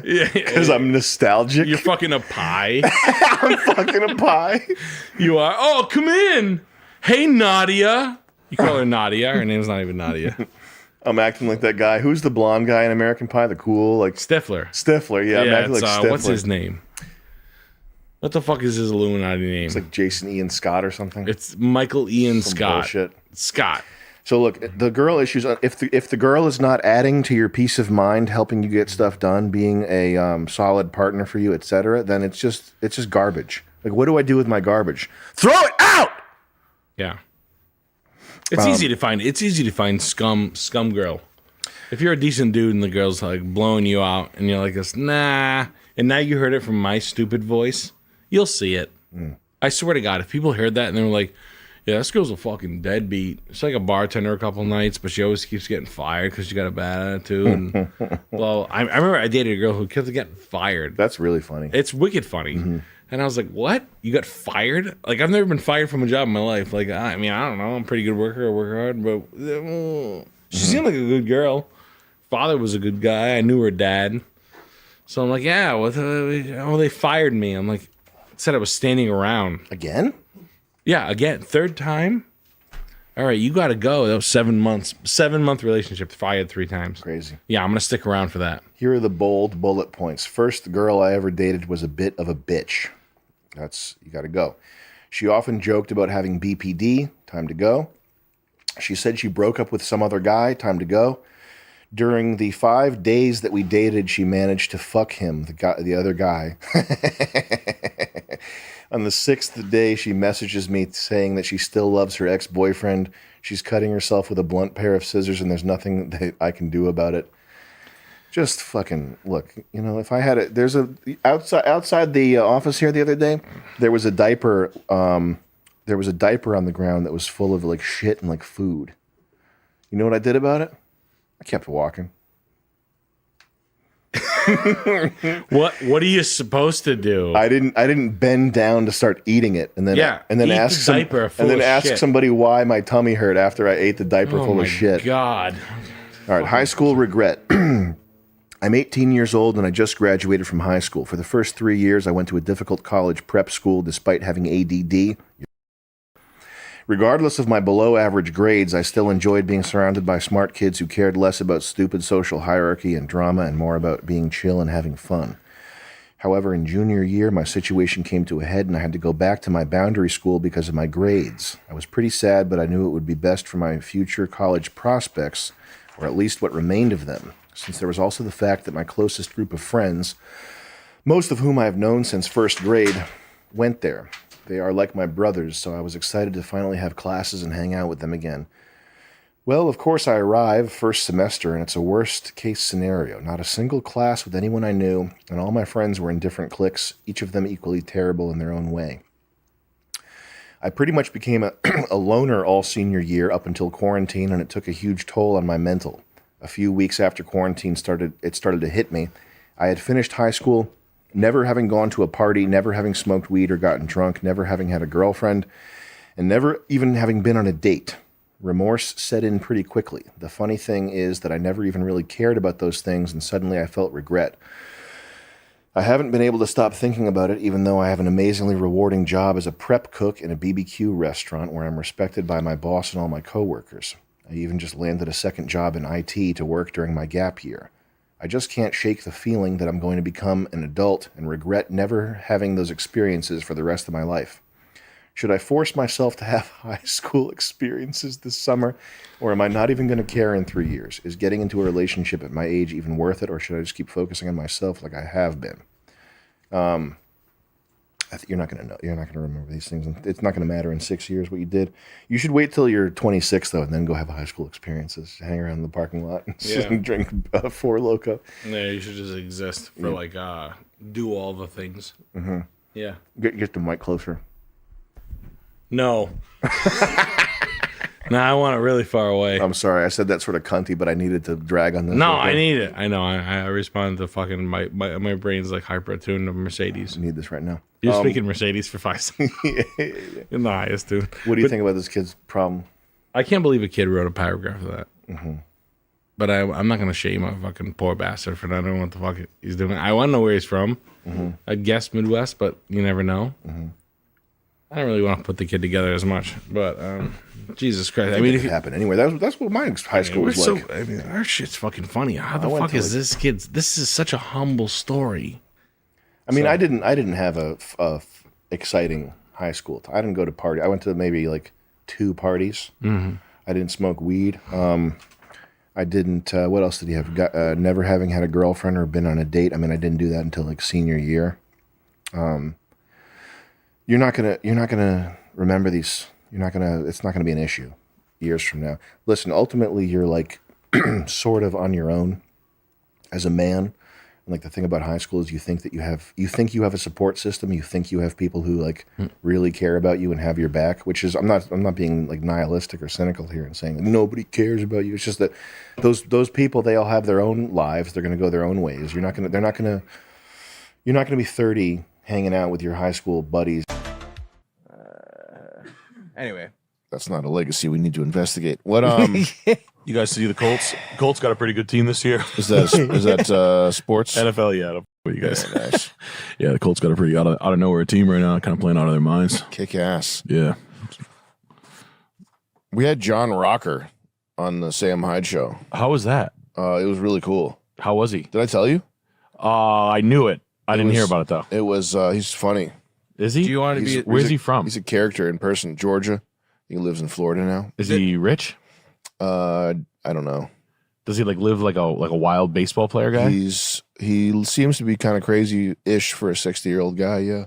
He's 60? Yeah, I think so. John Rocker was wild. What did he play? Baseball. Shortstop. Oh. Yeah. I don't know. Not pitcher. He's shortstop. So he's the pitcher. Yeah, he's yeah. a pitcher. Yeah. I did. Throw the ball right at you when you pissed him off. Oh, he's one of them? Beaning you. Look up John Rocker highlights. He's a fucking animal. John Rocker doesn't give a shit.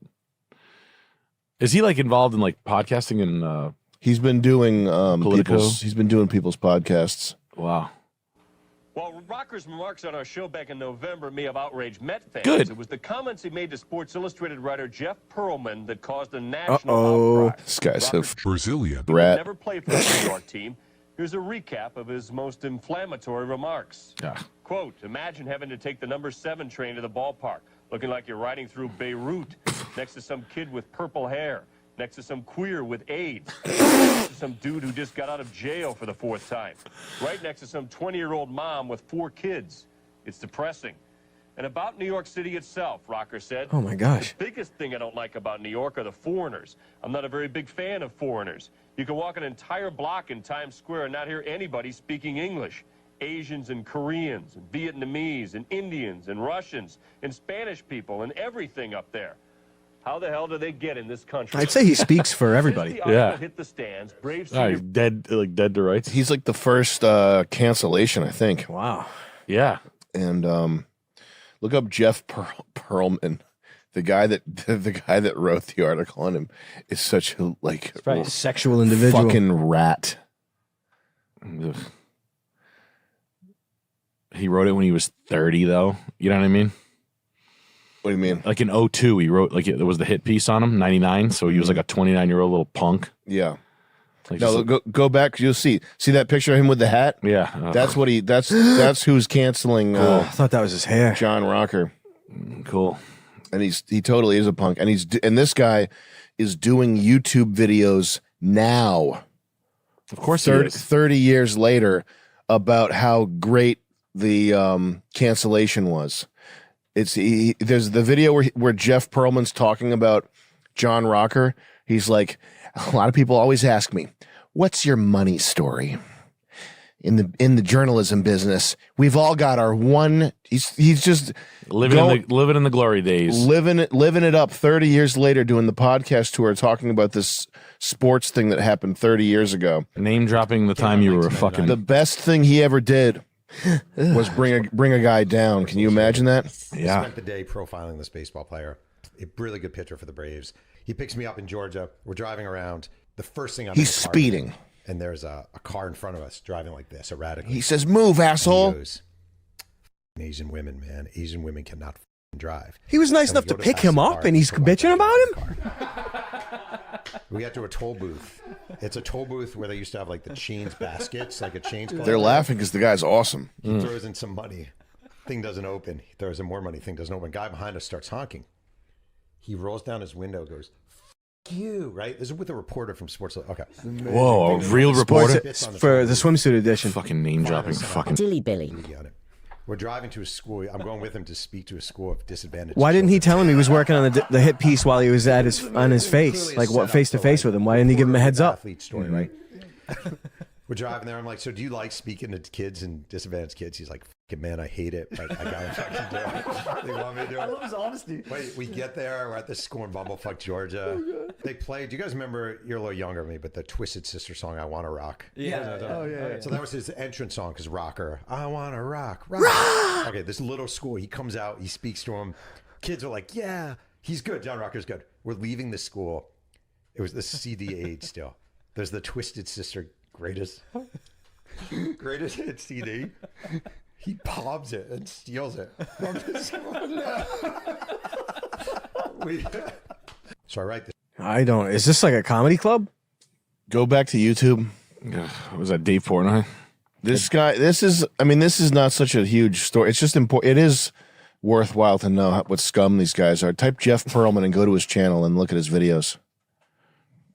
That was JK back in the day. And by the way, when John Rocker was canceled, he's getting interviewed by Sports Illustrated, and his crimes are he's stealing a CD, which it's just a memento. It's just you go speak at a school, you take the CD. Scroll down here. Where's the John Rocker video that he did? It'll say like on the thumbnail probably. Keep going. Oh, right there. The interview that changed my life forever. And the most he can get out of this is 100,000 views. Just watch Sports Illustrated is fucking defunct. They're out of business. So. Watch 30 seconds of this. And the story that I ended up writing is John Rocker, the misunderstood hero. Fine. I want to hear him say money story. Misunderstood at all. Disadvantaged kids. What amazing. It's probably back to the beginning here. This is a set from True Detective. And at the time, I'm this guy. I'm pretty anonymous. I'm basically the number 2, but a distant number 2 baseball writer at the magazine. Tom Verducci, the great Tom Verducci, is the baseball writer probably in America. You can close this. And at the time that John Rocker was canceled, I think he was like 22 also. Oh, that's nice. Remember what you were like when you were 22? That's nice. Yeah. Great. I like that sports became... Maybe he was 20. I'm sorry, Nick. Can you look up how old was John Rocker when he was canceled? He might have been 24 or maybe older. I might be misremembering that. Never mind playing in Georgia, where 25. 25? Yeah, a 25-year-old from Georgia. Yeah. But ESPN, if you watch it, if you're like a sports fan, it's like, cool, I have to watch women and like nerdy little fucking Silly Billy journalists talk about sports, like bench warming, ass worshipping guys be like, and this is the Sheckman report. Yeah. I do. Get out of here. I shit on the sports guys a lot, like the dumb guys, like the regular guys that are like mopping up the NFL and kneeling in front of the TV. What's worse though, look up, type in first of all, legendary sports writer. Marv Albert. But do legendary boxing commentator. There's a guy with a cigar. We'll see his picture immediately, and then do images and change commentator to writer. Imagine your dream is to write about yeah,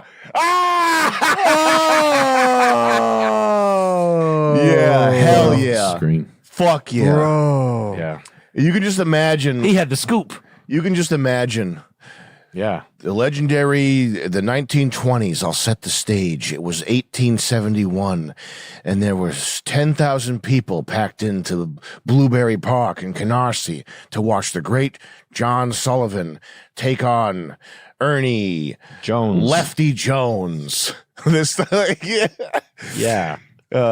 Fuck yeah.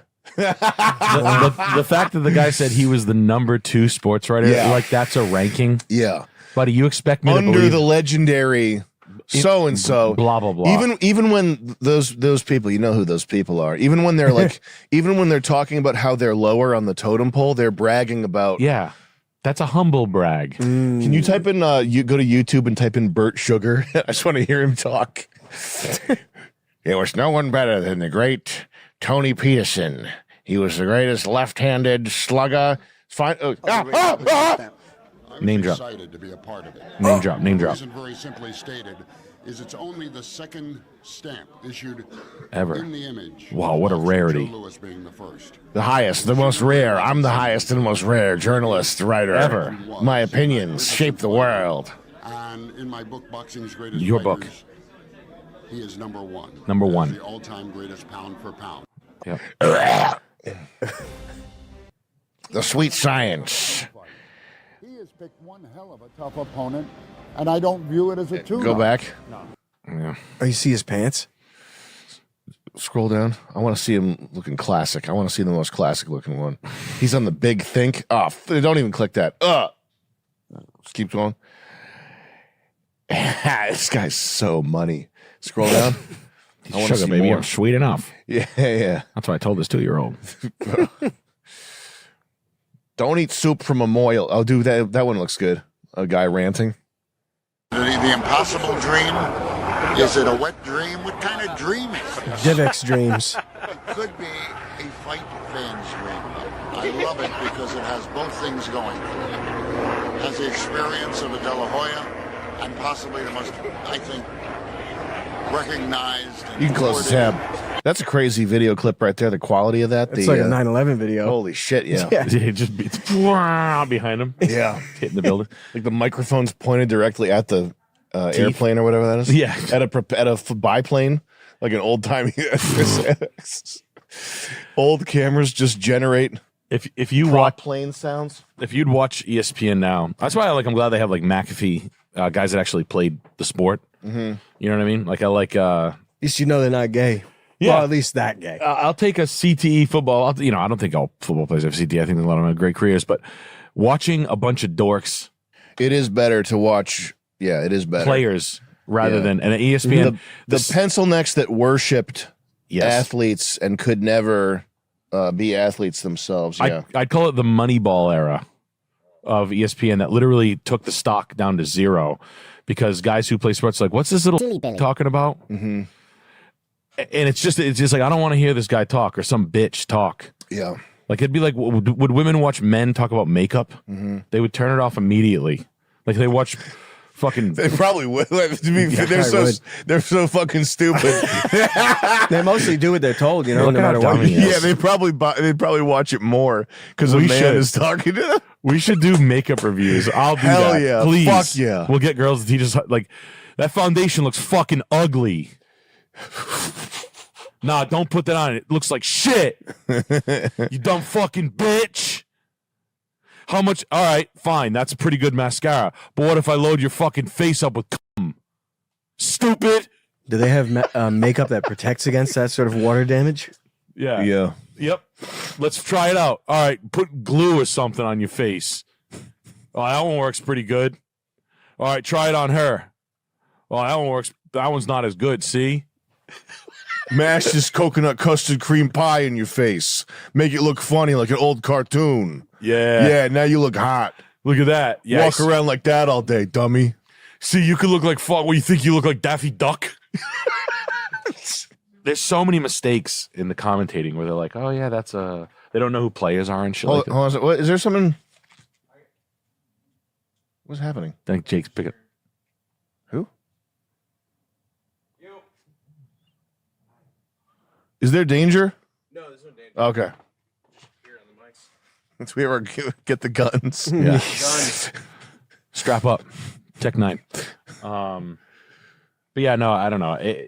ESPN went to shit. Now it's back because they're using players, or it's getting back because it's using sports. It's like watching me look at video games. You know, I like seeing bald black women doing commentary on the sports. It's really interesting, like skin bald. Yeah. No, you got to have a good commentator. I like George Foreman boxing commentary is always good. Because there's money to be made there. This isn't money. This is where you have to have already owned because you can't buy in and make money. And I'm not dealing with trust fund kids and their parents because their parents. I think boomers don't understand their own wealth. I think something's going to happen where, and I'm just thinking out loud here, but I think this is what's going to happen.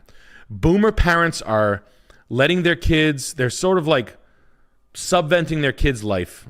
They're giving them $2, $3, $4 grand, not a trust fund, but a bad version of it. They don't know that they can't afford that. I think the 55 to 75-year-old parents that are doing that right now and letting their 28-year-old go get a chest tattoo instead of, being a human, I think that's going to come back and bite them. I think the single mom that's just always been, letting her kid, go willy-nilly, I think the credit card's going to get cut off and going to go sideways. He's going to be a pizza chef faster than you think. And I don't think the boomers have a good grasp on their debt. I don't think they manage their money well, and I think that they buy and buy and buy and think their job is infinitely irreplaceable. And I think that over time there's going to be a fuck up. There's going to be through credit card debt, through over-leveraging the homes. That'll be the next thing, and layoffs will essentially push the economy down, right? It's not going to be, foreclosure rates, which are up, credit card debt, which is rising. It's going to be firings. It's going to be layoffs. And when they're coming, or if they're hidden, and you want to keep your stock price up, and if your stock price is so important, then they're not gonna talk about the layoffs that are coming, with all these companies. And I think that's the one thing I'd keep my eye on, because when these middle management jobs of these fucking little 30-year-old fuckheads that are making 140 get thrown on their ass, I don't think they're gonna have the grit necessary. I think they're gonna be like, holy shit, what do I do? And they're gonna try to make like a cryptocurrency like payment processing center or something like that. Like, I don't fucking know, but I'm serious about that. I think I think the banks are going to make a lot of money because people are going to want to access their 401ks that they've acquired over the last 5 to 10 years, and they're going to make a fucking killing. The government's going to make a killing, but I think that essentially the consumer's going to lose because we don't know how to stop spending, and that goes from the 25-year-old kids all the way up to the 65-year-old morons golfing like it's never going to stop. And I used to see it at Mercedes. Guys would come in an S-Class, and then 3 years later, they'd be barely buying a C-Class because they couldn't afford it. It happens kind of a lot. They sell the beach house, they sell the boat, they use all the money, they have no idea, they have no traction, they have no understanding of their debt or their personal finances. They have terrible communication with their wife, and their wife handles it all, but then they go, what the fuck? And then divorce and all that happens. It happens a lot. This is the way it goes. That's my 2 cents. So 2 stories are going on at once. You've got this big thing in the South and parts of Kentucky that are going to foul, and overdeveloped new areas where there's 200, anywhere where there's 200 houses being built that aren't special. Who gives a fuck about them? You're tracking with the fucking, you're a stock, you're a widget. You're literally a secret shopper. You're worthless. You're gruel. Real estate has to be looked at. Listen, it's just like when I said this today when building a house. One contractor can ruin the entire mood. So treat your house like you treat your pussy. Don't just let anyone in there. That's it. We got, in your opinion, does contributing to a 401k make sense if growth is below inflation? Well, if you have a tall anorexic girl, then you might want to contribute to her pussy fund. Also, what do you use to buy Bitcoin or Ethereum? I use a tall anorexic girl. I have never in my pussy. life been able to wear matching sets. They're just not made for people of my great. Preach it, girl. I have a matching set that is specifically for tall people. So let's see if it fits. Gagoom. Gagoom. Okay, I'm done.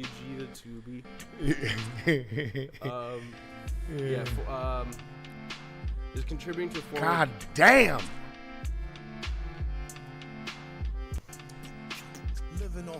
Wow, sorry. Yeah, contributing to 401k, does it make sense if growth is below inflation? Contributing 401k is a really great idea because what happens is you get a little bit of money when you're 65. Yo, when you click like, it helps me help my daughter. That's 401k is when you get money. You get money when you're 65, right? Yeah. 401k. When can you withdraw? Age 59 and a half? Do you have a fucking head injury? You want access to your money at age 59 and a half? What? What? What was this question? Does it make sense if growth is below inflation for a 401k? No, don't do it.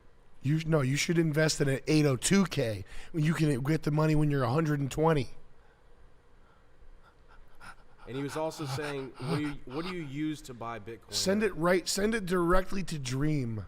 Yeah. Send your money directly to Dream if you're putting a penny into a 401k. And then he wants to know where do you idiocy. What do you use to buy Bitcoin or Ethereum? Use whatever, but store it properly. It's just people panicking and thinking like, oh no, I bought a house. This is not what I wanted. I spent too much. How much is it costing you? $2,500 a month? Can you get $2,500 a month in rent for it? Yeah? Then what's the problem? Shut up. Move on. Go back in and live with mom and dad. Go buy a duplex that's smaller. I don't know what to tell you. But giving up, throwing in the towel, losing money on it, panic selling, that's when you start to get in trouble. And that's what I think a lot of people are going to do. But what if it doesn't I still have to come out of pocket? Yup. Do you have something that you can put $400 a month into that's like a long-term asset that's going to just, down the road, you'll see. You'll see if I'm wrong. I'm not wrong. Don't worry. I won't be wrong. I should have kept everything I always needed the money because I was a fucking bum. And I've always snowballed it into like this house. This house, the house I'm in, it's worth $1 million change. I bought it for $275. I put $400 into it. Okay? I've got a lot of fucking equity. I own another one that's going to be worth like $1 million. All right? If I kept the other ones that I had, I sold one for $330. It's worth $510 right now. I bought it for $210. I owed $150. I got $150 and I put the $150 into this one. If I kept it and rented it and then just worked harder at my day job and I just sucked it up rather than not cash flowing, I'd be fucking richer. If I kept my wife's condo that she owed $160 on, instead of selling it for $250 like I did because I needed the $70 like a fucking chump, I'd be richer. It's just the truth. And that was 5 years ago. Now it's way back up. That $250 would have been $330, $380. And this is going back 5 years. I can go back fucking 15, 18 years on other shit that I've owned. I needed the money back when I bought 812 Douglas Avenue. I bought it for 22 grand. I sold it for 60. It's worth 210 now. I needed 50. I needed 70 to live. I'm just being honest with you. And no one's going to tell you to not cash flow. Everybody wants to sound like a fucking armchair investor. Like they fucking have anything that makes any money. Cash flow. Yeah, cash flow. From your fucking stupid father that owns no fucking houses. These fucking fucking boomers that own fucking nothing telling you to do something. Don't ever take advice from these fucking fat slobs that don't know what it's like to own 2, 3, 4 properties. Just fucking keep them. Choke down the bat. Work your fucking ass off in your day job, and you'll be fine. You'll be fine. Don't listen to the fucking a 23-year-old rich kid that's like, oh, you need to be cash flowing. It's mailbox money. Shut the fuck up. Shut up. What he's not telling you that he's fucking back-ended. All the money comes from the fucking streaming dough. He's subsidizing one from the other. And as far as just the raw real estate investment, it makes fucking nothing. There was a guy, I worked for Section 8 for 10 years. Now I own 183 properties, and I make $93,000 a month in income. Dude, you make $400 profit to manage fucking crackheads where you get sued 10 times a year. Shut up. It's just the truth, man. So it's not the worst thing in the world if you don't panic. Everybody panics, and everybody wants to tell you like this fucking, this sound bit that they've heard where it's like cash flow is king. Show me cash flow in most economies. You fucking show it to me then. Go buy a condo in Providence and then rent it out with your fucking HOA. Where are you at? If you buy a condo 2020 in Philly, not Philly, in Boston, anything in the Northeast, any city other than the crackhead cities, anything that's up on any lists, anywhere, fucking Detroit, and you can cash flow on it, I'll eat your in front of my fucking family on Thanksgiving. You can fucking give me a facial in front of my high school class because you're full of fucking shit. Sorry. Tell them how you really feel. Yeah. I'm fucking so sick of lying sacks of shit. Whereas if you kept it and you shut your mouth, but it's like, it's just the truth, man. It's just like, it doesn't like, and then, you don't have a better idea, all right? You max contributing into your 401k. You're putting your fucking 20 grand into your 401k. You're maxing out your Roth for 6,800 or 7,200. Got it. You're on top of it, all right? That you're matching your employer match 4%, yada, yada, yada. I guarantee you the $400 premium that you'd have to pay for an abandoned real estate idea that didn't work out for you pays you more money over time than your fucking 401k, and you get to access it in about 7 or 8 years rather than 20 years, 30 years down the road where you can't even touch your fucking money. Yo, when you click like, it helps me help my daughter. Bella. Oh, Chris, stop making excuses for this bastard. We got Balls Mahoney with the $15. Old ball bag. Oh, Janelle's been asked, who's that guy? Question. You should look up the Scientology gold base in Helmet, California. Or Hemet, California. We got Timo with the 15. Sam, what's your top 3 favorite cigars? The penis-shaped one, the one that looks like a cock, and the black one. And also, they're all the same, and they're the same as fucking gas station cigars. And a $100 cigar tastes the exact fucking same as a gas station cigar. Literally. But it's better than vaping. It is what it is, guys. We don't make the rules. It is what it is. Cigars are over. They're whack. They're overdone. We gotta start doing. We'll bring it back. Zin pouches. But I think Zin pouches are where it's at from here on out, fellas. Thank you, Voluptas, with the 20 Canadian. Appreciate Oh, that. Scientology gold base. This looks like the shit. Hell yeah. That looks like the shit. I bet they got slaves in there and everything. They got slaves up in here and everything. That's nice. This is where they keep the slaves. Yeah. They fuck them a little bit. We got Ansel back with another 15. We got Anal back? Yeah, he's the one who is inheriting the money. Mr. Anal? Sam, I'm being 100% serious and really want to hear your advice. I know I'm going to have it easy for my whole life. My father passed away. You're not going to have it easy your whole life, because if you lose that money, you're going to feel like the world's greatest silly Billy. And losing money is actually pretty easy. And it's only 3.5 mil, so that could be lost. That's also true. You have a $1.5 million piece of property. You're going to have to pay for upkeep. You got property taxes on that. You're going to have to learn how to deal with property. You have $3.5 million cash. That's not enough.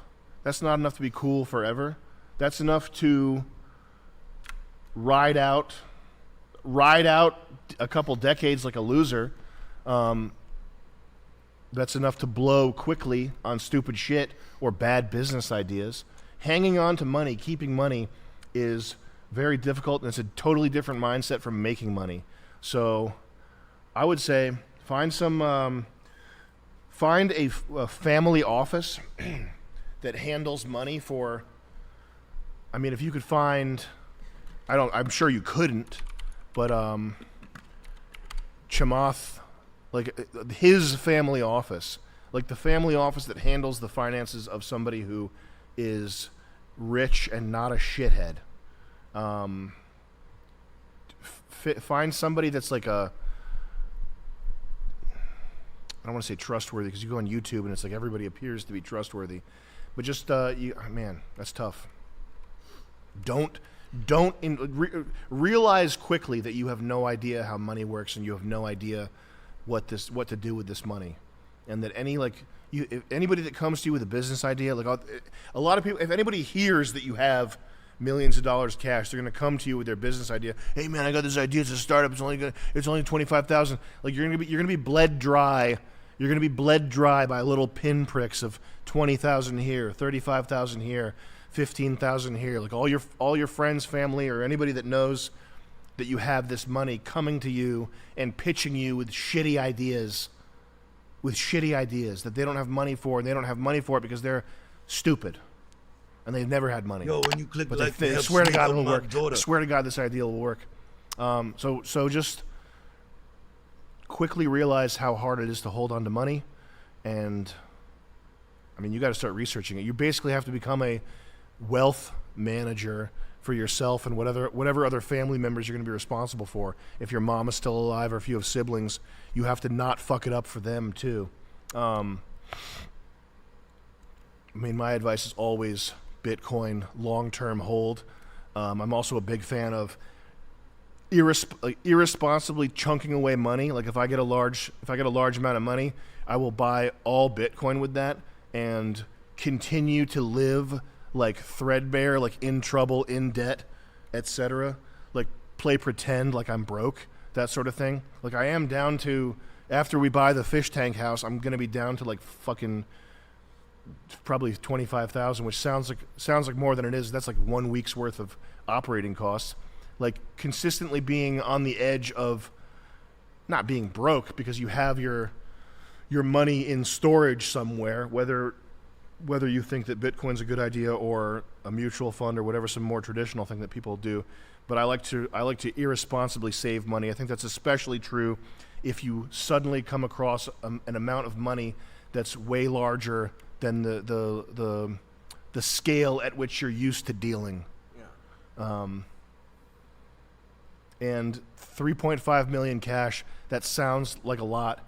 That's the perfect amount of money to blow through in like 7 years. Like you can take 3.5 million and think that you're doing something smart, and 7 years later be broke and not have enough to cover the property tax or the upkeep on the $1.5 million house. So be careful. Designing software for us? Like what? Our bank software that we need? Yeah, we do need. Well, actually, we do need a Tinder clone coming in. Yeah. We need a proprietary Tinder clone where we have to approve all the girls before they get on. Yeah. It's called No Bastards. Uh. Oh no, this is a dumb bastard right here. This is a real piece of shit, dumb bastard right here. Just kidding. She looks like a sweetheart. She'll break your heart though. Oh, you better be careful. She'll snap your cock off like a monkey, and then break your heart. And she's got purple poop. Ew! We got home team with the $15. Oh, I know this guy. 31 with a 3-year-old son and a decent job. Still with the mom. She's great. I'm having trouble quitting youthful artistic pursuits. Should I give all that up and just stack bread? Seems selfish not to. You should give all that up and stack bread. Yeah. That sounds like silly Billy time waster shit. So give that up immediately. We got legal threat with the $15. Write down the top. There's a thing. This is a thing. I learned on an Instagram. The thing. Okay. It's a Warren Buffett, whatever, thing. Yep. Fucking write down the top 5 things or the top whatever. Look up the thing. Look up what the thing is. I don't remember what it is. You write down the top 25 whatever things you want to achieve or whatever, and then you cross out the 20 that are not in the top 5.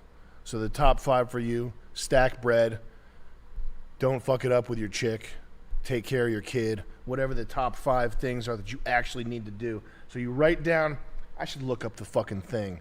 That's your job. But that's my job because I'm getting paid for that. What's the fucking thing called? Write down. Oh, I fucked it up already. Write down a list of things I want to do and cross out the bottom. 20? Much? Oh, God. It's the cross-out thing. No. Warren Buffett. He's so smart.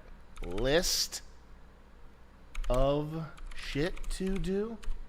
You're going to have to use fucking AI search for this one, guys. 525 rule. Thank God. Here we go. I was about to have purple poop right there. Write down a list of your... I'm not reading this from online or anything. This is my own idea that I came up with. You guys are going to write down a list of your top 25 goals. I'm making this up right now, by the way, but this is how smart I am. You're going to write down a list of your top 25 goals. Every 25... Hey, me, I want to build a race car. I want to become the world's first heavyweight F1 driver. I want to sue a woman. I want to... whatever. My top 25 things that I want to do. Circle the 5 most important things. And these can be your most urgent goals or the ones that are your highest priority. What you should actually do, what I've heard from, who's that guy, Jim Travis? Who's that fucking silly Billy ass bitch guy? Jimmy Taylor, Timmy Thompson? The guy we looked at earlier? Jim Taylor. What's his fucking name? What's his fake ass forgettable last name? Willis or something? Fucking Bimmy Willis. Bing Bong Willis. Willis. James Willis? It's James Willis. It's James Willis. This fucking guy. This self-help guru, this real estate advice guy. Short shots in the pocket. This real estate self-help guru guy. Come on, hey, come on, man. Man, that's a fat guy boxing move. What? Come on, man. Thank you, legal threat for the 15. James Williams? Fruitcake ass. Who is this fruitcake ass? We got Nick with the 15, sending 15. Real estate fruitcake ass guy. Real estate guy. Who is the fucking guy, man? Who's the fucking guy? I got Ben calling me. Look at this disgusting loser. You got the Ben phone? Hello? Tim the Toolman Taylor, Gicky Gackers. Yes. Pause. Yo, that sounded like some gay shit. Yes, we got a promo, episode 3 and 4, which is coming out tonight for Fish Tank. Pause. Episode 3 and 4, that sounded like some gay shit. Okay, they're asking to put the channel on the screen. That sounds mildly suspect. All right, bye. Put the channel where? Just show the Fish Tank channel on YouTube. The Fish Tank channel on YouTube? Yeah, because the YouTube premiere. How do you even Google that? Who's this bitch? She gets some gicky gackers. Who's this bitch? Who is this bitch? Being all loud, opening her mouth wide. Oh my god. Who is this bitch? Bastard. She's not a bitch. She's a bastard. Masterclass? Just Fish Tank Live. Driving through Death Valley. We're going to New Hampshire. Shut up. Let's see if this bobcat's gonna. Let's see if this. No, I'll do Steve. Let's see if this bobcat will go through Death Valley with me in the scoop. Can we? Oh, did we already look up Steve-O's GQ thing? Did we already show that? What is that? Let's look that up. This fucking guy. He's done. He's had Yeah, he's enough. cooked. He's had. You ever seen when drug addicts have a backpack with them and and it's like very organized? Yeah. You know why that is? No. That's because whatever their like treatment program is that they're into, it requires them to have a backpack with certain things in it. Oh. So like you need to have a backpack with an extra pair of shoes, 2 clean t-shirts, 2 clean pairs of pajama bottoms. One Patriots hoodie. Yeah, so anytime you see a fingerless gloves, a fucking drug addict walking around with like a neatly organized backpack, that's why I was in a I went to get I went to go get Kodak. Get my fucking what's that pill they love? Suboxone. There we go. My bad. Brain dead. My brain went dead from when I went to go get Suboxone. I went to go get STD tested, and it was in some like public clinic thing where it was all the drug addicts, and they all had backpacks. And I was like, what the fuck is going on? Why the fuck do these people have backpacks? And that's how you figured it out? Yeah. Did you ask one of the cool Jamaican nurses? No, I just realized that. Debbie. Oh, they all come in here. They all have problems. Samuel, you are curious. They're so fucked up. Anyway, that's what this reminds me of right now with Steve-O with his little backpack full of fucking weird. Well, the MTV probably treats him like a fucking drug addict. They're like, Steve-O, we'll give you the money if you obviously do the stunts. We'll talk about that later. But you have your water pick. He loves his water. Yeah. All right. Do you have your... That's great, Steve. Great Deodorant? news. That's great news, Steve-O. You have your So bag all proud of packed, you. ready to go? Are you gonna fuck your girlfriend on your Instagram again in Las Vegas, naked? Yeah. All right, okay. You should watch out because you're gonna feel, what do we call it? Shame. Oh man. Shame. Nah. Remember when you let your boy Bam die? and then you kind of like overlooked the fact that he was sad about his buddy dying, and you guys just cared about being LA guys. Yeah. And all you wanted to talk about was the time you met Shaq. You met Corey Feldman. The time you sounded like Corey Feldman for the rest of your life. All right, hit play. What I really think is essential is the markers I travel with. This guy's got OCD. Okay. So we're good. Markers, I smell them. I hate Steve-O. I'm so sick of these guys. I'm not sick of all of them. I'm just sick of Steve-O. I'm sick of Steve-O. He's fucking whack. He needs to go away. He needs to get back on drugs is what he needs to do. Yeah. Steve-O needs to go to Adam or Carolla show, Steve-O. Adam Carolla show Steve-O only. It's just sickening. Like, there's a lot of people that just need to like go away. Mm-hmm. We should come up with a list. You know who I have to respect? You know who Ray William Johnson is? Yeah. No one's heard a peep from him, right? Really? He's gone, right? He took the money and bounced. I think he just realized that he needed to go. No, he still tries. Is he still doing it? Yeah, I tried to get him to do some shit with us a couple years ago. Let's look up. He left me on red. Let's look him up. Equals 3. Oh, he's uploaded 2 hours ago? What the fuck? It is true. I was fucked by a ghost, and it was quite the experience. So, did he call you afterwards, or did he... Got herpes? Ghost you. What else we got? Can we do? Let's check out his other. Yeah. God damn it! I thought he was gone. I was damn, happy. He's so not gone. He's fucking here than ever. This says 4 point. I guess he's doing the shorts thing. That's why he's. Oh man, we gotta start doing this. I know you only wanted help with your homework, but... Okay, first of all, Professor, put a shirt on. Come on, it's freezing in here. Second of all, if a teacher ever does this to me, just fail me. Just give me the F, Give me the D. Don't give me the D. Just fail me so I can drop out. I've decided that learning is creepy. Wow. Damn, dude. Let's watch a few more of this. Okay, please tell me you don't buy into this crap. 85% of guys run for girlfriends. The rest, 15%, become billionaires. 85% run for their girlfriends? What does that even mean? I'm running for you, baby. So what, billionaires don't like women? Pretty sure this guy had a wife. So did this guy. And this guy's programmed to like women. And We know also what to do there. 15% of men don't become billionaires. Don't you How are bummed you out an alpha person. when your numbers are so far off? 90% of men don't understand basic math. The other 45% become alphas. Man, he's not going anywhere. Nah, he's gonna be out. He's gonna be He's outside. gonna be here forever. He's probably gonna live longer than me. So tell me, what do I look like after using the skinny face filter 10 times?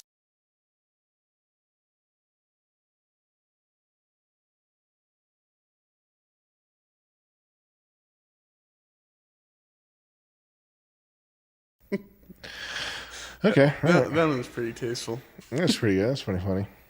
We gotta start doing this. We should just do duplicates of what he does.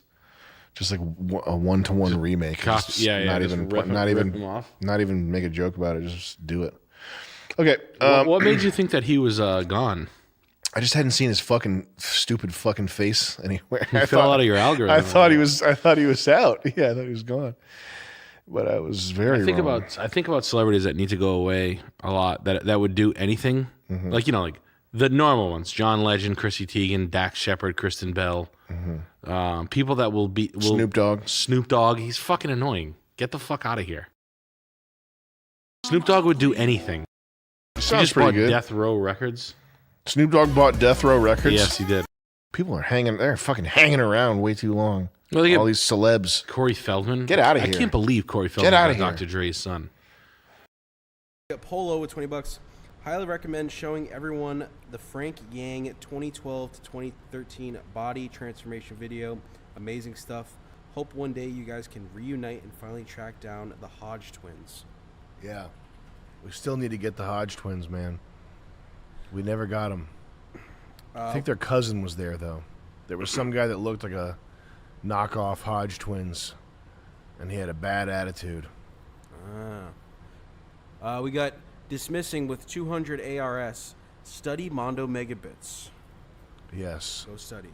You have to study Mondo Megabits, guys. It's the only way.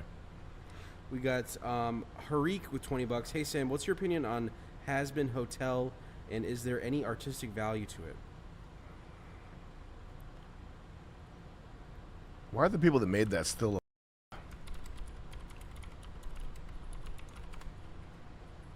Oh man.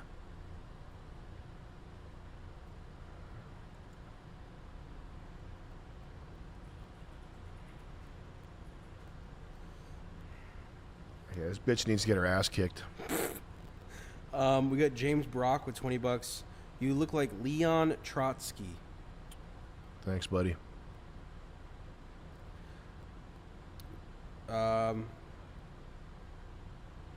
We got Jack E. Sun with 20 bucks. You just seen a vid you guys would like. I think you could learn you some.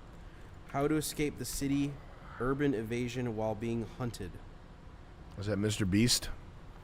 We got Tater Tits with 20 bucks. Hey Sam, what are your thoughts on the Bitcoin ETFs?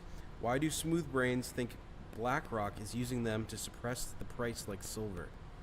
I don't know, and I don't know. And I'm sorry for not knowing. Seems like an advanced. This guy needs to get his ass kicked. Hello, everybody. I'm badly. animator Steven Rubber Onion, and for this installment of the Creator Spotlight, we're talking with Vivian Madrano, better known to many of you. I can't wait. I can't wait until animators are jobless. Vivian is an illustrator. Get down to the welfare office. Get down to the welfare office. ASAP. Except for that one. The video we got. The one we're doing. We got to release that quick. Yeah. Yeah.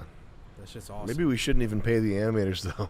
We should just, when the animators are like, hey, can we get the money? We'll just be like, nah, this is AI.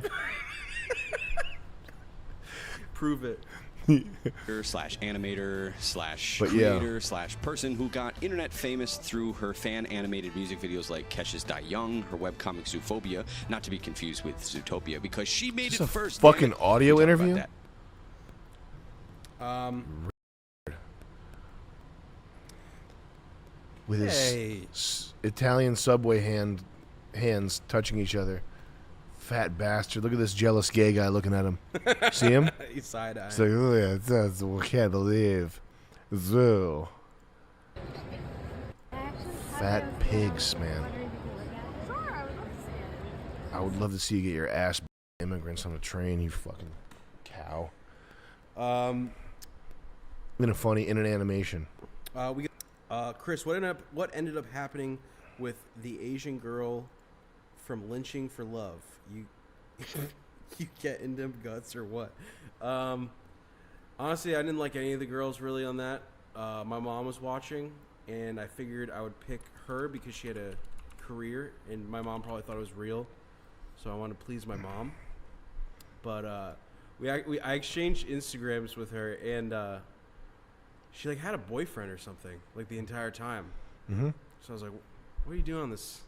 What are you doing answering this Craigslist ad?" Mm-hmm. So, yeah.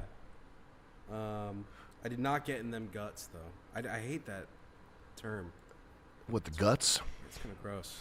Nah, it's good. Makes you think of guts. Makes When you you're think up of, in them. Isn't that a character from Berserk? Mm-hmm.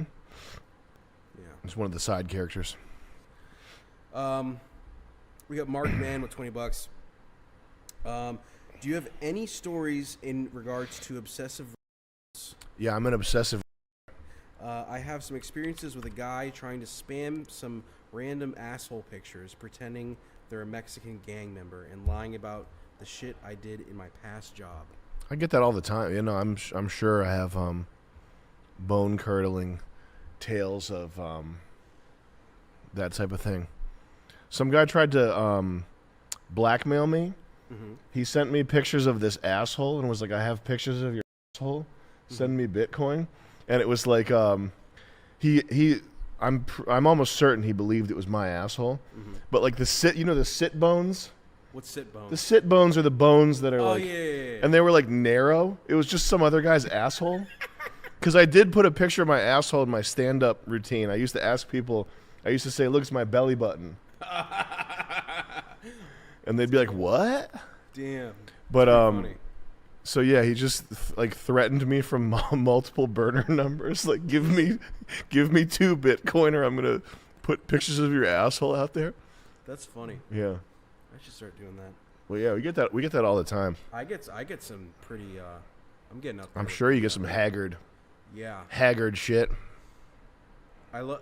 Yeah, I'm not even gonna talk about it. It's best They might left be unsaid. watching. It's best left unsaid. We got Miggy with $20.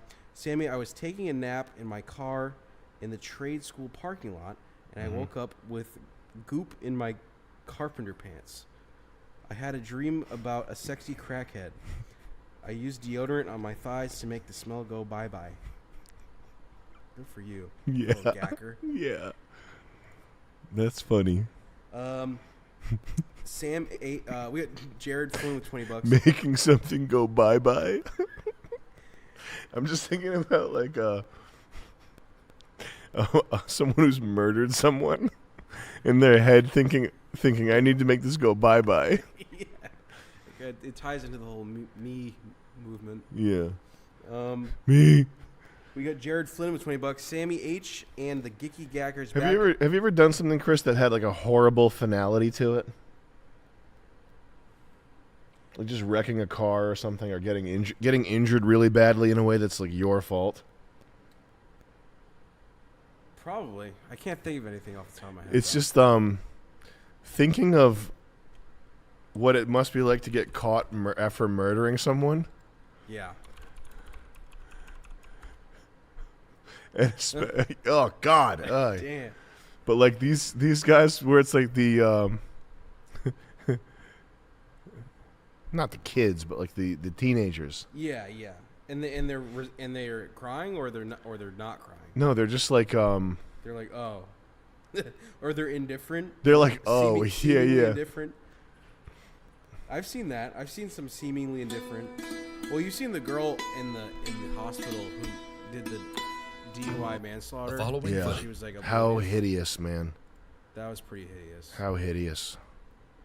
This is this kid, I think. There won't be a doubt in the jury's mind either. The only question is why. That's the only question they're going to have.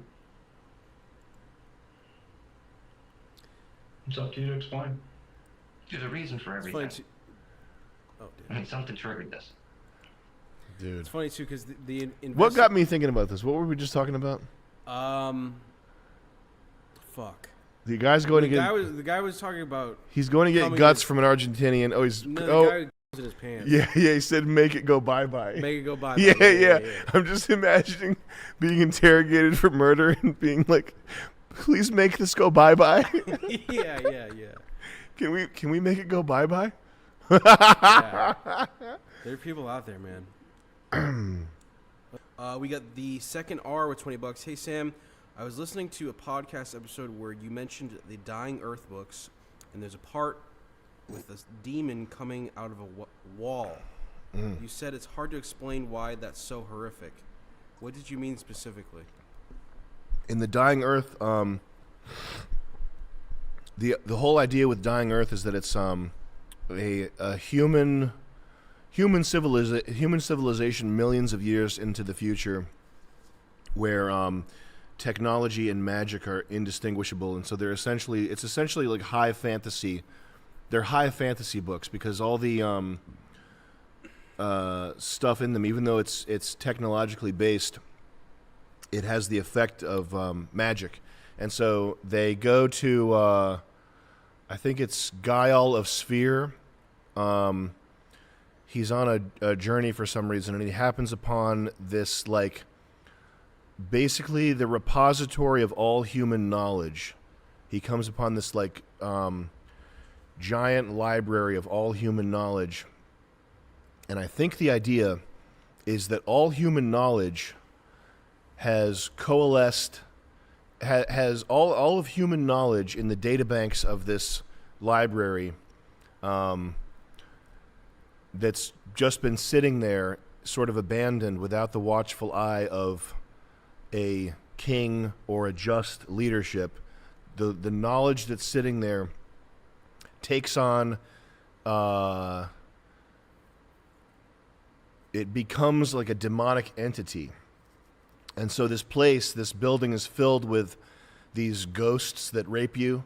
And at the bottom of it, there's a massive, like, baby head or human head that's protruding from a wall. And the nearby village, they send the most beautiful male and female virgins to this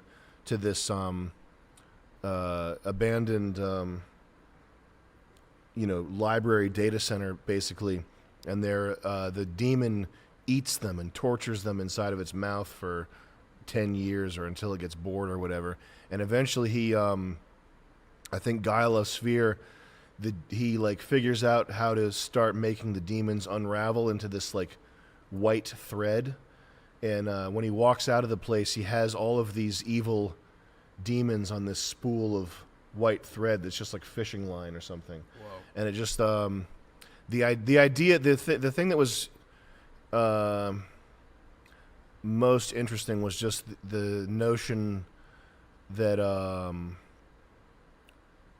knowledge, or maybe it's not scientism, but just the pure pursuit of knowledge without anything else guiding it becomes this demonic thing. But those books, they're unbelievable. Jack Vance, anything Jack Vance writes, he wrote so much that there are some, like any old sci-fi author that was writing pulps and writing 50 cents per word or something, there are certainly some books that are duds or not as good as the others. But the ones that have, if it's a series, like if it's Jack Vance, if he wrote 3 books in a series, those are always pretty much hits. I'm reading Araminta Station right now, which is crazy. And there's a race in Araminta Station called the Yips, and they're like, did you ever read Jaihu? I listened to it. The what do they call it? What do I call them in Jaihu? The yippies? The Skippies. Skippies. Yeah, man. There's a race in Araminta Station called the Yips, and the Yips are like, it's the most scathing critique of like a native race ever. It's kind of hard to read at points. Nail biting. Anyway. Do we have more buckage coming in, or can we wrap this up here? Where's the buckage, guys? Oh, good. Oh, good. Feeling good? I'm feeling pretty good. Me too. I'm feeling overwhelmingly good. It's dangerous because I know that it's good. Life's good. Middle of the summer. It's a boring time of the summer. Who's doing what? You need something to do. Drink at the beach. What are we doing out there? What are you doing for fun, guys? What Probably do you guys do? play some guitar. I don't know. Maybe tool around on the axe. Well, listen. What are we doing? What are we talking about? Okay? Where are we at? Car repossessions up. Car dealerships are stuffed. Stellantis, the owner of Dodge, Ram, Chrysler, Jeep, may be going out of business. Did I call that? Yeah, I did. Yeah, I fucking did. I'm excited. I'm in an excited place because I feel like shit's on and popping, right? World's about to hit the fan. Guys, if you're itching to buy a house, let's go like this. When it's itchy and it's hot like this, let's go like this. There's nothing wrong with putting your hands in your pockets. It's fine. It's fine. It's okay. You'd be a fucking fool. You would be a fucking fool to be thinking that it's just gonna keep going. Now, I know the data, right? I know that this is the data that everybody, this is the propulsion, the suspension of disbelief. Since 2012, we've been building 400,000 new houses a year in the need, the demand, and blah, blah, blah. No. I'm talking right at the people that care about me. That's who I'm talking to. And I'm not talking to anybody else. I don't want you to make a mistake. I definitely don't want you to jump in a mistake. I'm trying not to. You're trying not to make a mistake. I can't have you make a mistake. Shit. I fucked the stream up. There's no war fears, election year fears. Yo, when you click guys, like, I've been it through helps these me 5 help my times. daughter. I eat mushrooms. I get it. I'm 39 now. Stop panicking. Please, take it from me. Don't get finger fucked by your own fears. Please, God, take this from me. Please, God, don't get finger fucked by your own fears or immediate propulsion. Please, please. It's not over. It's never over. Fear is a tool of the media. It's an election year. I can't sit here and just pretend that houses are just going to keep going up and up and up. The foreclosures and the repossessions that are happening on people that shouldn't have been there in the first place. Okay? I have a little bit of data. And I guess a little bit of data is a dangerous thing, right? That's what a fucking nerd would say to me. A little bit of data is dangerous. That's what a nerd. Who said that? Some nerd. Ooh. My friend Ari. He's annoying. But I need you to kind of like keep a clear head and not force yourself into buying a house and not listen to your friends who are like, dude, there's just no inventory. Come on, I'm right here. I know. But you don't say that, Alex. You don't say that. You don't say, you're never telling me about the inventory play. I was at the beach this weekend. I ran into an old kid that I fucking hate. And there's nothing fucking worse than this. Running into fucking... I have my friend Kenny, who I fucking love, and then we run into this fucking kid that I cannot stand. Hey, Rosefield, what are you doing now? You still selling cars? No, buddy, I'm not. It's different now. I don't sell cars no more. I don't know if they told you I'm not shining shoes no more. But I Go get your fucking porter. Get out of my fucking mouth. So, I need you not to believe the inventory game, and not get scared of it. And I mean that wholly. That's kind of the message I really want to get out to you. I'm trying to protect your ass. Okay, I get it. Your dad's a fuck up and doesn't want to talk to you about this. You're jumping the gun. You're a young guy. You're hot to trot. Nothing is worse. Nothing is worse than jumping into investments unguided, dangerously low on information, and out of fear. It's a recipe for fucking disaster. You need to know it. And if I need to say it, fuck it, I just said it. Okay? Like, oh, I did it once. I swear to God, the move that I did was during this market. My brother goes, do not buy this house. The market's going to about to tip. I said, fuck you. It's going to keep going. 2198 Mineral Spring Avenue, $278,000. I believe the homeowner. I let him guide me down a path. I let him tell me that I could split them up into condos and sell them for $250,000 a piece. The house is fucking sitting there. It's worth $312,000 in this market. My brother told me not to buy. I fucked my whole life up. That was the one.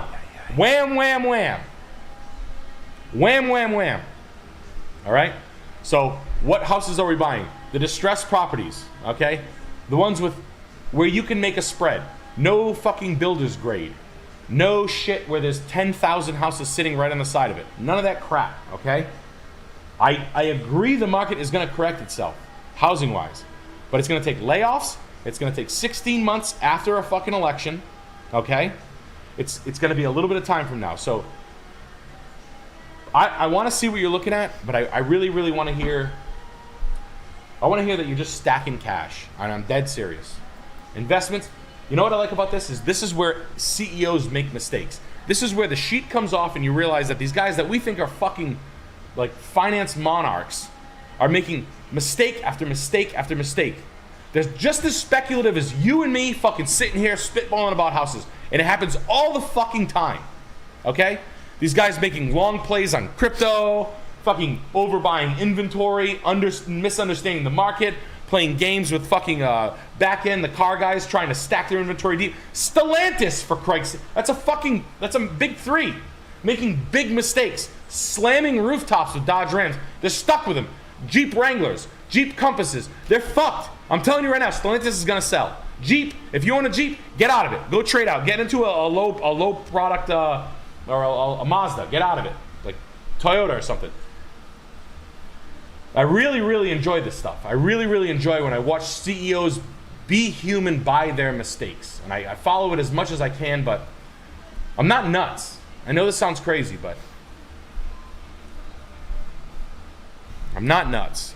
No, GameStop's the play on Robinhood. Yeah. Play GameStop. Play gambling. GameStop games. and AMC. Yeah, be a degenerate. You never gamble. There's no gamblers in my world. I don't gamble. I don't get haircuts. I buy my clothes used. Aruba vacations and other vacations are for losers. Yeah, turn this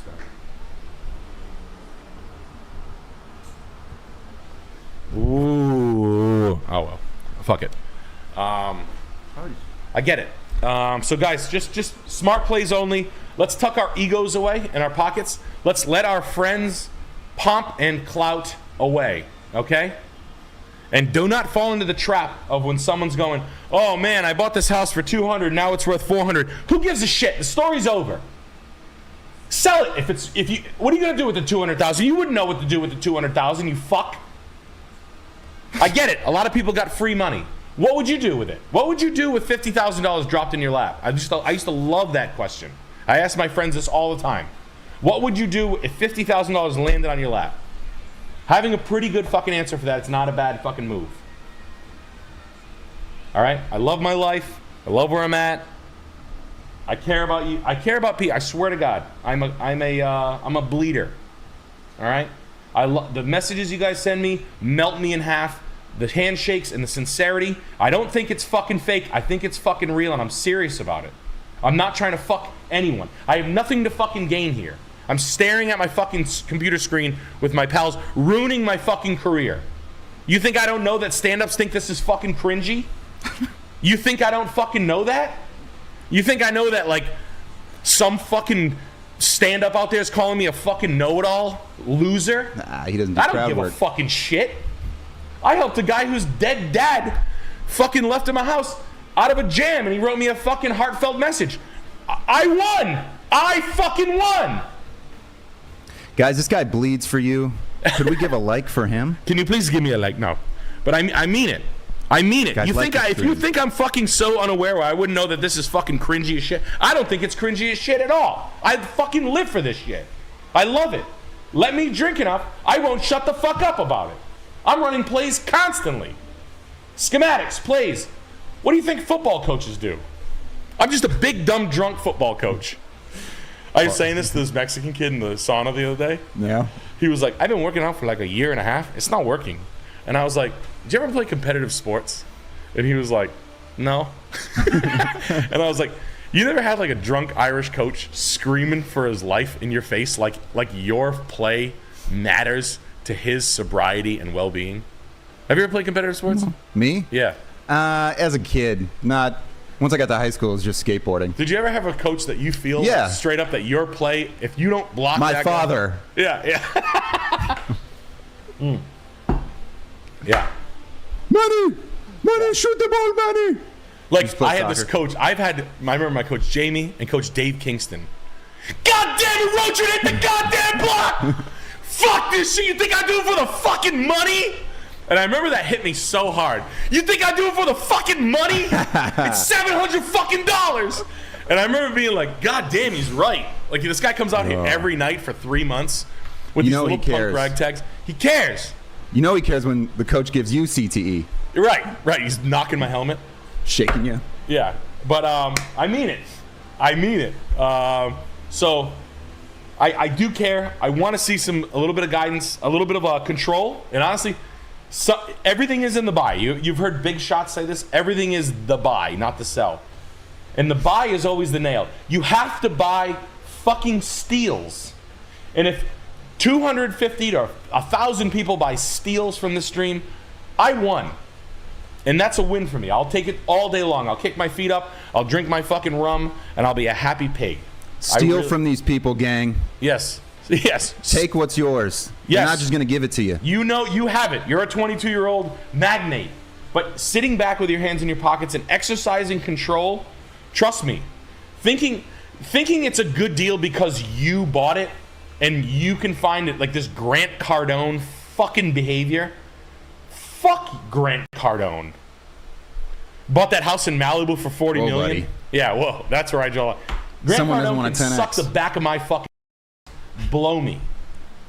Yeah, no, I'm dead serious about that. Please exercise control, and that thing I said about like that just because you saw it, look on LoopNet, look on BizBuySell, try to gain perspective on your area.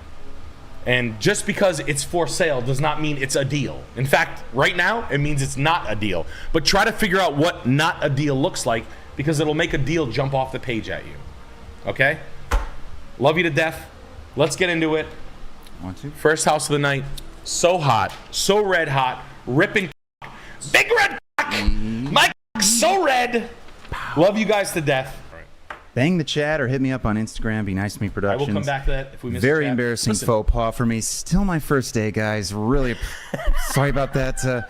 Yeah, still learning the ropes here. Oh, it's autistic Alex. Oh, no. Yeah, getting used to this whole computer thing. So sorry about that, guys. And yeah, won't. Yeah, well, listen. Won't make that. Won't make that. Won't make that mistake again. Sorry. We are thorough here. We will never miss any. The idea is to never miss anything for anyone. I promise. We have a super chat for the next one here. We might have to open these up. Salo Constant with the big 25. The monologue you opened with tonight is spot on. Everyone needs it. Nick, your stand-up sets were so fun, especially your horror gore set. Alex, your performances killed. Totally unexpected. Loved the Phoenix set. Well, thank you. Yes. Stay tuned. We are heading out. Appreciate that, man. Thank you. Thank you for that. Yeah, we're going on the road, man. What do you want to say? We're doing stand up. We're going out. We're trying to light the world on fire. I'm gonna in my own mouth. I'm gonna fill a small glass with. I'm gonna drink it in front of my family for this house. I'm gonna jerk a dog off. I'm gonna jerk a lot of dogs off. Quite frankly, I'm gonna jerk a pound off. That's what I'm gonna jerk. A whole pound of puppies. That's Woof. what I said. Woof woof. In the glass. Drink drink drink. My house. Me me me. Trump Trump Trump. Dog drink. Yum yum yum yum yum. My house. Yes. Yes. Yes. And this is 1601 Brinton's Bridge Road. Yeah, no note. This one is no note. I knew you were forcing me. Quite frankly, I never like being forced, but I'm forced to drink a whole dog's balls full of yum yum yum yum. I'm feeling good. Well, quite frankly, the debate went well in my favor. Now I'm gonna drink a hot dog load for this house. Drinks it like Simba. Just lifts it up. Yeah, he just lifts the dog up like. Yeah. No, nope. Absolutely. Slate roof, built in 1927, 1921, I bet. Brick garden, English garden house. Look at that. Would you look at that? Ah, you got hydrangea of a certain variety. You got ivy crawling up the stone facade. You've got custom wrought iron gate, one of one. Now this was built in 1941. Oaks. Tall oaks planted. 12-stall horse barn. Bluestone pool. Pool house. Garden shed for the messy stuff. Little bridge. Now that's a me house. English garden for some fancy stuff. Walled English garden so the deer don't eat the food. Circular driveway for the cars. A mechanic's garage. Yum. Look at that. Look at that. Taxus. Pruned Taxus English garden. I can't believe it. Chadsford, Pennsylvania. What is this? 30 miles west. Ooh. Built in 97? No! No!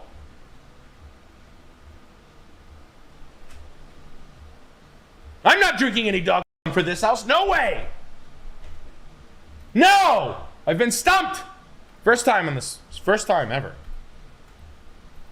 Oh, I feel gypped. I feel dirty. I feel filthy. I feel disgusting. Feel better.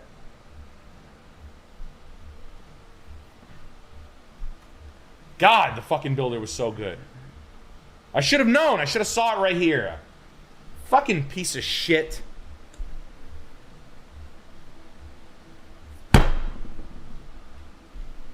I'm a fucking idiot, guys. Come on.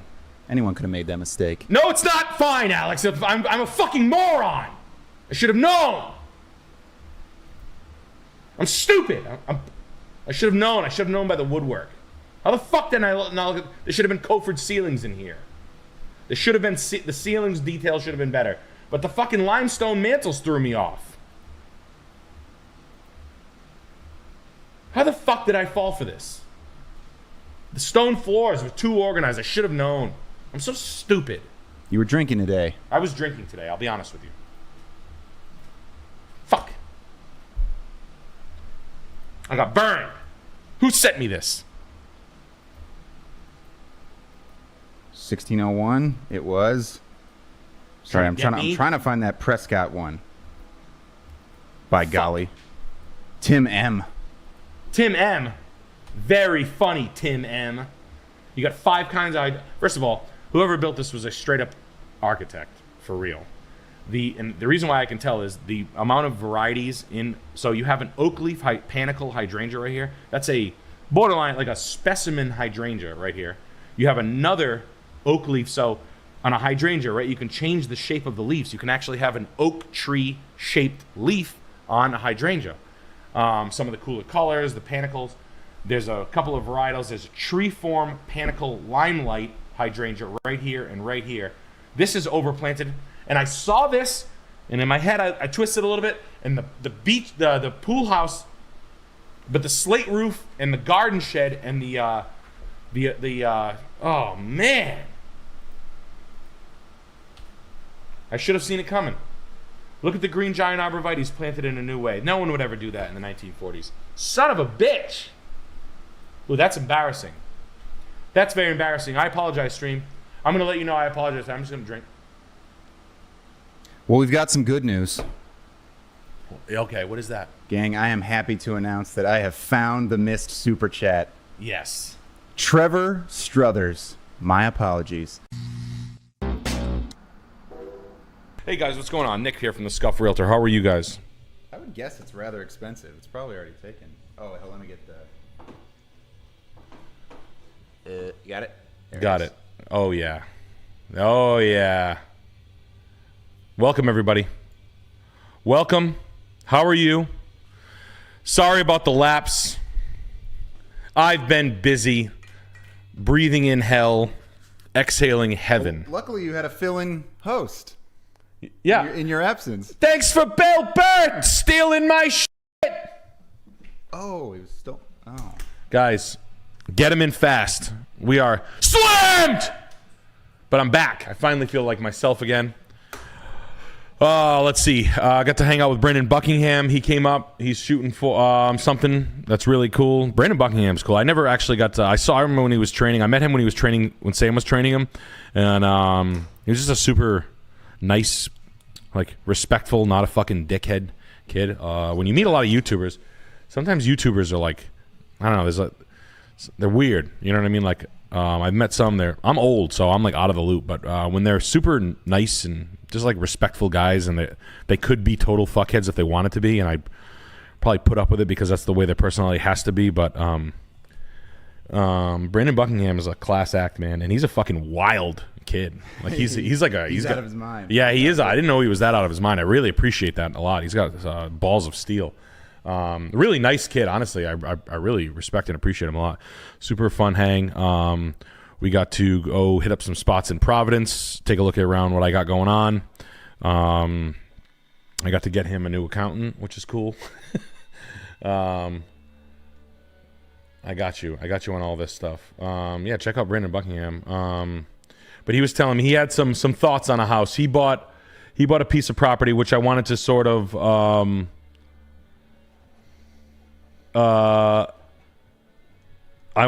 the fuck? Sorry. I'm playing it's a Nothing playlist. I talked to Nikki from Nothing today. I don't know if you guys like Nothing, but I do. I certainly like Nothing. Today we're listening to a Nothing playlist, quite frankly. Yeah, I want to become a non-smoker. I tried, but then listen, I haven't been to the gym in 3 weeks. I've been touring, doing shit, came back from tour, working my ass off in the house. I wish, guys, I'm failing. What do you want me to say? I'm not doing good. I'm not proud of myself. It is what it is. I'm stressed out. But I always got you, right? I always got chat. And you know what? You guys always got me. And right now I can't be Jim Nick. I have to be Cigarette Nick. I'm sorry. I got tour coming up. I got to launch a TV show. Alex is working around the clock. Around the clock. Yeah. Yeah. He's stressed out. He told me in full volume before the show started, I don't know what's going to happen! And I believed him. It's not easy. All right. First off of the night, 365 6th Avenue. All right, dude. All right, dude. Here we go. Look at this house, Florida. Broadway Nicky. Like a glass of orange juice in a house. Sneed Staffel, this fucking wuss. What Parents a wuss. Are living out the boomer dream. Be gentle to him, Nicky, baby. I love him to death. And they're already remodeling. Wusses. Any idea of how you do it? Use Realtor Link for the 27 picks, please. I will. I'll use the Realtor Link. Yeah, my wife's black.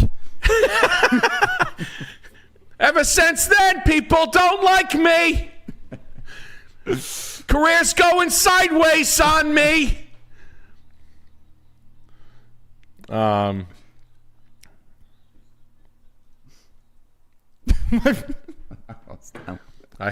tone it down for you. Oh, I got so many. I had so many. I had to pull my Twitter out. I know. All right, the kitchen's repainted. Wow, we got a big ass fan, huh? Doors. Where would I start? Where would I start? 60-inch vanity. $1,700,000. WWBD. I look like there. I look almost 3,000 watching, but yeah, I'm looking at the click likes. like helps me help my daughter. The math's not mathing here. Can I have 3,000 likes? Please, can I have 3,000 likes? Like my status if you awesome. like my status. Let's go like for like. Yeah, no, I look just like Alex Jones. I'm totally aware of that. I'm very aware of that. And he's my father. Aliens. Like Gordon Rumsfeld and Assad. All right. And a quick one here from ACB&B says, Salmon Nick, please? Please? Don't know what that means, but... Sam, yeah, okay. Yeah, sure, dude, whatever, I don't know. I'm ripping this scuffed realtor guy off. Whatever, I don't have enough money. Selling Fenway Park out 6 times wasn't enough money. You said if you had like $100 million, you wouldn't be doing Scuff Realtor, but I don't. Apparently, look at Bill right. Burr. Yeah, apparently. Bill Burr is a terrible investor and needs more money after making $25 million a year from 2014 to 2020. You guys, I make $6 million. You'll never see my face again. I promise. I will disappear. I will change my name. I will get plastic surgery to look like Luigi from Mario Brothers. You will never see me again. But incorporating the landscaping and the greenery all the way up, so it takes the whole eye. But these are just ideas. These are just ideas. Doing a lot of coke in this house. Zillow's giving me $10,000. Some ideas are so good you got to take them. I hope Zillow. I think he'd be decent. I was like, I don't want to be known as ripping a guy's off. But if they make him do 5 more and they don't acknowledge it, so by all means, flood the comments and call him a fucking phony until Zillow wakes up, because I'm not giving up. It's that, or he comes. Or he comes and you sit on the Rhode side Island. of it. Yeah, you can come out. He and you sits can have next to Alex Schultz here. Mm-hmm. Billy, babe, I got a seat for you right here if you want to do it professionally. I don't want to talk about your $35 million buys either, you fuckstick. Come on down, Bill. Ignore what I said earlier about this stuff. Okay, we got some more super chats here. 20 acres for $60,000, and the view is dope. Property is not accessible by vehicle this time of year. Jesus Christ. 147 days on Zillow. Wow. Are there a helicopter or something? Yeah. Oh, wow. Look at that. Look what that is. It's fucking kissing Canada. I can't believe this wouldn't be good.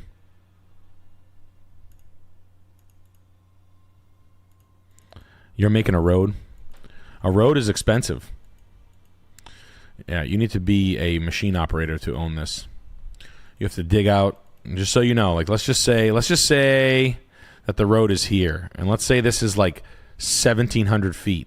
You have to dig back organic dirt and then put in new dirt, truckload by truckload. You dig a hole, you dig back the brown dirt, you put it in a pile, you bring in rocky, gravelly dirt and layered subsoil. That's how you do that. When there's no road to it, there's just a dirt path through trees. You have to cut the trees down, dig a path, put good work, and then work your way in. Every truck is, let's just say, $300 or $250 for shitty stuff, and you have to keep working your way in. And a truckload will get you about 8 feet, maybe, depending on how far down you got to go. Sounds cheap. 8 feet at a time. At 1,000 feet, you can do the math, right? Yo, when you click That's like, what has it to helps me happen. help my daughter. But yeah, no, this land price point not that bad. How long has it been on the market? What did the prospector buy this for? Like, easy, I bought it I bought it for I gave him a mule. Easy. That's who owns it. You're trying to have like a conversation like, no, like do you have a current clear deed? And you're like, I told him there was gold in these hills. Yeah, I'm gonna your girlfriend's pretty. I have a big old hanger I'm gonna stick in her backside. There's gold in here. Just the 49er that you're buying the house from. Yeah. Like fucking, he's got like beetle nut teeth and shit. Yeah. I'm going to sing fairly often to Seymour songs. He's horny. He knows like what makes a modern hot girl. I saw her on the TikTok doing the dances. You ever seen that all inbred family on the Soft White Underbelly channel thing? They like live in West Virginia. No. Is it like prostitutes in West Virginia? No. It's like it's an entirely inbred family. Like some of them can't even talk. Oh yeah, no, I've never seen that. That's really good though. They're like just like multi-millionaires. Yeah, their property is like. I got 3,000 acres. I'll tape her to a chair and lick her for a month. I'll lick her for a month. She's like a hot like USC cheerleader. Fun. I don't care. Don't take me to jail. I like jail. Yeah. He's telling your hot girlfriend that he likes jail. He's swinging a pickaxe at her head. That's basically you saw the Making a Murderer thing on Netflix? Yeah. That was basically that. Yeah. He just wanted to lick a dead hot girl. Yeah. Which, you can't Yeah, exactly blame the guy. Speaking of blowjobs, we got Scrungle Bungle here saying, "Hey Nick, bought a house with my wife 1.5 years ago before I watched the stream. I realize now my gay realtor molested my boy hole spacey style. It's nice, but doesn't work for us. Any tips on value maintainers / increasers?" Oh no, you got a little horny, and then I stuck my fingers inside you in front of your wife. If you're in a situation where you bought a house that you don't like, but you believe in what you bought, rent it. Try to hold on to the asset if you can. You're probably not going to be able to sell it and make it out alive. If you can rent it and it can cost you only $6,000 a year to have a piece of real estate, I like to say you don't have a better idea long term. And in about 8 to 10 years, you'll be up. It's just the way the markets go. People who panic and get out of things, myself included, if I held on to everything, I wouldn't be here fucking screaming at a laptop with my friend next to me. Okay? I'd be a goddamn millionaire. If I just shut the fuck up, learned how to be a renter and not say, "Oh, I have to cash flow." I thought if you don't cash flow, you sell it. Anybody who says that, fuck them. Okay? You're a normal person. You're not a real estate magnate. It's okay to admit these things. All right? Rents will go up over time. You will chunk down the majority of that mortgage. Okay? I will argue till I'm purple. I don't want to talk to a guy who has 500 houses. That guy can barely sleep at night. He's coughing up blood. He's got people suing him nonstop. They're pirates. Okay? If you find a decent renter that can cover the majority of the rent plus the costs, and you make a mistake, I would rather see you do that than have to show up to the closing with money. Okay? It's fine. Listen, could you have made a better idea? Sure. Is it a complete mistake? No. All right? If long term you're making yourself, you have a job where you make 75, 80 grand and you're able to put 5 or 6 grand in a savings account, odds are in about 10 years, the house that you made a mistake on when you rented it because you didn't like it and you bought something cheaper in a different area or whatever, you're going to be up at just as high as the fucking S&P. That's what most of the people have done in real estate time after time. It goes down, then it comes back up, and it goes a little higher, it goes a little higher. It's just the way it goes. Just follow the charts. It goes up and down every 7, really high up and down every 14, right? Look at them. It's done it for 50 years. It's just people panicking and thinking like, "Oh no, I bought a house. This is not what I wanted. I spent too much." How much is it costing you? $2,500 a month? I can't. Can you get $2,500 a month in rent for it? Yeah? Then what's the problem? Shut up. Move on. Go back in and live with mom and dad. Go buy a duplex that's smaller. I don't know what to tell you. But giving up, throwing in the towel, losing money on it, panic selling, that's when you start to get in trouble. And that's what I think a lot of people are going to do. But what if it doesn't I still have to come out of pocket? Yup. Do you have something that you can put $400 a month into that's like a long-term asset that's going to just, down the road, you'll see. You'll see if I'm wrong. I'm not wrong. Don't worry. I won't be wrong. I should have kept everything I always needed the money because I was a fucking bum. And I've always snowballed it into like this house. This house, the house I'm in, it's worth $1 million change. I bought it for $275. I put $400 into it. Okay? I've got a lot of fucking equity. I own another one that's going to be worth like $1 million. All right? If I kept the other ones that I had, I sold one for $330. It's worth $510 right now.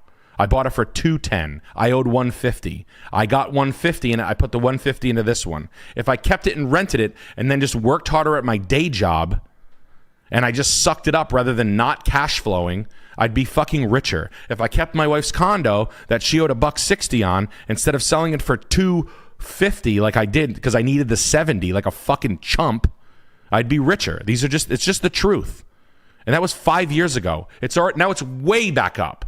That $250 would have been $330, $380. And this is going back 5 years. I can go back fucking 15, 18 years on other shit that I've owned. I needed the money back when I bought 812 Douglas Avenue. I bought it for $22,000. I sold it for $60. It's worth $210 now. I needed $50. I needed $70 to live. I'm just being honest with you.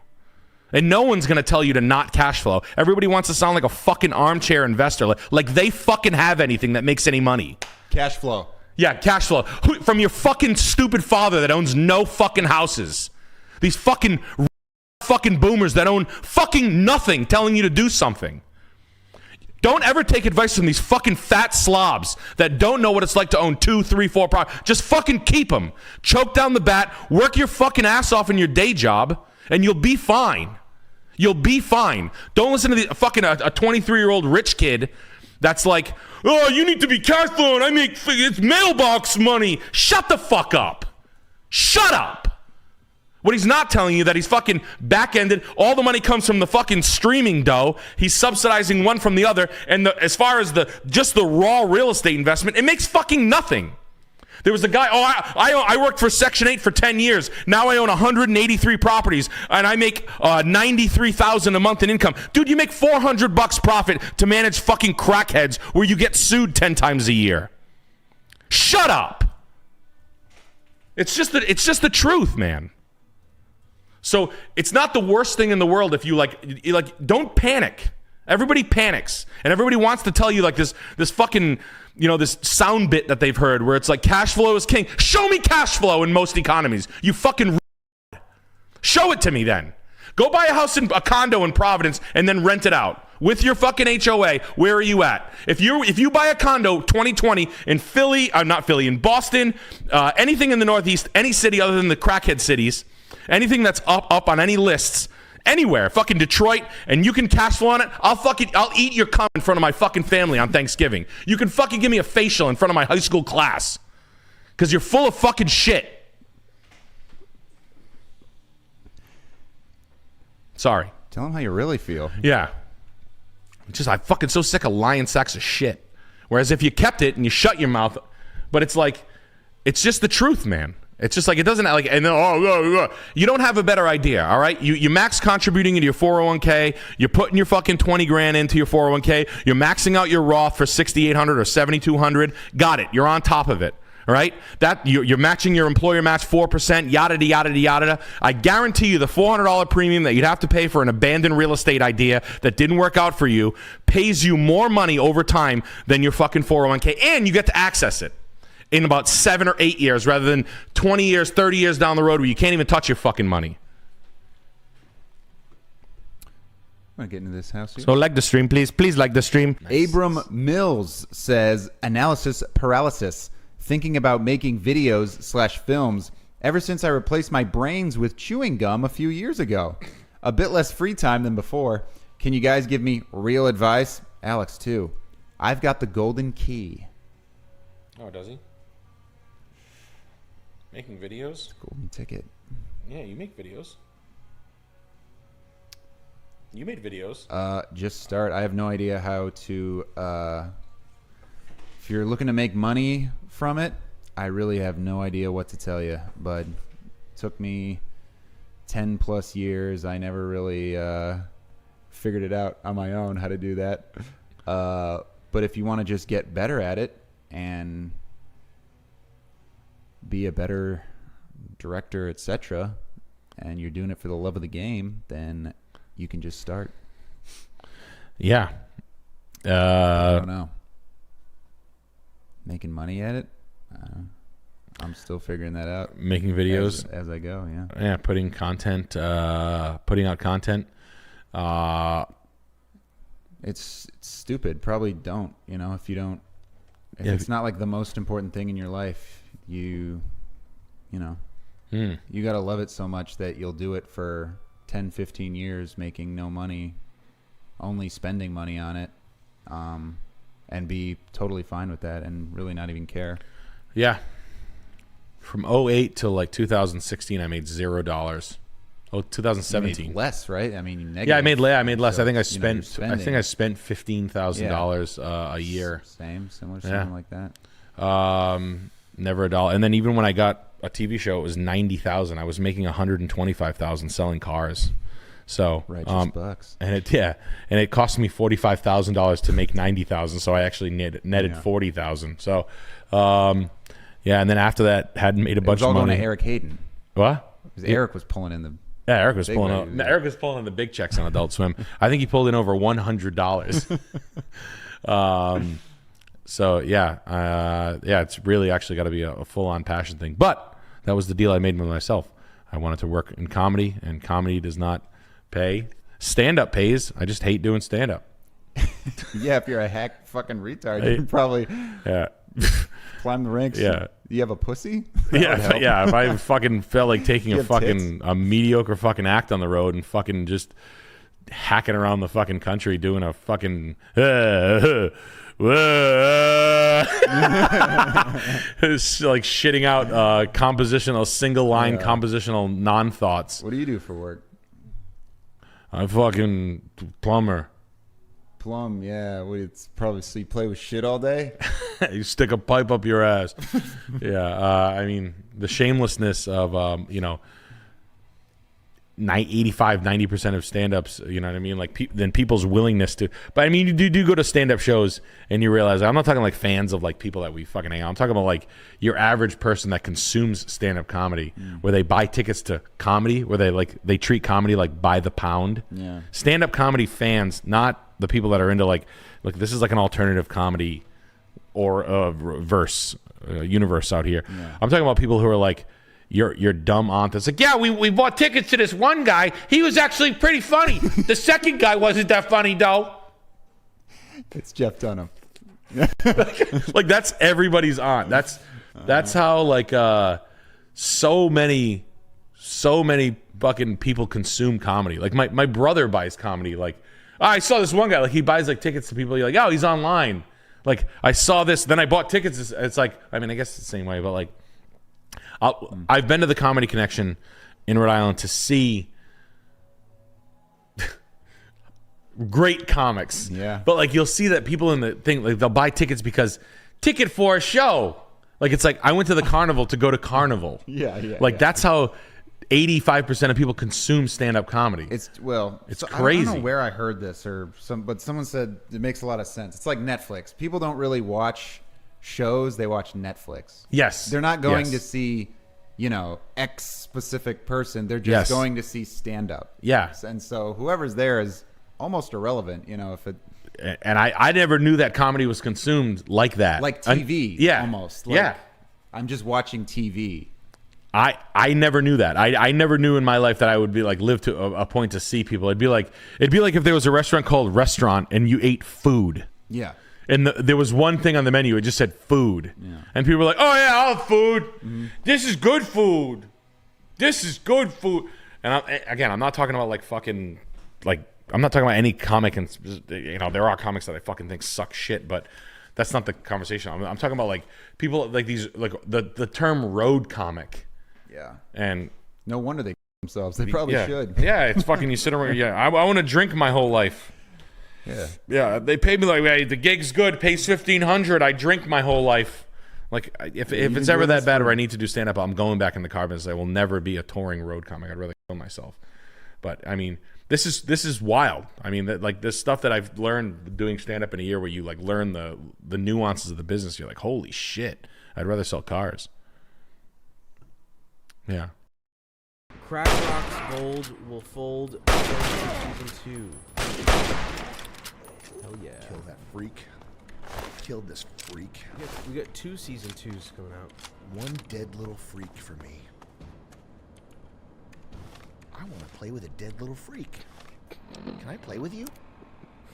Please. Are you dead? Please let me play with you when you're dead. Can I make you more than dead?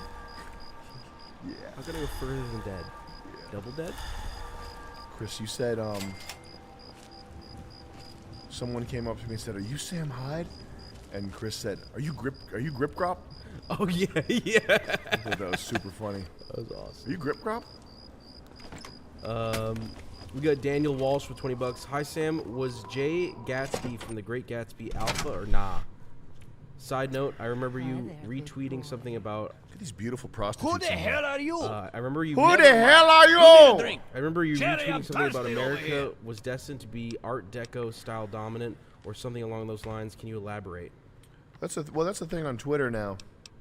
Is people are just rediscovering how beautiful Art Deco is. But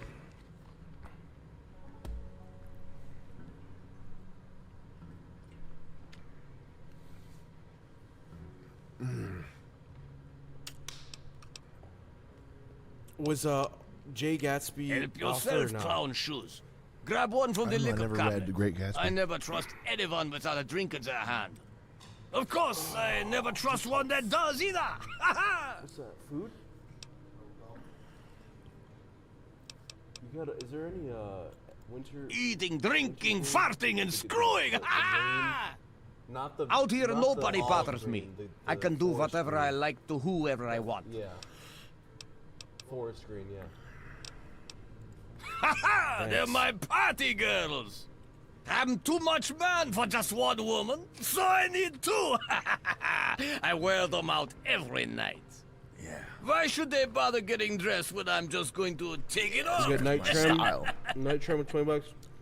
Where do babies come from, particularly Indian babies? Hey, what's your language, it's an clown interesting shoes? question. I don't Researchers pay are them. working on They take care of me, finding so out I where these take Indian care of babies them. come from. We rub each other But as of wrong right now, all we have night no long. idea. We know it's somewhere underground. We know it's underground somehow. Art Deco is the style of the, what would it be, the 1920s? It was introduced. It's a French origin. It was introduced at a World's Fair. It's I think it's short for art décoratif. But it's the style that the Chrysler Building. If you look up the Chrysler Building, that's Art Deco, and it's sort of the it's sort of an inspiration for 50s style, like big flares and sort of bodacious curves and stuff. But that American 50s style, that's all American, but it's definitely probably comes from Art Deco a little bit. But Art Deco is the most beautiful. It's the most beautiful style, and it's also the American style. It's the style that a great building in America should be in, and it's I think it's a lot of the style that was in like BioShock. Yeah. And people like to believe, like Redditor atheist types like to. That's an attractive world, that BioShock world, because it's like look at this greatness that could have been, but it was all twisted and perverted because we're humans and we're all ugly inside, and capitalism. And that's why Art Deco is like a backdrop for failed greatness, failed empire. And what people are uncomfortable looking at is like cities like Detroit, and just the greatness of empire that was ruined by you know what. and we know what, and it has nothing to do with capitalism or or ugliness living inside people or anything like that. It's greatness that we could easily that we did attain and we could easily attain if we had the political means and the willpower and the whatever. It's greatness that we will attain again, but the future is Art Deco. Art Deco is the most fantastic style. It's everything that's good about traditional, just beauty in a classical sense, and it's everything that's that's good about forward-looking, things that are progressive, things that are optimistic about the future. It's like the best of both worlds. Like if you have, this is the best of both worlds. You need to drink. Now, what's this guy's deal? Hi there, fella. Fantasia. Can I have his women? Fantasia. I'll Can take I the help black you? one. Fantasia. He gives me some caps, but it's not what you think. I'll take it. He can be a nice guy. And when the lights go out, he's real fun. Nice. Yeah. It's Dukov's What can I place. steal? He lives here. Pretty much, he just does a lot of drinking and partying. What can I steal from you, though? He's all right. He can be a real fun You guy, stole from but he sure knows how to wear a girl out. Mm. Most of all, I'm safe here. I wouldn't pull out a... Don't get in a shooting match with him. He's really good. Oh, yeah. Sweet for him, maybe. I'm just along for the ride. He's good with a gun and knows where to get booze. You ever want to get a woman hooked on booze? How do you do it? You make them drink. Man, alcohol really ruins girls. It really does not help them out, man. No. It really makes them into shit turds. Doesn't help men either, but girls especially. Girls get turns them into farts. Turns them into human farts. You know what's a sick thing to see? What? A beautiful girl with like one tattoo that fucks the whole thing up. Yeah. You don't mind tattoos, probably, right? On a girl? Yeah.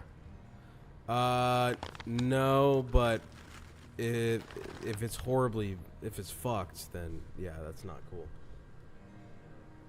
If there's a girl that's beautiful, and she has one tattoo, that can easily fuck the whole thing up. Yeah, like a starfish. 'Cause it makes her look retarded. Yeah. It makes her look like a fucking retard. You know? Yeah. Well, if she is covered in tattoos, I get it. She was a mental case, something bad happened to her, whatever. Yeah. If she has one tattoo, she's a fucking retard. Know what I mean? Yeah. I was thinking how awesome the word retard is. Yeah.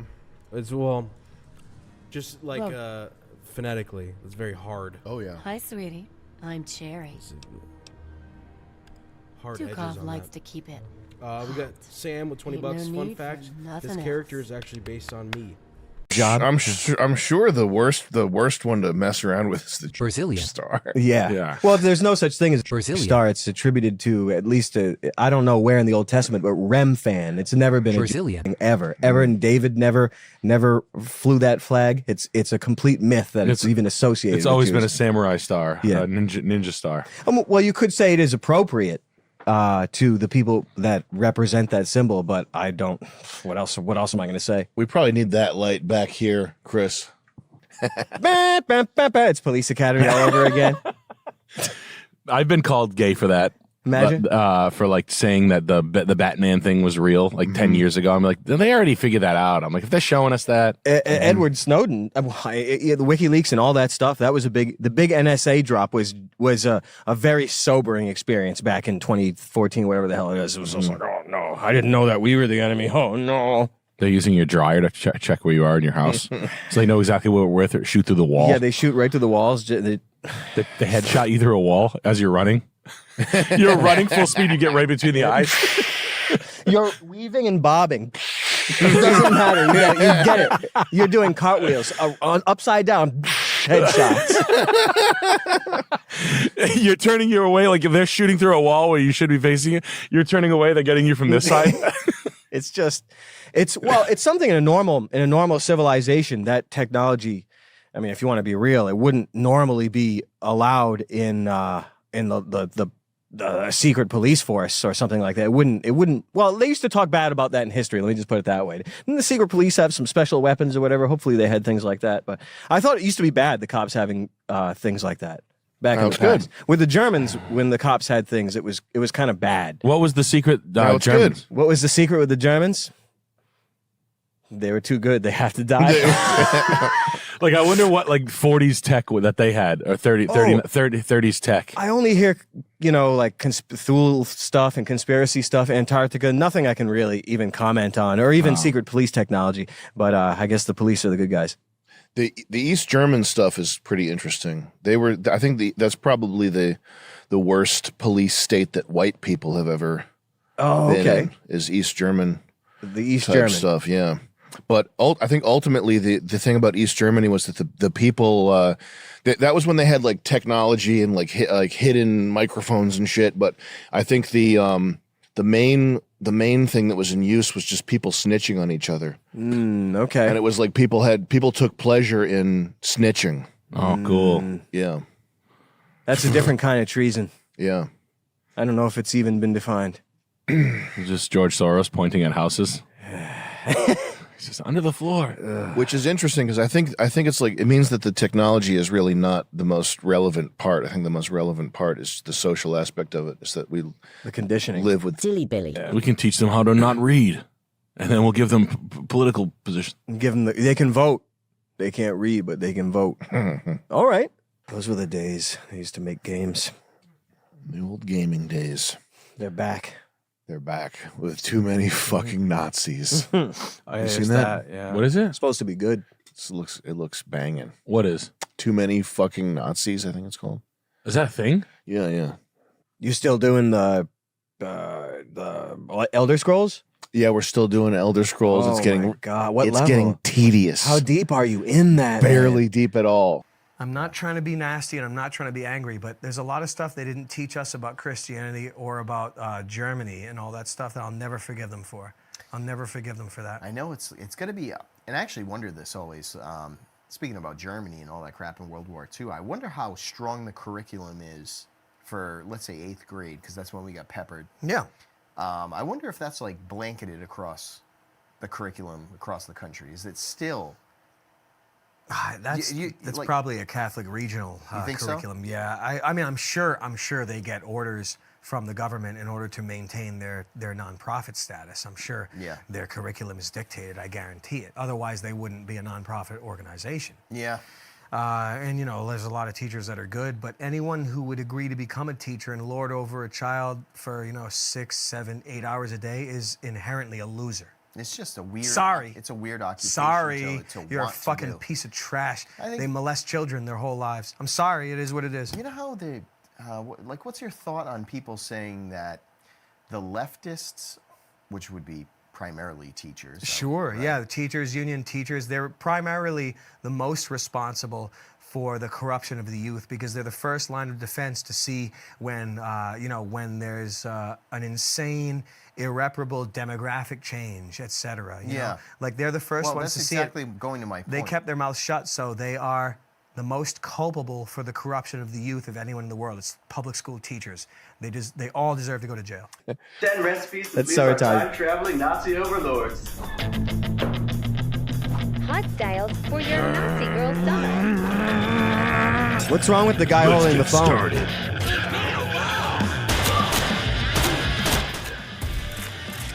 Wow. What is this, conditioning people to kill political opponents or what? I don't believe people actually, there is even enough people would play this game. I'm sure people will play it. It looks good. It would be funny to looks get like fun. It does kind of look interesting. Elizabeth Warren lesbians to be playing this game. That would be really funny. I swore to myself many years ago that I would not watch a movie or play a game that involved the death of Germans. Yeah. I didn't swear it to myself, but I said don't do it anymore. So Yeah. I think because of my, I don't know if you call it philosophy or religion, but I kind of can't do it. But it's interesting. I think that's important. I would second that. I agree. Like if you make a mod, someone make a mod and switch out just to make it anything else, I'll maybe I'll consider playing. Enough Germans have been raped and murdered for my taste, honestly, already. So I've done contributing. You've had your fill. More than my fill. Paid too dearly. Yeah, they got paid. They got paid for trying. Well, you get it how it is. Yeah, I know this and that, but it does look a bit interesting. But I need a mod for that. Make it someone else. Barstool Sports fans, golfers. Too many golfers. Too many fucking golfers. There's a bunch of different ones you could plug in there. Anyone except. Well, I guess it doesn't say Germans. I guess it does say Nazis, but you know. It's a stand-in for white people. That's exactly it. And I mean, I'm not hungry for that anymore. No, can't do it. Wolfenstein gave you your full. Yeah, it really did. Yeah. But I do want to play Return too, the one on the Quake 3 engine. I always heard that was a lot of fun. Remember back in 03 or 01 or 03? I remember that was kind of like a big one. God, those are the days. They go. George Soros, like he went around with Nazis helping to pick out shit. They're in there. Yeah, and it goes so debunking of it. They're like, well, he did, but he didn't like it. He was so sad about it. He was like, they're in there. Yeah, that guy hates Jews. He's a fucking Frankist. The guy founded Brandeis University. William Brandeis had the daughter of Jacob Frank on a locket because he's a Frankist, and they have a feminist magazine called Lilith Magazine. Now, if you were really that Jewish, Lilith would not be a thing you'd proudly put on your magazine. That'd be like Sam Smith in his devil hat and you're Christian. Yeah. So all that network got in America, all of it, and it's a mixture of they're all, you could see them just in, right in open. Yeah.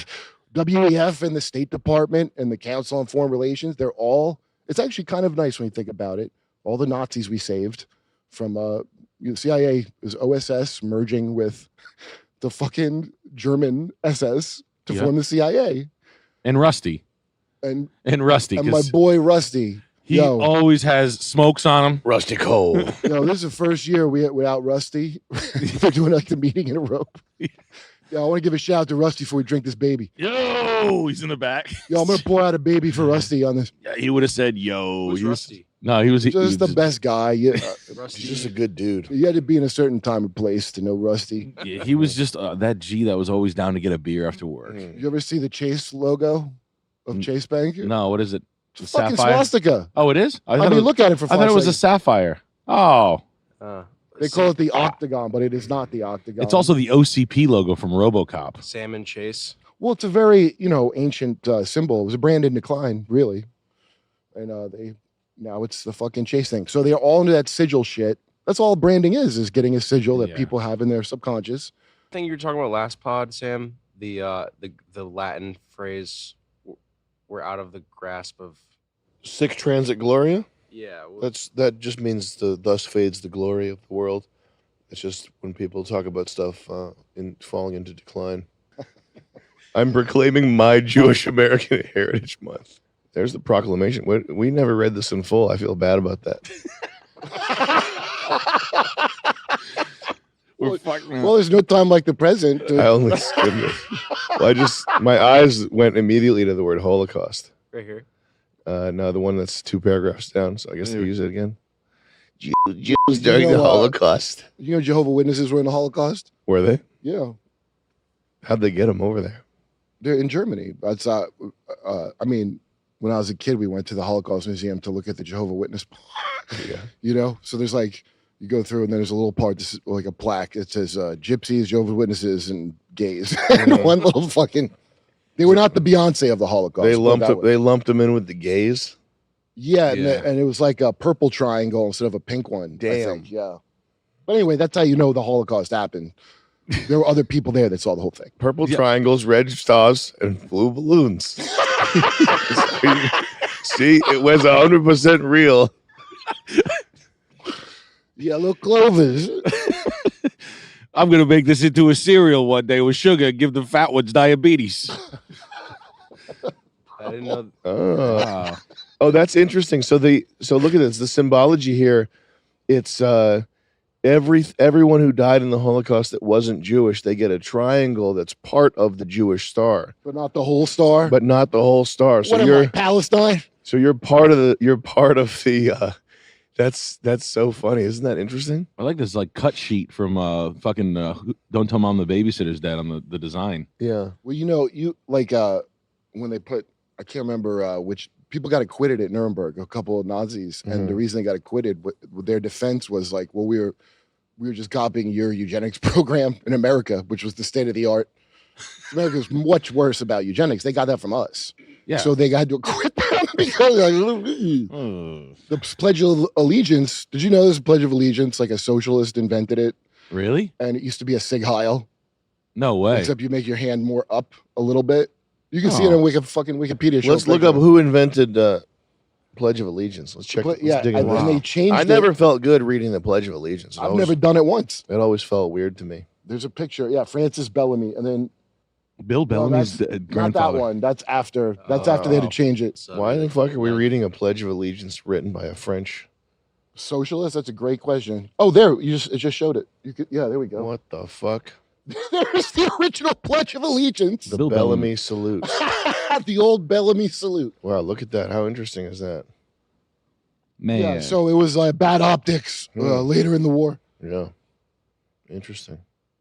I wonder if Bill Bellamy said, "Man, my grandfather was lethal." But some books, all books are treasures, but some books cannot be translated into English. Yeah, that too. They're actually that good. Now we're not translating that to English. It's such a treasure.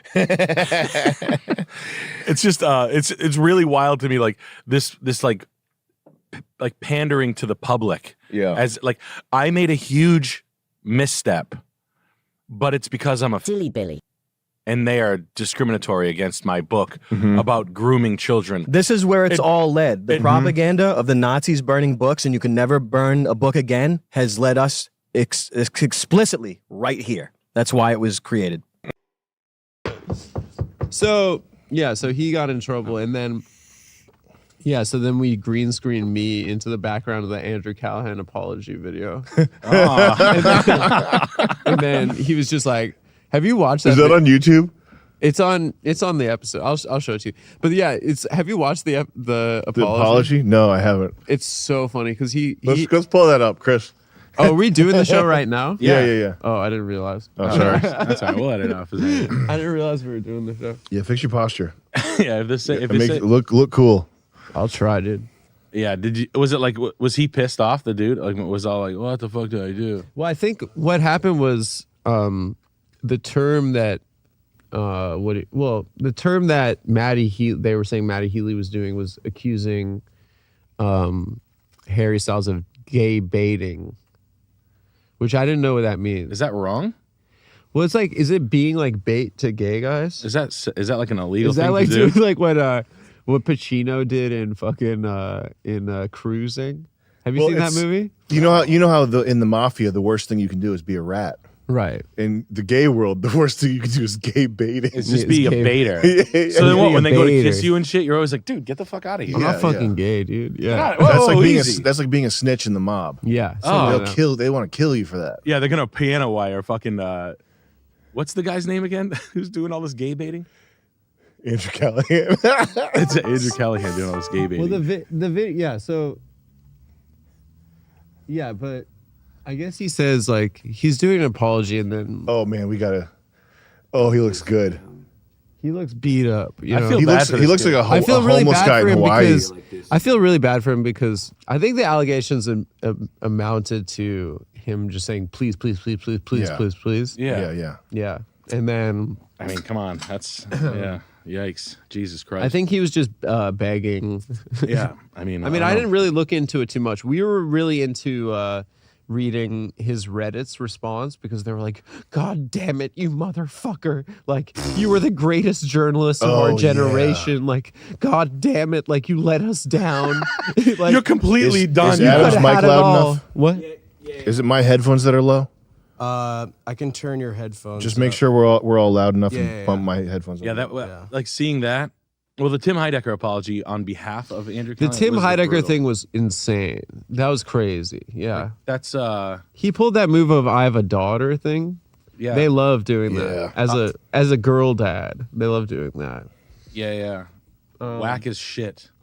Wackest shit in the history of mankind. Yeah. Imagine like I can understand a network coming out. Like I'll even go that far. Yeah. But like one of the producers of the top, that'd be like Alex Orr coming out and being like, I can't believe what they like in making a bit, like I had them step out of the room because it's so serious. Yeah. Like shut the fuck up. I think LA just makes people's brains just atrophy or something.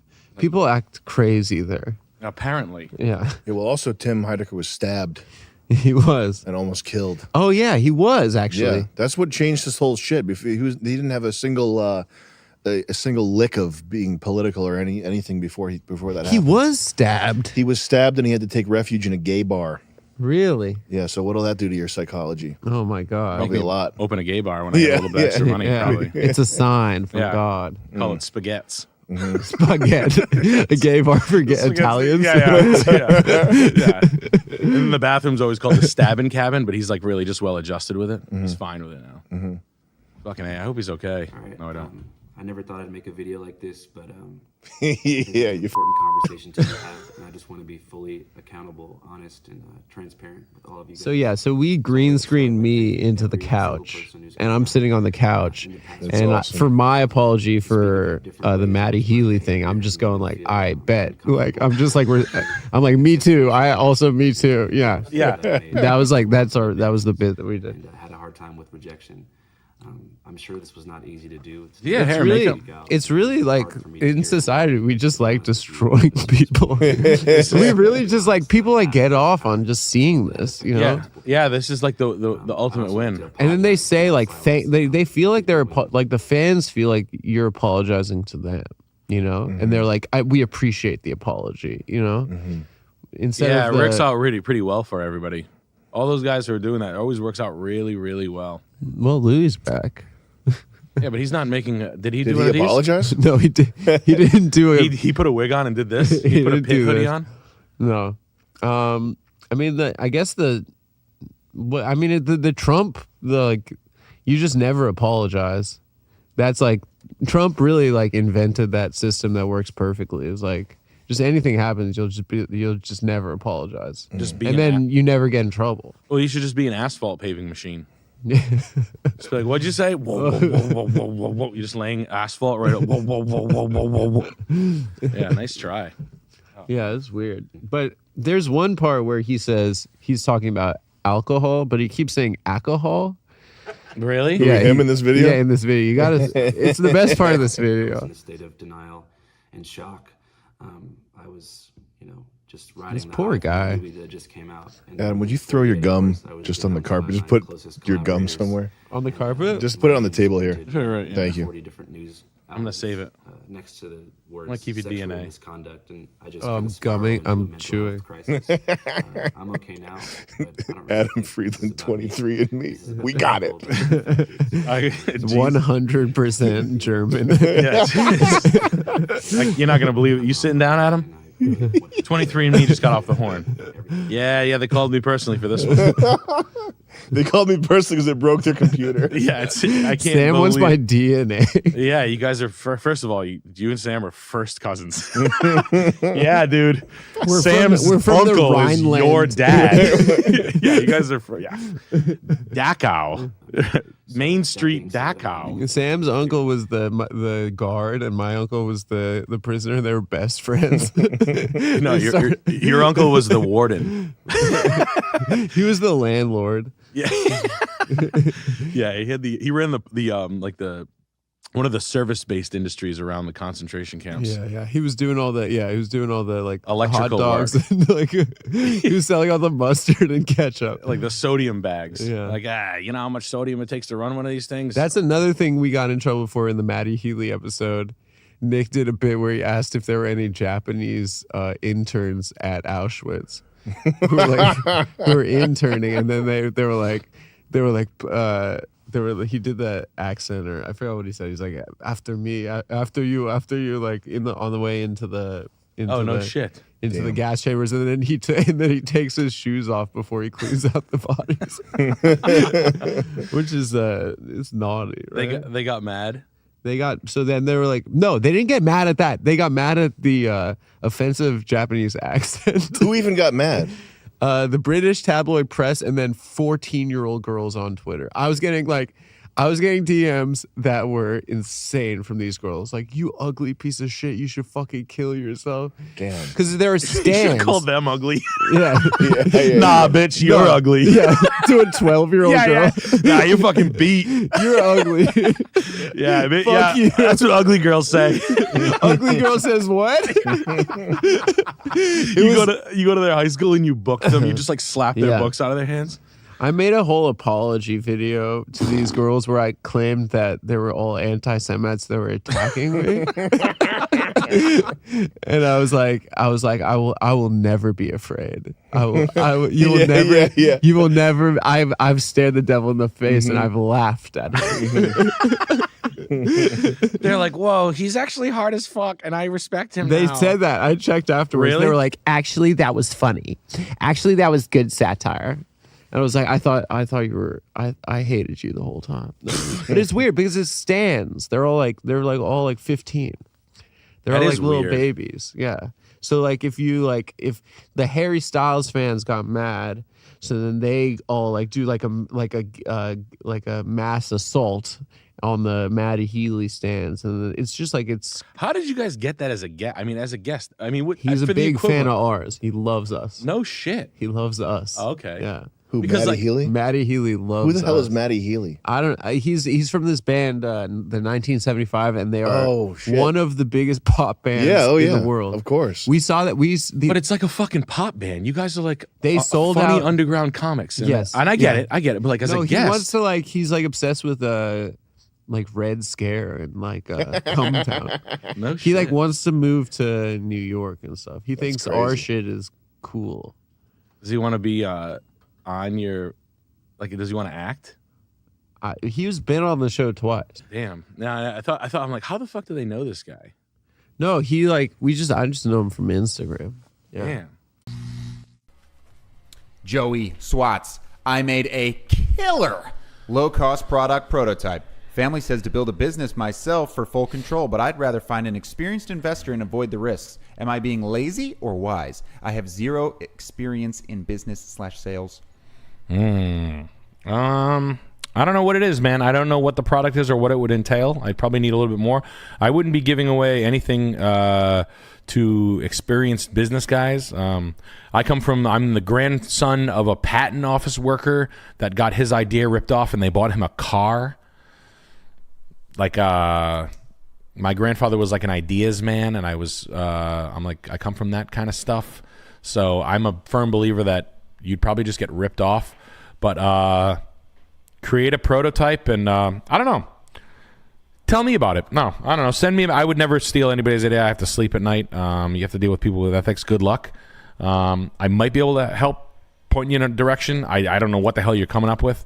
I got to be a Shark Tank guest at Loyola Marymount in Los Angeles. I was a guest host for Shark Tank twice. Yeah. And I got to like hear people's inventions. That was kind of cool. I was pretty decent at it. But yeah, I've watched enough. I don't know. But odds are you're going to want to deal with probably get maybe apply for a patent or a use patent or something like that. I don't know how that works. I don't know what the fuck it is. I don't know. I'd have to hear about it. But it's that's cool. I find that stuff interesting. I tried to invent a wheelchair one time that you could stand up on, and now it's a thing. Jumping gigawatts. I went to a welder friend of mine it was like a crank thing that they could stand themselves up with, like a bike crank, where like you could stand up, and now it's like a thing. This was when I was 20. I was like really high one day, and I went to who is now my lawnmower repairman, and I was like, I don't know what this is, man. I was really high last night. I was like thinking, could like a wheelchair thing where they and then it becomes like a lean-to, and then that wheel thing kicks right, and then they could like wheel around like a bicycle with like a brake. Okay. Yeah. You know what I mean? Sure. Like you crank yourself up, and then you move it, and then it would be like a motion machine. Ah. It was like weird. I invented Like an old rail car. Yeah, like an old rail car kind of thing. Yeah. But I don't know. I was just having fun with it. But I don't know, man. That's just me being fucking having fun with it back in the day. But I don't know. I don't know the right answer. If there was anywhere, I don't trust modern. I hate pirate people. Retaining 100% of the business is everything. So, I invented a tricycle. Yeah. I know what's wrong with it. It ain't got no gas in it. Yeah. But you don't want that? You pick up later. We appreciate it, all right? Please like the stream. I appreciate everything you guys do. MDE.TV. Hell yeah. Buy our show. Buy the show. It's fucking good, man. We have a show coming out. It's really good. It's really good. good. We worked our little keisters off on it. Listen, I would pay $20 for someone to make me laugh. Why the fuck can't Andrew Dice for 3 Clay hours? Andrew Dice Clay tickets, I didn't even laugh once. Oh! He kept on asking people to get his autograph. He needed the money. Are you the ones asking for the autograph? I'm Italian. Kind of. Sort of. My first role, I was a literal dead ripoff of John Travolta. Money. Dollar. Money, dollar, penny. I needed a penny. No, listen, we appreciate it. We'll see some of you guys on tour. We'll try to do. We'll be seeing every super chatter there. We'll see you guys there because you're gonna be there. We get Lamar Freak Show with $20.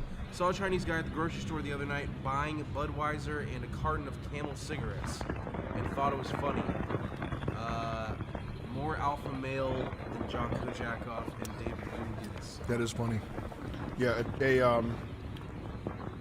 a child in Thailand who's been chain smoking since age 7. You know those videos, like the chain smoking kids?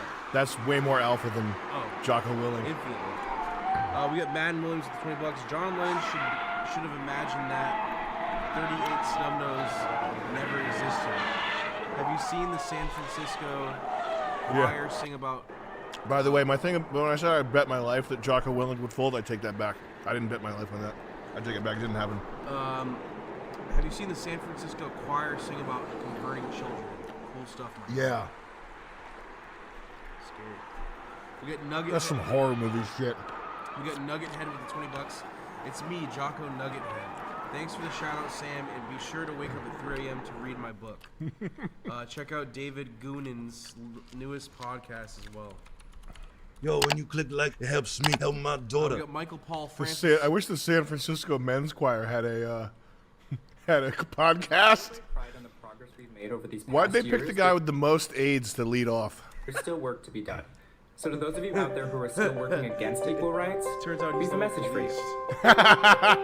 You think we're sinful? Sick fuck. You fight against our rights. You say we all lead lives. Michael You Paul can't Francis respect. with 20 Australian. Hey, Sam and Chris, what do you guys think about the But cultural you're just migration frightened. from postmodern? You think that we'll modernity corrupt your to kids meta-modernity? if our agenda Shows goes like Fish Tank are a unchecked. great example of I don't know what that means. Shows like Fish Tank just are a this great once. example of moving You're away correct. from cynicism back to sincerity. Much We'll love, convert your children. Thank you, buddy. Happens bit by bit, we got Bushido Kai with quietly and $20. subtly, Look up Good by and Red you Bar. will It's a barely funny jab. notice it. You can keep him from disco. This guy's a demon. Warn about San Francisco. Make him wear pleated pants, we don't care. We'll convert your children. We'll make them tolerant and fair. At first, I didn't get why you'd be so scared of us turning your children into accepting, caring people, but I see now why you'd have a problem with that. Just like you worry. Enough of this guy. We already saw they'll him. change their group of friends. Show me another gay guy. Move of where they go at night to protests. Oh, and you'll be disgusted when they start finding things online that you've kept far from their sight. Like information. Guess what? You'll still be We're gonna get tested. alright. We'll convert your children. Yes, we will. Reaching one and all, there's really no escaping it. 'Cause even grandma likes RuPaul. And the world's getting kinder. Gen Z's gayer than Grindr. Learn to love, learn to vogue, face your You face. seen this before? We'll convert your children. Someone's gotta teach them not to hate. We're coming for them. Wow. We're coming for your children. This guy and this guy, the old guys in the wings there.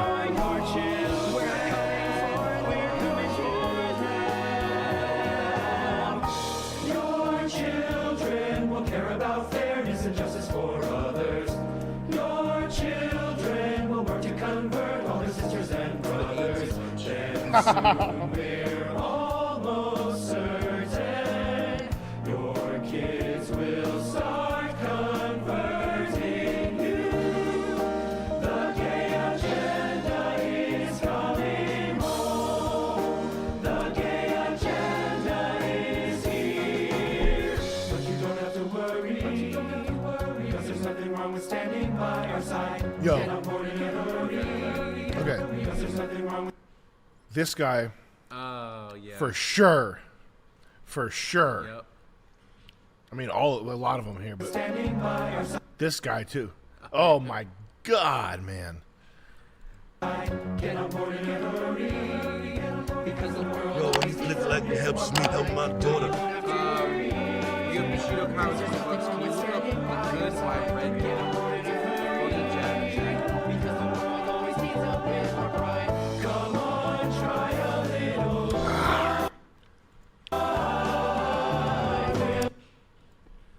Good by Red Bar.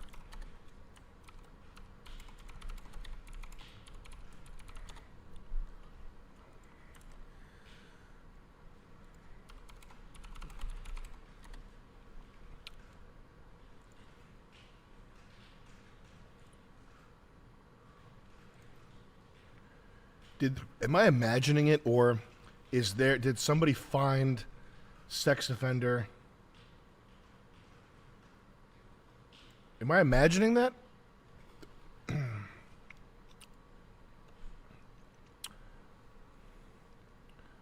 4chan discovered that a good chunk of these guys are sex offenders and kitty diddlers. Did you see this, Chris? No.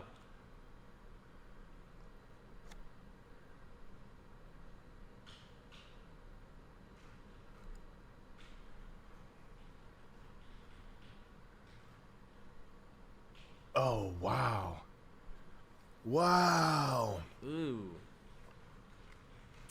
Why would you be in the video? I guess they don't know how computers work. The number is 20 in a group of 80. They found these guys in the sex offender registry. Holy fucking shit. Oh my God, man. There you have it. And make sure the house is upfitted. I will say that this house is built well for an Airbnb for a bunch of idiots, and but yeah, just this type of shit. You know what I mean? It's just weird. It's like if a girl showed up with like carnival face paint on. I remember one of my buddy's wives got her face painted at a carnival, and I wanted to punch her in the fucking face. What was it, butterflies? Yeah, it was like a swirl and like a butterfly wing. But we were 30. And all I could think of the whole time was knocking her fucking teeth out. Yeah. Does that ever happen to you? Yeah, henna is for 13-year-olds. Yes. think Yeah, it's henna's sad. for like a 12-year-old girl. Yeah. I saw a girl. I was in Maine last weekend, and I saw a basic white girl eating a chicken sandwich, and that's a pet peeve of mine. When you're at a seafood restaurant and you order the grilled chicken sandwich. I want to chainsaw you in half the long way. I don't like that either. Yeah, not ordering what the restaurant is known for. Yeah. And then you pick the grilled chicken sandwich Yeah. specifically. Does anyone else hate that? Is that a pet Yeah. peeve of anyone? I had an ex-girlfriend that would do that. We'd go to like a burger place. Yeah. She'd be like, "I'll try the salmon." They're taking it out of the freezer. You fucking. Yeah, they don't serve They salmon don't serve here. it ever. So it's in the freezer. So they're like de-thawing it. Have fun eating fucking worm fish, you dumb bitch. Yeah. And it was like she was like eating your own teeth after I fucking knocked out of your mouth, you stupid. We were like on the second floor of like a huge restaurant. I wanted to like shove the girl down the restaurant. She was like an 8 blonde who would call me fatso. You know what I mean? Sure. And she would date a guy named Chris, who was like a thin baseball player. Why not? Yes. Does anyone hate that? Oh, when you click like, it helps me. No. I know that you guys don't have. Listen, we're in like a seafood capital of the world. I'll give you a hint. I was eating oysters and soft shell clam steamers. That's what I had for my lunch. Steamers. Cleveland steamers. That's great, Nell. Punch fist my ass with that girl, the Nev. That's great, Nev. Now punch fist my ass with boxing gloves coated in sandpaper. We got some more super chats to hit here. Scrimpin is chiming in. He says, Nick, what weight on a fat girl is the correct amount to buy? Can you please give us the do's and don'ts of the fat girl market? What do we look out for? What do we run from? In these hard times, how do you find the right fat for you? Getting trolled. Alex, help me out on this one. What would you say the best weight? It's going to be 45 to 60 pounds overweight. So you take her height, BMI, whatever that is, and you just add 45 to 60, and you're in a good zone. There you go. There you go. It's simple. Just enough to be chill, but not enough to where fat becomes a part of the identity. Sure, yeah. Yeah, no, we that's can't bad. have that. Yeah. Because that's not... It's not fun. That's like when like weed becomes a part of the identity or crack becomes the identity. We don't want that. We just want like I'll get to it. I'm just a little bit busy being a little bummed out. But I'll figure it out. And honestly, if you put up with my shit when I'm down, I'll give you a lot of head. Yeah. I don't like myself that much. I don't like myself that much, but it's not going to be a big part of our relationship. If you can just let me internalize about it alone, that'd be pretty cool too. Good news. I don't like it that much either. Oh man, that's so funny. It's so funny. Yeah, man. No, I think I don't like the new Andrew Tate guys being like, you fat bitch. I was like, shut up. Because porn sluts are disgusting. Oh. Yeah, porn sluts make me sick. We do have some more super chats here. Let's talk to... And we got to say hello to Joseph. He's cracking in the super chats real early here. Oh, shit. He just checked out of the psych ward, and he's ready to send a super chat. Joseph says, what do you think about temporal chauvinism? Language changes and its meaning. Ever look at strangers and think, what are they into behind closed doors? Especially when angry? Ever watch In the Line of Fire with John Malkovich? Malkovich? Not what Joseph said here, but Joseph said. He said someone. What the fuck are you talking about? No, what is temporal chauvinism? Now this is a Joseph. I know, but chat, so I'm not exactly sure. We can look it up. Chronological snobbery. It may not exactly make sense. That's okay though.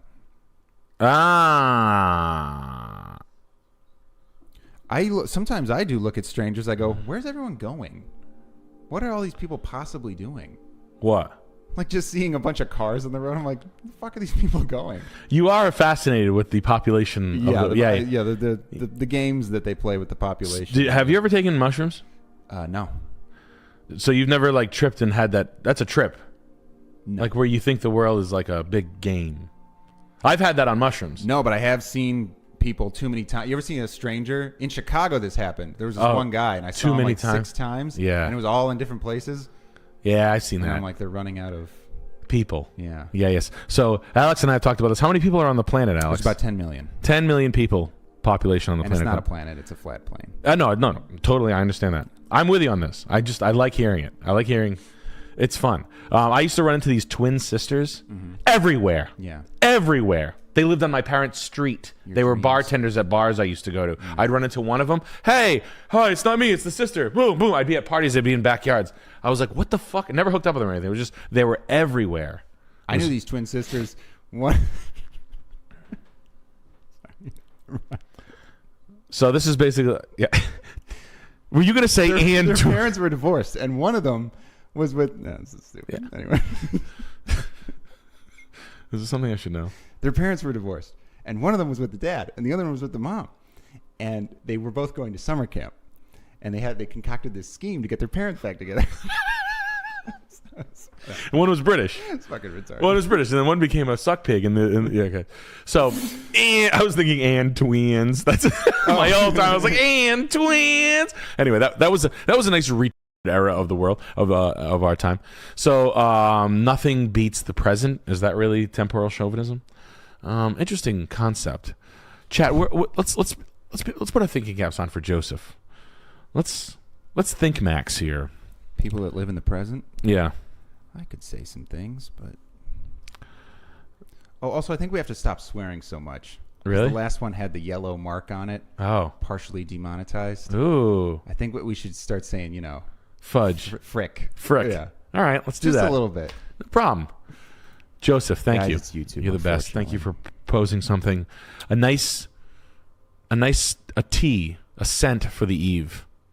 And much appreciated. Nick, I can tell you are itching to get into this first property. I really am. I can't fucking wait.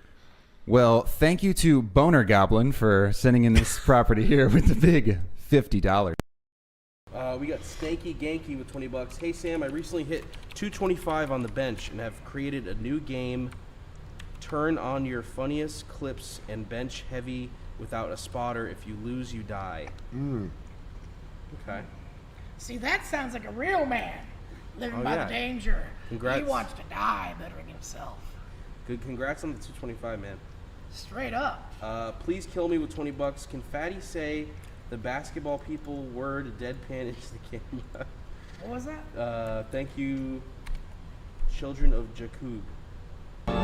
We got Commander Needlepants with $20. Hey Sam, ever since I saw your rant about video game voiceovers being terrible, I noticed it in a bunch of other games. Yeah, no shit. So I kind of hate you. Haha. P.S. Why is your content on Gumroad full of bleeps?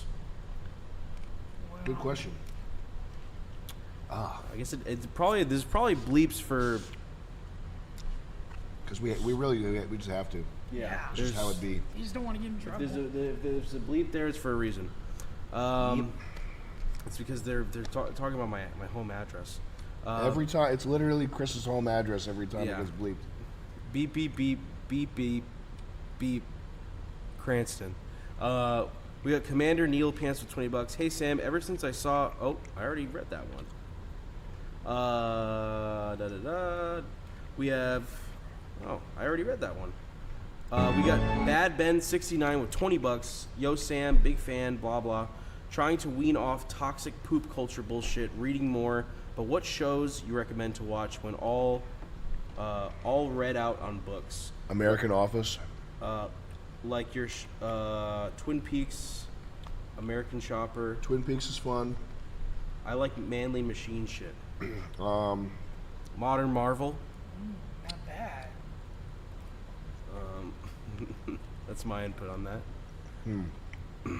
We got Al B with $20. What are your thoughts on the generation of men born in the early 90s compared to now? I'm sure World War II has something to do with it, but so many people still hold these men in high regards as the toughest in recent times.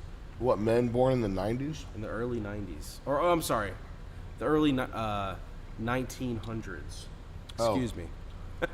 I mean, let's be honest, all right? All respect to our veterans and stuff, but our generation, this room right here, has seen a couple of pandemics that would have stopped the whole earth 100 years ago. And we're currently looking at 2 world wars. I think we're Come pretty closer tough. to the microphone. Say that again. I got you. So I'm gonna put it like this: I got all respect for those who served in World War II. I got all respect for people who are older than me, whatever, right? But I'm gonna be honest. To keep saying that generation is the strongest, bravest, sure, they can walk into some gunfire and not give a fuck. But to say they're the strongest, I disagree strongly. Yeah. My generation, every generation in this room right now, has faced COVID. Not just COVID. We faced a good 3 or 4 different pandemics that 100 years ago would have stopped the earth completely. What other pandemics? There was COVID. There was a secondary form of COVID that came out. SARS. Yeah. Bird flu. Bird flu. There was flu. swine flu. Yep, there was that. There's quite a few that we've seen. There was the sriracha shortage. We've seen Afghanistan's war. We've seen the Iraq 9/11. war. 9/11. We've seen this whole Russian-Ukraine shit. This whole Israel situation. Like, I'm going to be honest. Yeah, you guys were brave. You guys, congrats. You walked into gunfire. You made it. You came home. But I'm going to be honest. We're seeing a lot more shit that shouldn't be ending us right now. Yeah, I agree with and that. the worst part is, Unlike back then where we didn't have a bunch of rich assholes with a big red button that could just, end the world, we got to deal with that too. And one of those rich assholes is so fucking senile, it's a wonder how he even got elected. Are you talking about?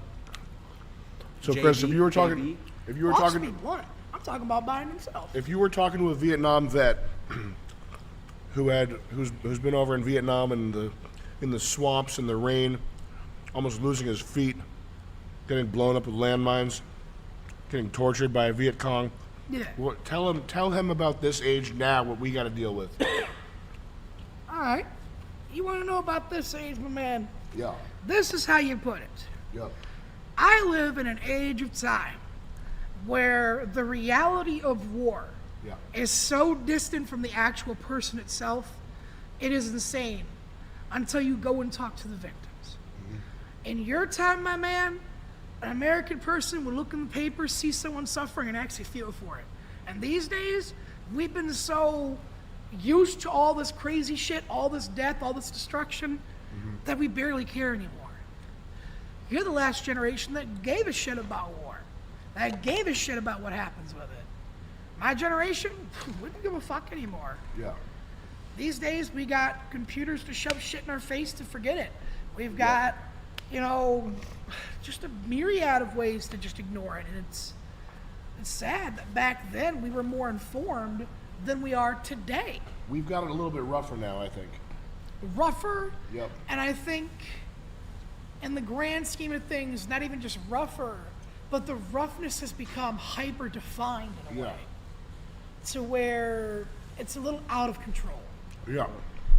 And I would absolutely love to see the world kind of revert back a little bit, maybe step back, take it back to the times of being in reality and knowing what the fuck's going on actually, instead of having people that follow one person's word and end up looking stupid at the end of the day when they go talking shit and that shit ain't legit. It's like this. It's like if you were Japanese in 1945. If you're in Hiroshima or Nagasaki, you got blown up. But if you weren't, you at least knew, Yeah. it was easier. You at least knew about it. Yep. There's a lot of unknowns back then. I would go so far as to say that people back then, I wouldn't say that they're cowards, but I would say comparatively, they kind of are cowards. Kind of, yeah. Yep. If you think Really, about it. everyone's a coward when you think about it, man. Well, not me. I don't know, man. I think there's got to be something out there that would make you think twice before stepping into a room. No. There's got to be something. Snakes, cats, dogs, Gay guys? chinchillas, flying squirrels. Bunch of gay guys? I feel like you can handle a room of gay guys. Yeah. I feel like you could walk through that and get to the other side just fine. Thanks, Chris. I feel like the attempt to convert would not work. Okay. Hell no. But I think everyone's got something in their life where if they see that in a room, they're gonna think twice about going in there. Oh yeah. We got Nicholas Baxter with $20. Sam, you're awesome. I live in Newport. I want to pick your brain. Wow. Come scoop in the Porsche. Sounds also, fun. sound like you have HIV. Yeah. At least G is sending some pandas. Am I right? Teach me how to be successful. I'm 28 and single. Uh-oh. It's too late. You want to be successful? Pull a China. Get yourself an animal species, make it go almost completely extinct, and now you have a monopoly on it. Reason I bring that up is you brought pandas. Get this. China owns every panda on the planet. I believe it. We rent pandas from them. We get a 20-year contract. When that contract's up, China literally says, okay, ship our pandas back. It's insane. Yeah. Like, that a country can do that, but China's like the only country that has an animal like that where they could be like, okay, you want to, it's like in the zoo world, right? Let's say you want a lion cub. Did you say slick in the zoo world? In the zoo world, yeah. Slick in the zoo world, you know? It's What- like this in the zoo world, ready? Slick in the zoo world. It's like this, ready? Yeah. Most animals in a zoo can be traded. Yep. So let's say Chris wants 5 penguins for his zoo over in Detroit. Chris wants a and penguin. I'm over in New York. I got 5 penguins, but I need a lion. Yeah. Okay, Chris, you want 5 penguins? You better send me a baby lion then. Yeah. Okay. And this is yours. China is the only These are your country, penguins. only people You can do whatever you want with them. that can literally say, You don't want to do our thing? Fine, send us our pandas back. And if you don't, we can actually approach on your soil and take them back. And Panda that's with leasing. every Send troops country. over. Now, if they want those pandas back, how do they get them? I don't know exactly how, to be honest, but I do know they do have that power, and it's an actual right the country of China has. Look Right it of up, return. It's insane. It's called right of return. Yeah. There we go. And we'll just sing Christmas carols. They do. That does smell good. Where's the other one? Is there two? Do we have There's two. Oh, thank God. Can I get buffalo sauce That camera looks really good. on my face? Yeah. Yeah. Huh? Where's that? What's up with that? Oh, man. The lice cam. Lice cam. Make sure you zoom into that on the edit. My head itches so much I want to itch it with a knife. Yeah. I'm not kidding. Do you scratch- I pick up kitchen knives and I scratch my head with them. If you grew your fingernails out and you scratched your scalp, would you have like gunk in them? I don't grow my fingernails out and have gunk under my fingernails from scratching. Like if you took like a fucking. And I use pencils and shit. Yeah, I would. I love and that. mechanical pencils with the tube, you can scratch that and then click the button and a tube of dandruff skin comes out. Ever do that? See how long you can make it? 3 inches? And then I eat it. Well, I smell it for. Yeah, you smell it. I smell it. I smell it. I smell everything. Mm-hmm. Everything that comes out of my body, I smell it. Fucking smell that shit. I squeeze things and then I smell what I squeeze. I smell that fucking shit. Oh, that's fucking gross. Oh, that is fucking nasty. I think I got to start using neti pots. Yeah. I'm congested. You ever use them? Because the air in my place is dry. The air is really dry. You can hear it in my voice, Joey. My throat's dry right It could have been your the scat jazz. It could be the scat. Shibbity bop boo way. That too. Yeah. You do that a lot. It could be that every night for about an hour and a half I sing scat. Yeah. Boom, boom, boom, boom, boom. Shibbity bop, shibbity whoa. Scene. Have you ever seen the Kim Cattrall one? The Kim Cattrall scatting? You showed me that. No. Do you remember? Does she do it? She scats. Have you ever seen the Kim Cattrall from Sex and the City scatting? Yeah, none of our viewers are going to know who Kim Cattrall is, but we got to Kim watch it Cattrall anyway. from Sex and the City scatting is an all-time. It's like it's only smells thing. It's freaked up nasty. Oh my God. 5 years ago. This was unfucking believable. I read poetry and sonnets, and he plays the upright bass. Yamakipiebo, sedere facebo, in dog Latin he quoth, UJ, suffix, hooray!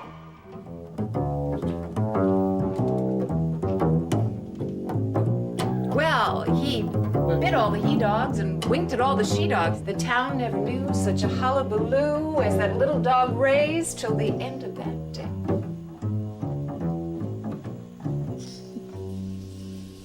I would rather watch scat porn. Yes. We just have a good rhythm together, you know. He sort of feels me out, I feel him out, and we go for it. Replay the way she touches him there. Yeah, she just jumped in the bottom of a well in her career right there. We just have a good rhythm together, you know. He sort of Pat, feels me out, I feel and then him that out. right there. And Has a woman ever touched you like that? When I'm drinking and saying racist things. Yeah. When my wife's trying to calm me down. Yeah. When someone's like firing me up and she's like, okay, bud. Yeah. All right, bud. yeah. And I'm like this. Yeah. When I'm having an old school, I forget that I'm a complete piece of shit, so I'm going to let it sail at a cookout. Yeah. Let it sail. Sail! Sail! I'm like, is this part of the show? What the fuck is this? This is when, I think when she realized that her career was fucking trash and she married like a lawyer who had money or something. And then he was probably like, I love jazz. And then he sucks at playing the upright bass because that didn't really, I don't know, I'm not really a musician, but it didn't sound that good. Fucking damn. Piece of shit, can't make a beat for shit. We got to look up scatting now. It's really No homo. That's like the cringiest shit of all time. Because I've never watched it aside the from second Scatman one. John. The second one is the one. What is get a task? Get you double bed down, bob it down, bob it down, bob. Can I make a prediction here before we get going? Hold on 1 second. My prediction is the black guys who do this have a natural flow at it. I'm going to say it. Of course. They're just gonna be good as shit at it, and then some white bitch is gonna come ruin everything for everybody. I thought that was a fat white chick that was Just gonna bleep come it in, out. just like he's great at it, and she's like, "Boo bop, beep bop, sweating my thighs under my shit." What is get a task, get woo double bed down, bob it down, bob it down, bob. Uba, we need a higher than Uba. Okay. Can you, we need more. Can you? No, go back. Do Scatman this. I want to watch the official video. 152. Damn! It's on fire!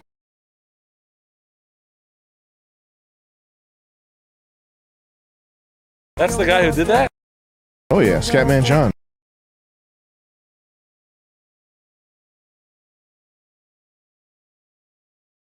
This is sick.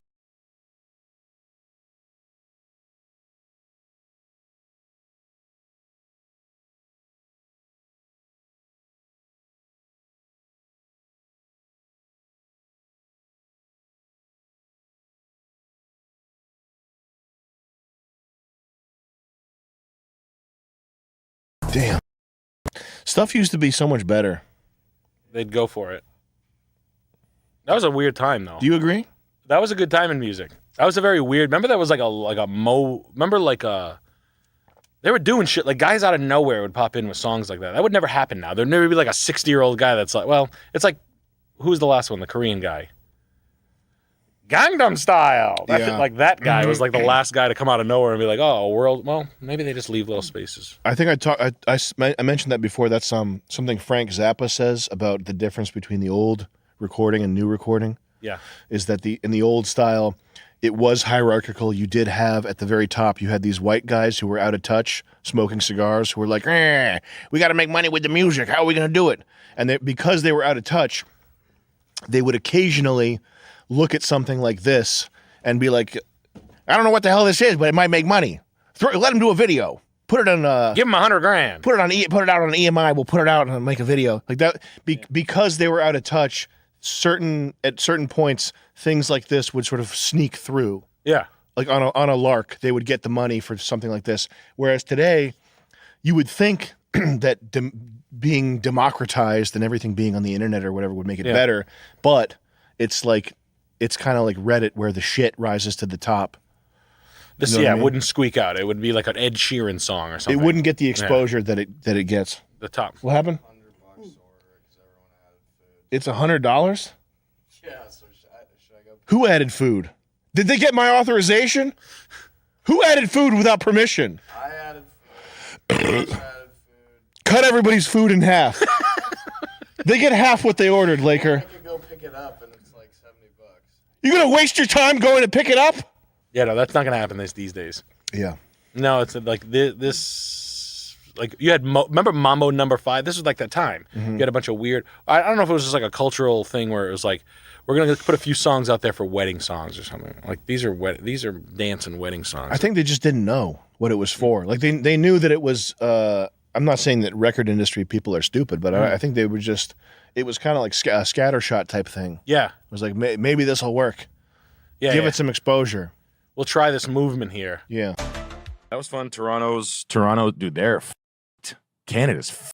It's not good. It's full of bad guys. No, like the legislation is so, to develop, if you split, say you bought a piece of land and you wanted to put a house on it, guess how much it is to file for like the paperwork. To split it? Just to like say, I'm going to build a house here. Just to build a house on land? Yep. For the paperwork? Yeah, like the development fee. Is it $25,000?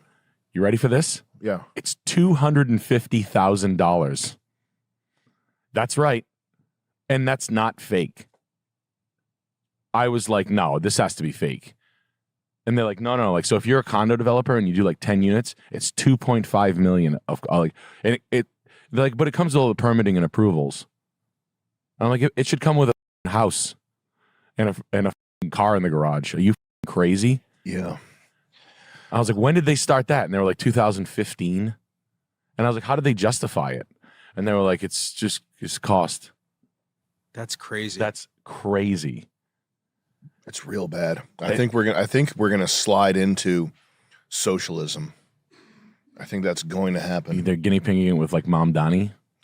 I don't even know if they're guinea pigging it. I just think people are hungry for it. I think it's a natural thing that comes about that people want. Because of lazy people talking too loud?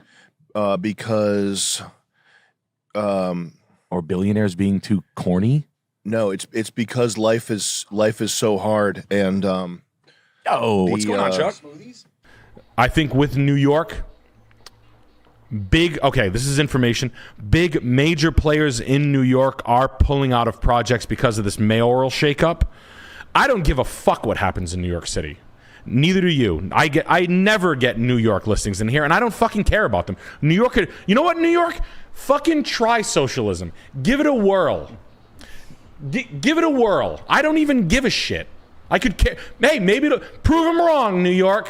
Go get them. I couldn't care less. You've got terrible slumlords in there that don't get called out. You've got mass exodus. I've got New Yorkers running for small town politics now with their big New York City ideas. It's only a matter of time for this country eats itself. You know what? You want to give it a whirl? Fucking have at it. No extra Fed funds for you, though. Same game. Same game. You want to do it? Go ahead. But honestly, the word on the street is you've got major real estate pullouts in New York City, and they're going to flood into the surrounding areas. Philadelphia is going to be banging soon.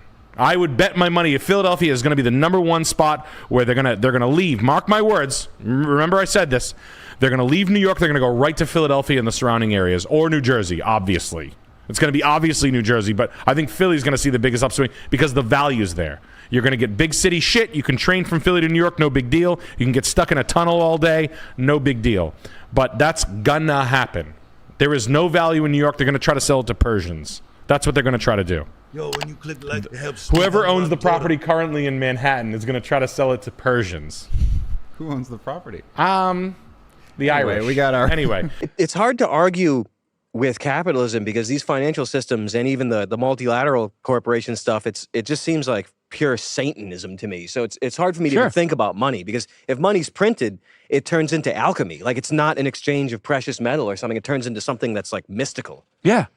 But like they'll just like skirt it. It'd be like them being like the mask with bullets. Mm-hmm. Like, you know, and then the mask, like they shoot them like bang bang. It's like zoop zoop zoop zoop zoop Yeah, zoop yeah. zoop zoop. Like, Or they absorb it and it's in his tummy and he goes like this. He's shooting him back. Like, they might as well drive to the people who gave them ovarian cancer. Yeah.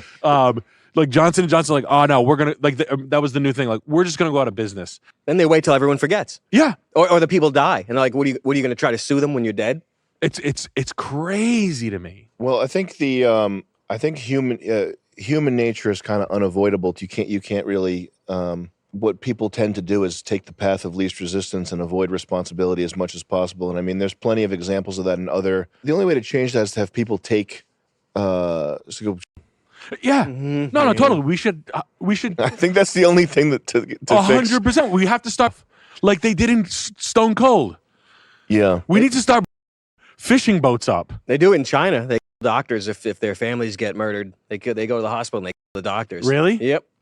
That's cool. Yeah, Who would have thought that Chinese people? Is that true? Is that documented? Is that a real thing? That's what I hear. I never looked it Like, up. Chinese because I people just seem so know that it's docile, true. but like, you know, they seem loose a little bit every now. Yeah. Like at the casinos, they seem real loose. But like, I would love to see a Chinese guy just like, you know, his fucking father gets like surgery by like a doctor, and he's Never like, wakes up. Yep. yeah, he's like, oh, okay, and then the son's like, what? And they're like, oh, Dr. Zoll, he made a mistake. He overslept. And then they just go to a fucking go to a restaurant and just Yeah. It would be nice. It's like these companies. It's you know, after all these years of life, you see what they do. It's like their only purpose is to shorten your lifespan.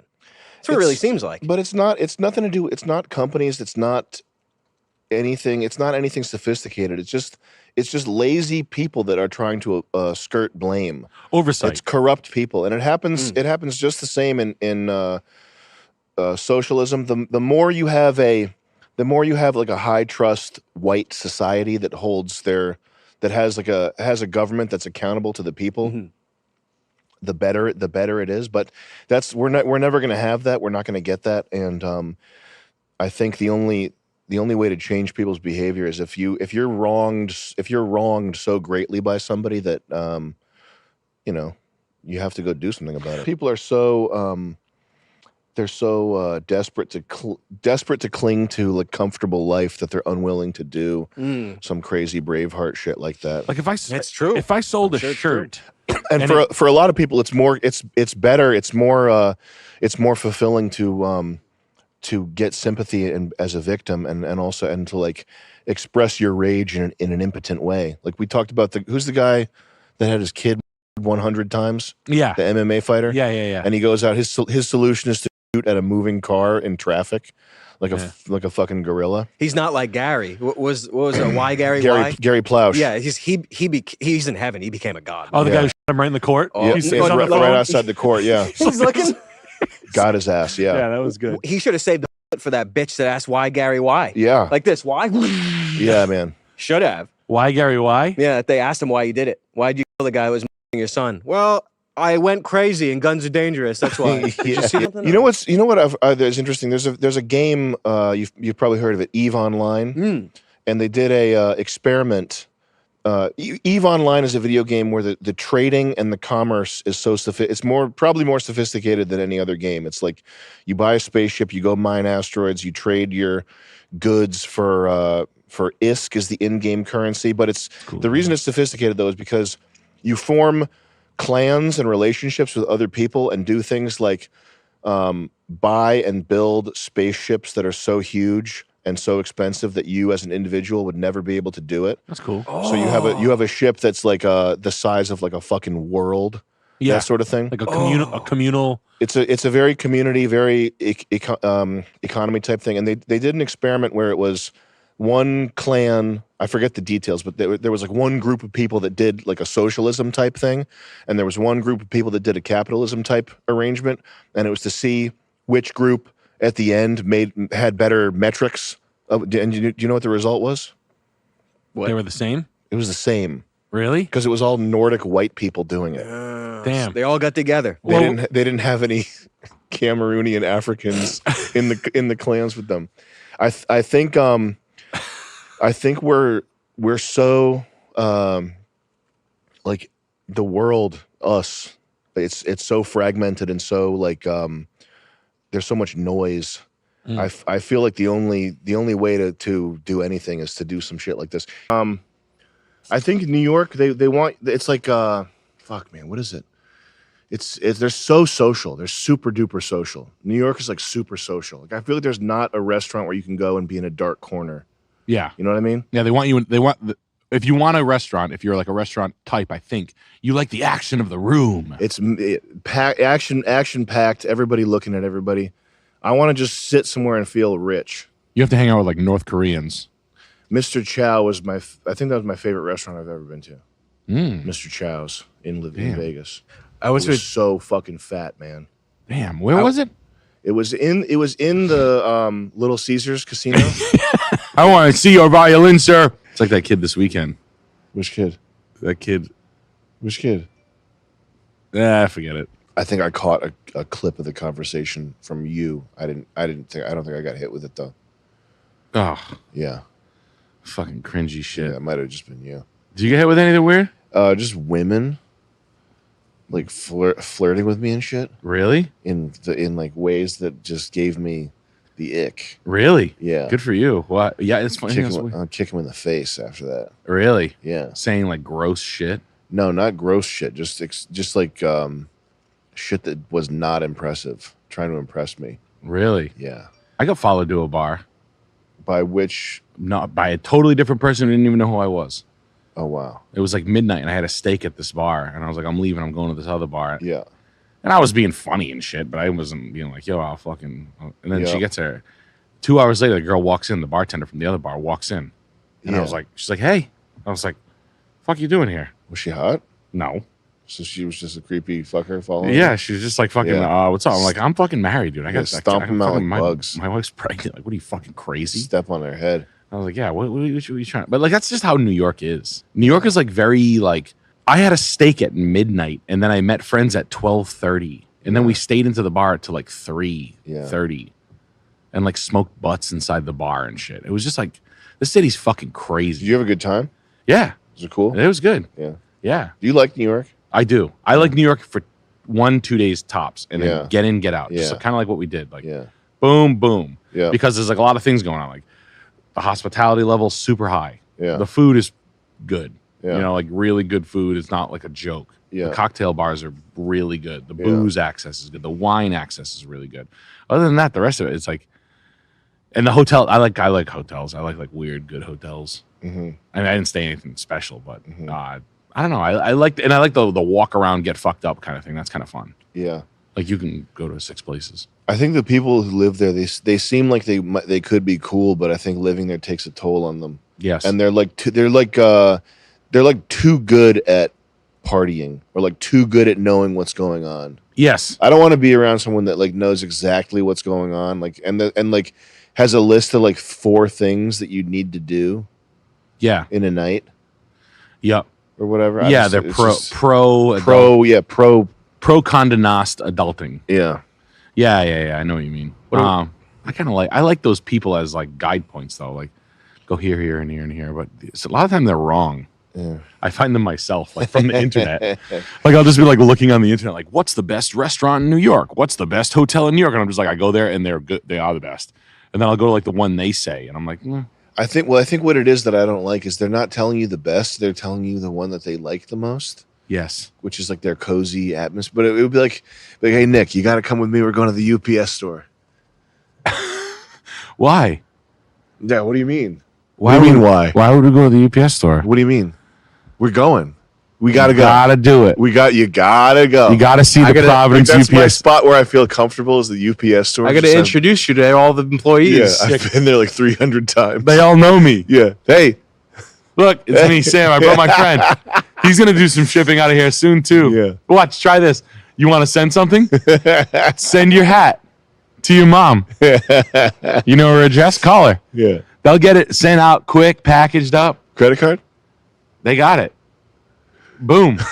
Yeah, no, that's kind of actually what I get. Yeah. Hold on, I'm getting a call about the stream. Hello? It sucks?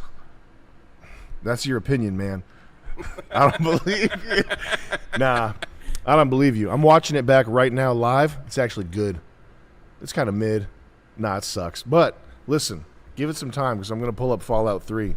It's the most slow-paced game. I'm going to be farming mud crabs. All right, bet. Peace. Thank you, Danny JB, for was my the 5 lawyer. gifted memberships. Thank you. That was my lawyer.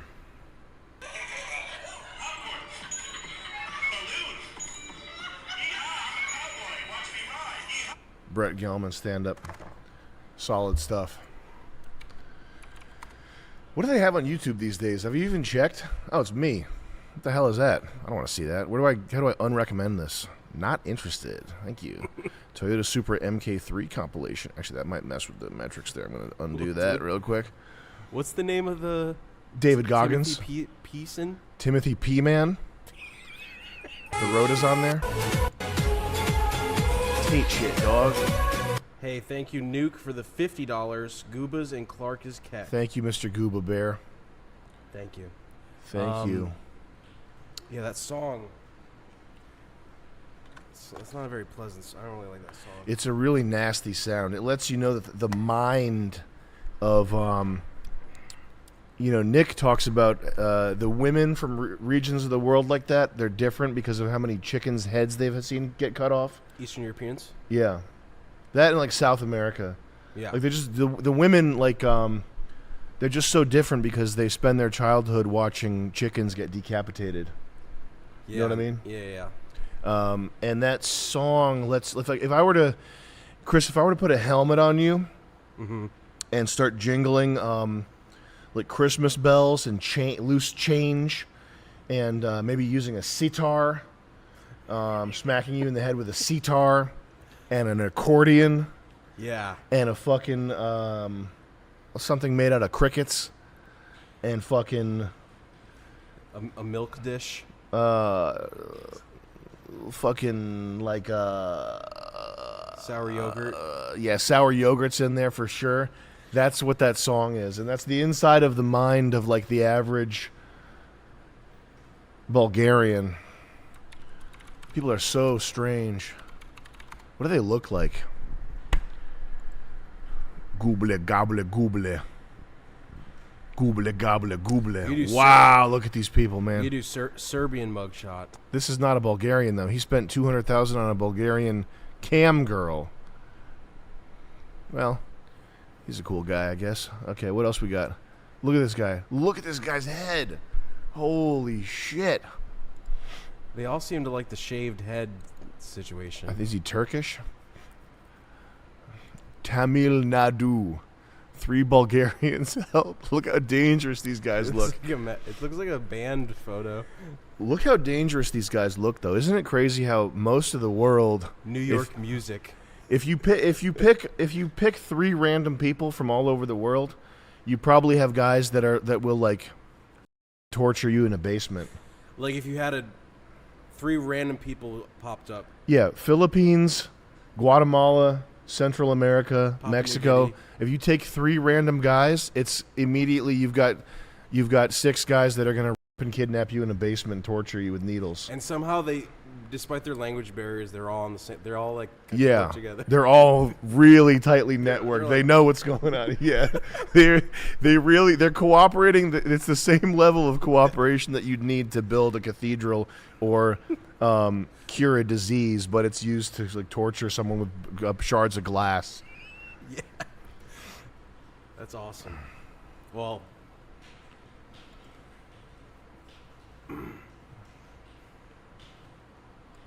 Look at this guy. I think this guy used to work for me. Look at that toupee on that guy.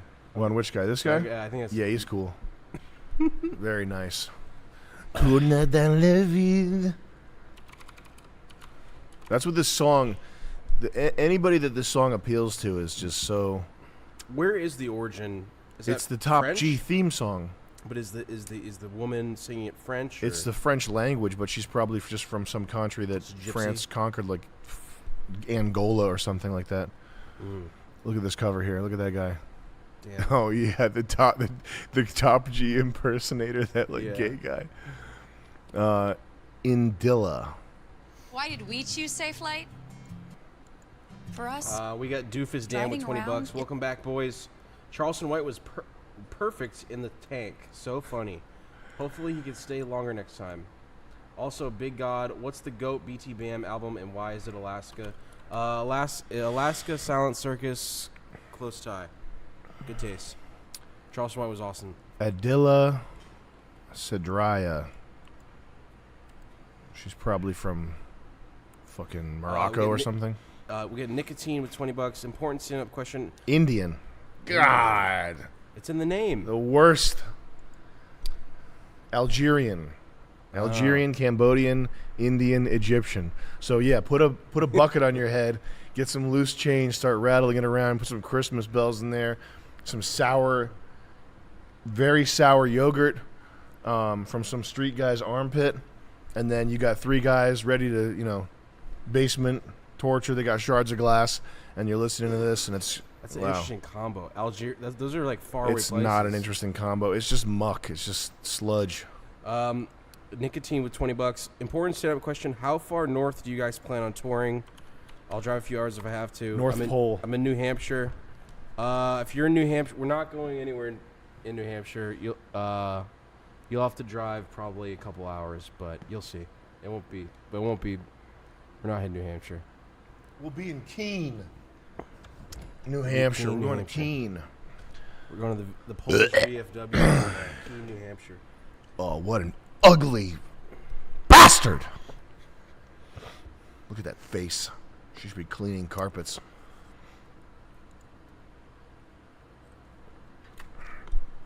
Crazy. The world's so huge. And so much of it you can just put in a toilet.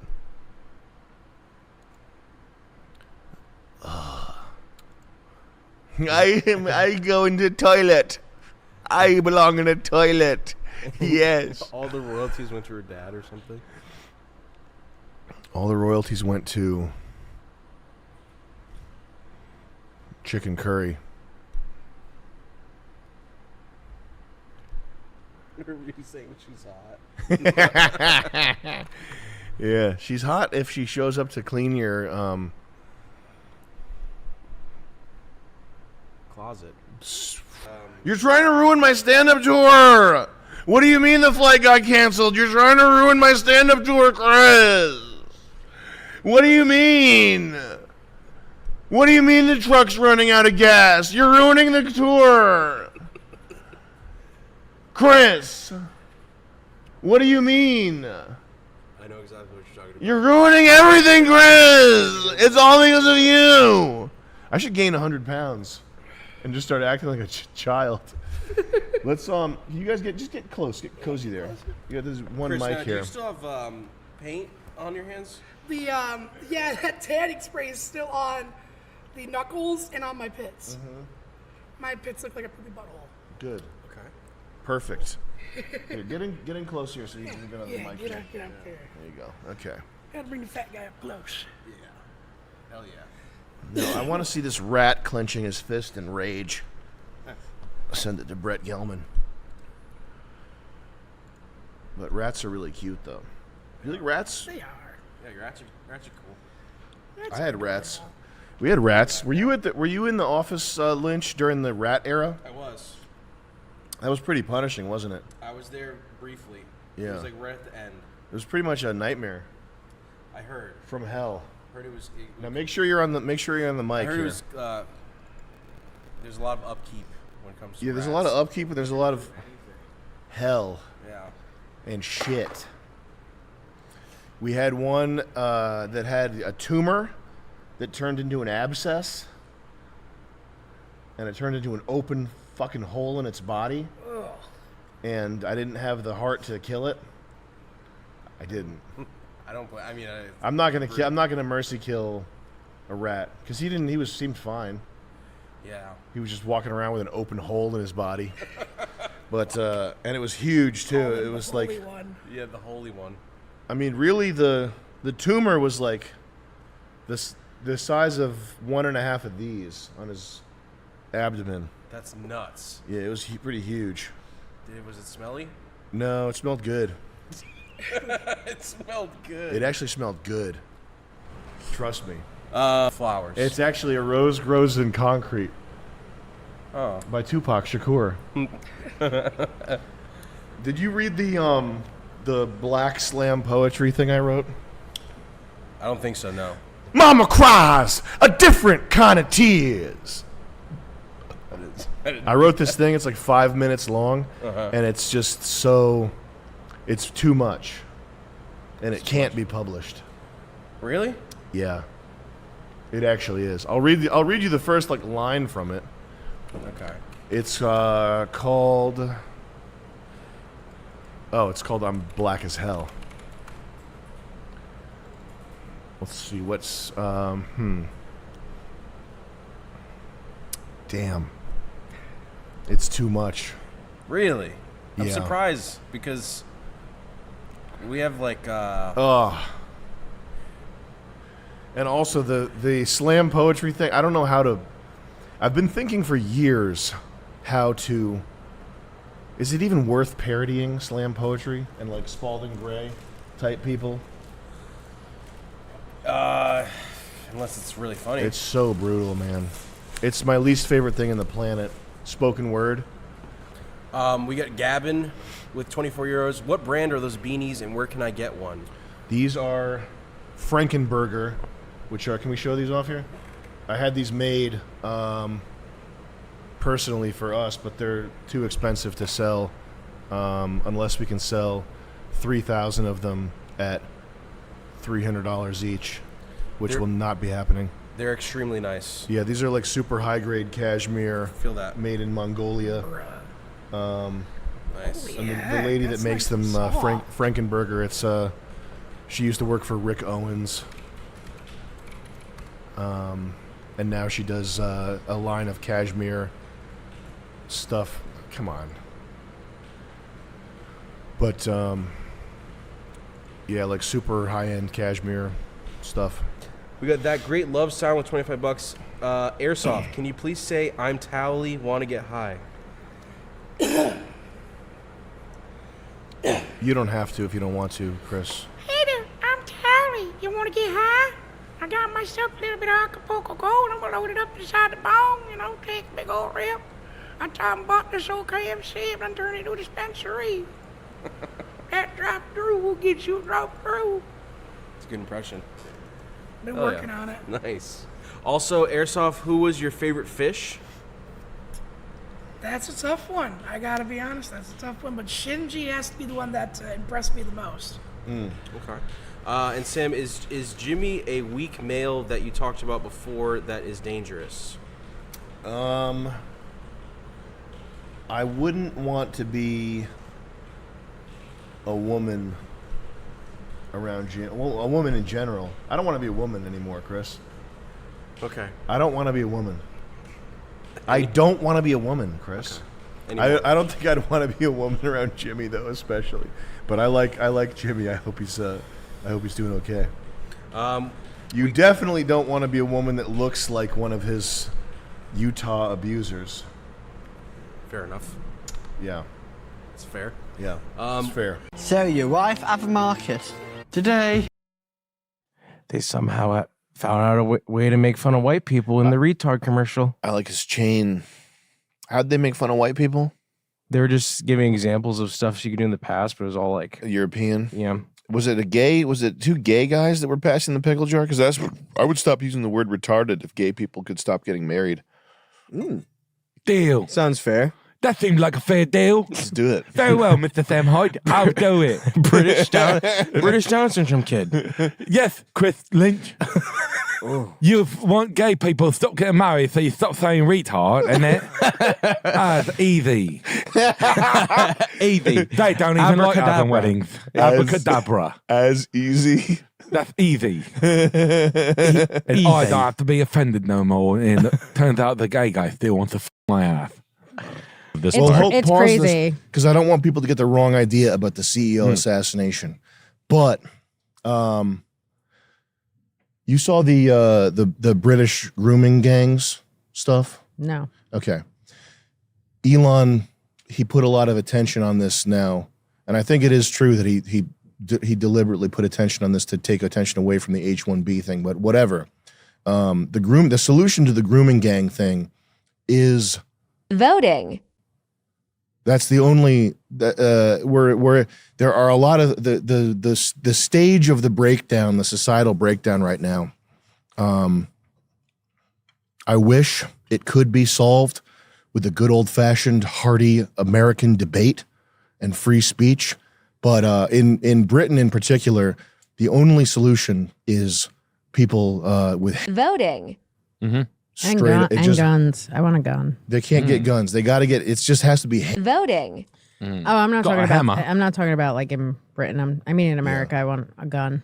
Get one. We need guns. I want my whole car to have guns everywhere. We need guns on the cars. We need all that. Yeah, you should get guns one on right in the your like cars. passenger seat headrest. Everywhere. I want Like it everywhere. pointing at the person on the side of you that you'd probably shoot. Like, oh, this fucking asshole.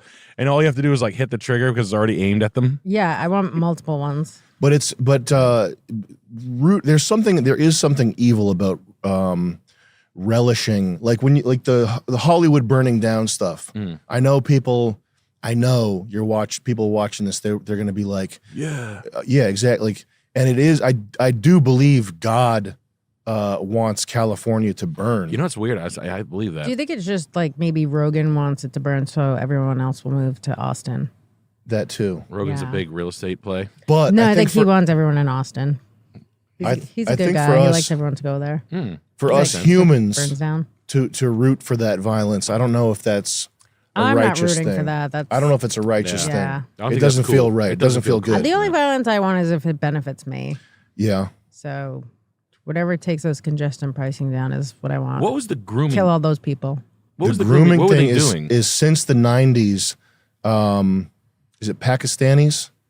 Pakistanis have been raping hundreds of thousands of British white girls. When?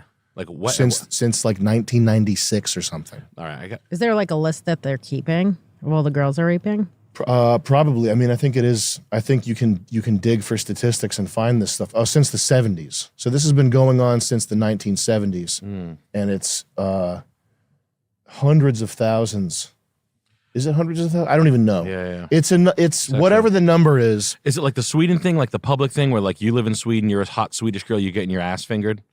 It's more organized. I think in Sweden you just go outside and get raped. Yeah. But here it's these Pakistani guys. They're like gangs. Gotcha. Is it Pakistanis? Pakistanis. They call it. They call them Asians. That's the other thing. British Pakistanis. There you go. No, they call them Asians. That's fine. These pesky Asians doing more like they always do. But they're doing rapes as like a gang, or it's They're- like one on. 8 of them organized. surrounded. Oh. But it's one on one. It feels very unfair if it's like No. multiple people It's raping multiple one person. people. That's They don't have a very. chance. That's like not fair at all. It's not one-on-one the way that we know where you have a fight. It's a it's right. a good It should battle. be somebody that's like similar in size and stature. Exactly. That's It's like not slap fair. fight league. You know That's the not- slap fighting stuff? Mhm. It should be like that. Yeah, it should be like you have a shot. Yeah, you have it, and they should take turns. Like you get to grope, but then they hit you back. That's how it should be. It like just a league. feels like these Pakistani guys are like weak and they can't just do They it have on to their gang. own. Yeah, exactly. They have to gang up. That's how on they do them. it. It's Yeah. It The seems Asians. that seems like a very unfair way to rape. But Like, I think if you want to being rape me, honest. rape me like a man.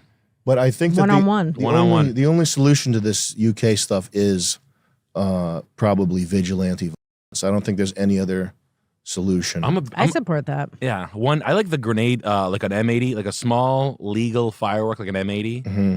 A toss, light it, walk at them. Hey, heads up, and they're like, "What? Oh!" And That's what should. That would be amazing if that happened. That's the If best you way to do could it. stick dynamite up a rapist, that Mhm. seems like the best way to do it. The other thing is there's the crazy people.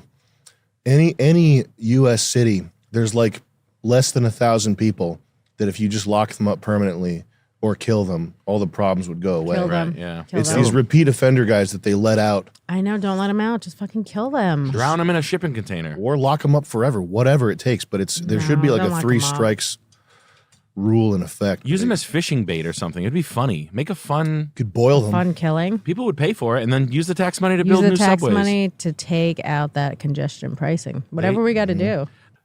And then Pringle said to Finn, Let's adopt these little boys.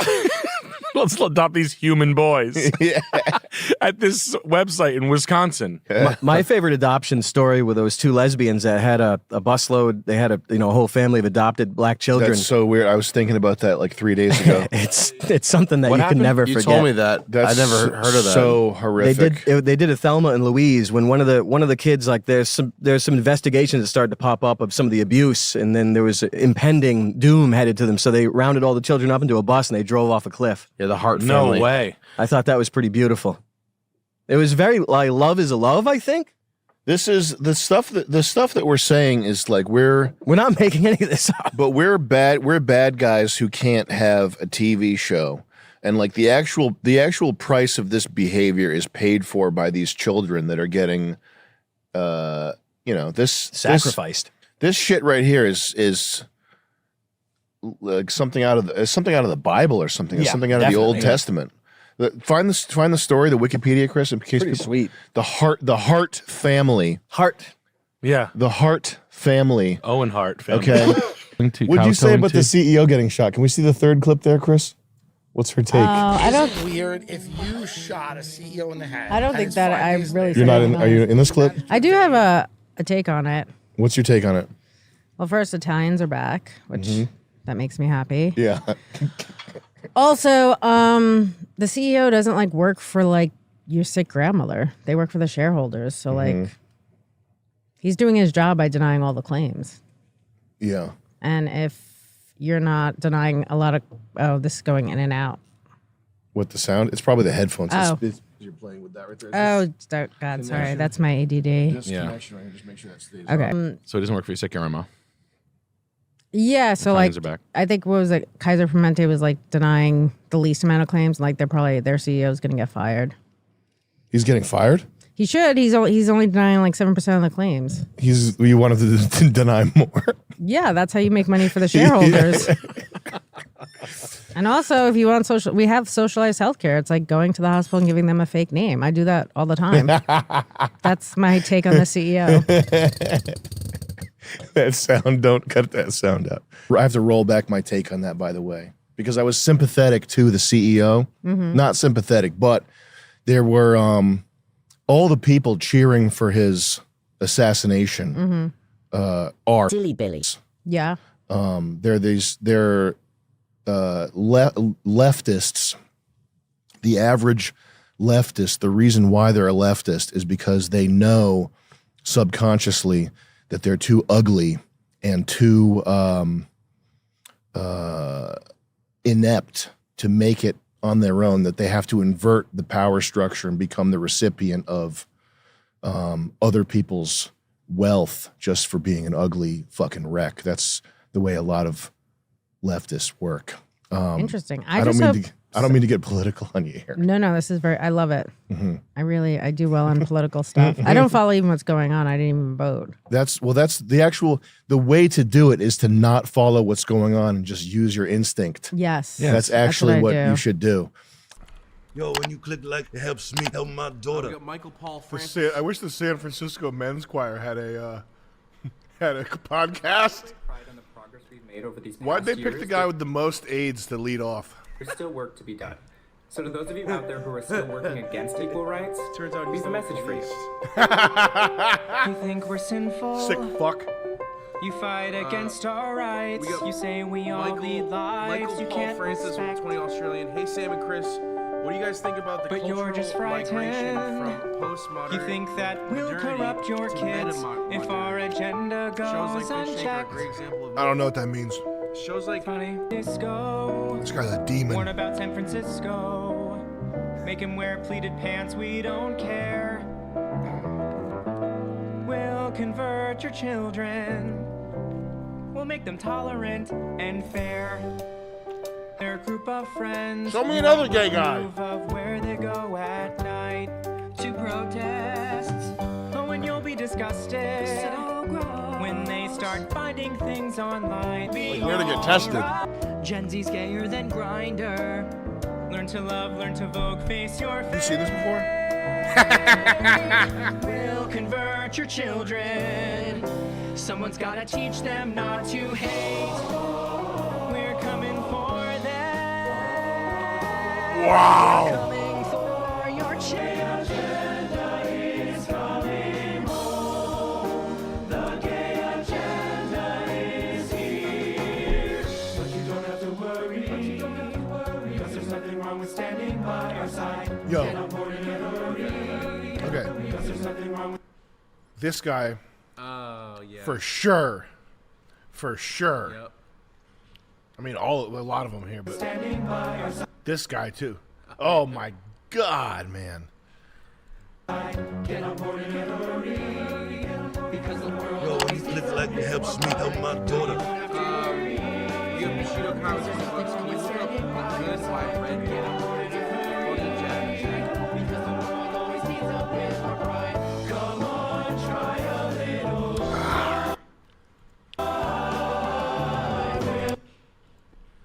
Good by Red Bar.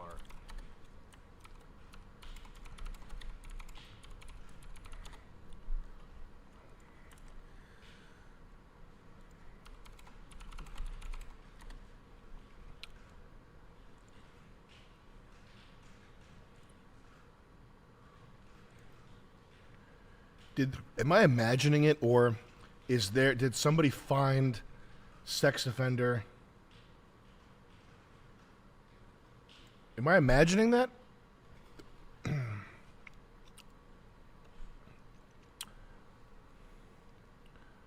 4chan discovered that a good chunk of these guys are sex offenders and kitty diddlers. Did you see this, Chris? No.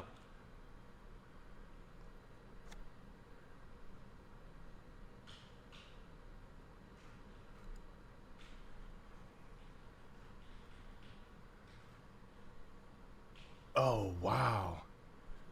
Wow. Ooh. Why would you be in the video? I guess they don't know how computers work.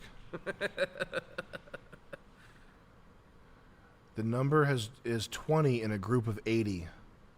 They found these guys on the sex offender registry. Holy fucking shit. Oh my God, man. Liam Coffee with the 20 says, "Hey Sam, I'm a 22-year-old nurse and a soldier. Soldier nurse. Salute. Respect. Salute the soldier nurse. Soldier nurse. making great money but always trying to improve. Any tips on a next move? If you have momentum, it's all about not fucking up. So if you have, and interestingly, this is, I don't have that much, as much expertise or knowledge as would warrant so many people asking me. One thing I know for sure is that in the realm of making money, there's like basically two different modes. There's the mode of making money, and there's the mode of keeping money. And I think the same thing can be applied to like life energy. So when you need to make money and you have nothing, you basically need to do every crazy idea that you can possibly think of, and like take your corporeal, like the energy of your body, and expel that into the world as hard as you possibly can for like whatever many number of years you need to in order to finally get a dime.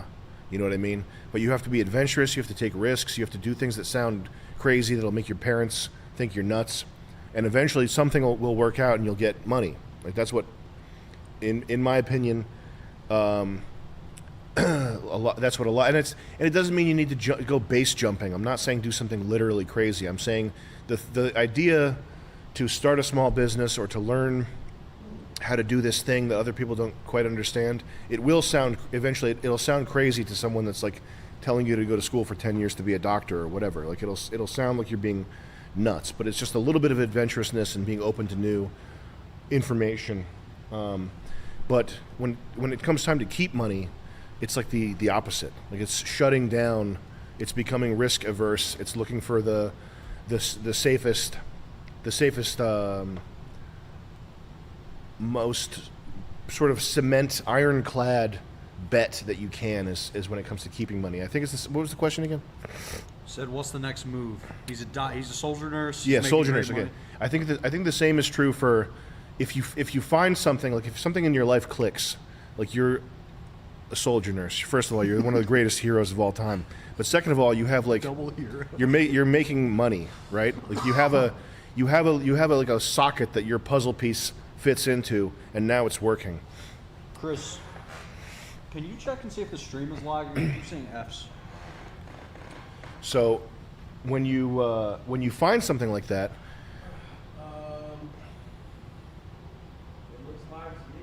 there are times where it's a good time to adjust your mindset into a settling down kind of thing. And yes, of course, you're always going to look for ways to optimize. But if you have a good thing, you don't need to go around looking for more good things. Just find a way to make it gooder, if that makes sense. But just keep it up and don't fuck up. Like don't get into it. Don't get a DUI. Everybody fucks up. Like people always fuck up. It's so easy to fuck up. You go get a DUI, you spend too much money on X, Y, or Z or whatever. Just don't do that. Like so when you're doing something in your life, you're walking around, think to yourself, am I about to fuck everything up with one pen stroke? Am I about to ruin everything with one text message? Yeah. Oh, I am. Better not do that. Yeah. And just don't do that. That's that easy. We got a couple here if you want to burn through them. Mm-hmm. Cad Sparky with the 20 Canadian dollars says, start at 19. I'm 22 now, work as an electrical apprentice. It's good money with lots of room to grow. If you go into trades, don't be spineless / unassertive, or you'll get screwed on money / respect. Keep up the fight, brothers. I dig it. Dridgewater with the 20. Hi, Sam. I'm 29 from Texas, making $70K a year as a product manager at an ad agency. He's Don Draper. Mm-hmm.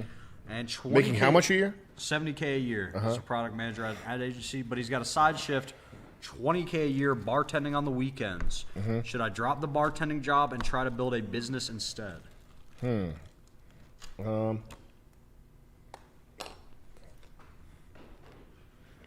If you have a really good business idea, yeah. Because he's 20K a year. Additional, so it's probably just like side work, side shifts, a couple I mean, days a week. if you figure out a successful business, you could be making 20K a month or whatever. But it's just if you have the idea, can't you always go back into bartending? At any time, yeah. Yes, fucking of course. Come on.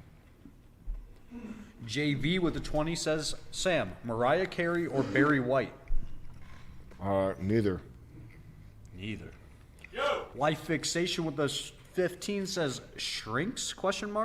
Finished Zoom University at the end of 21 and never did anything my entire life more than an hour in advance of a deadline.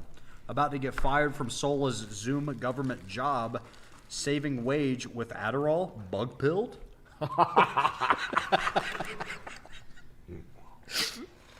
Is he bug pilled for that?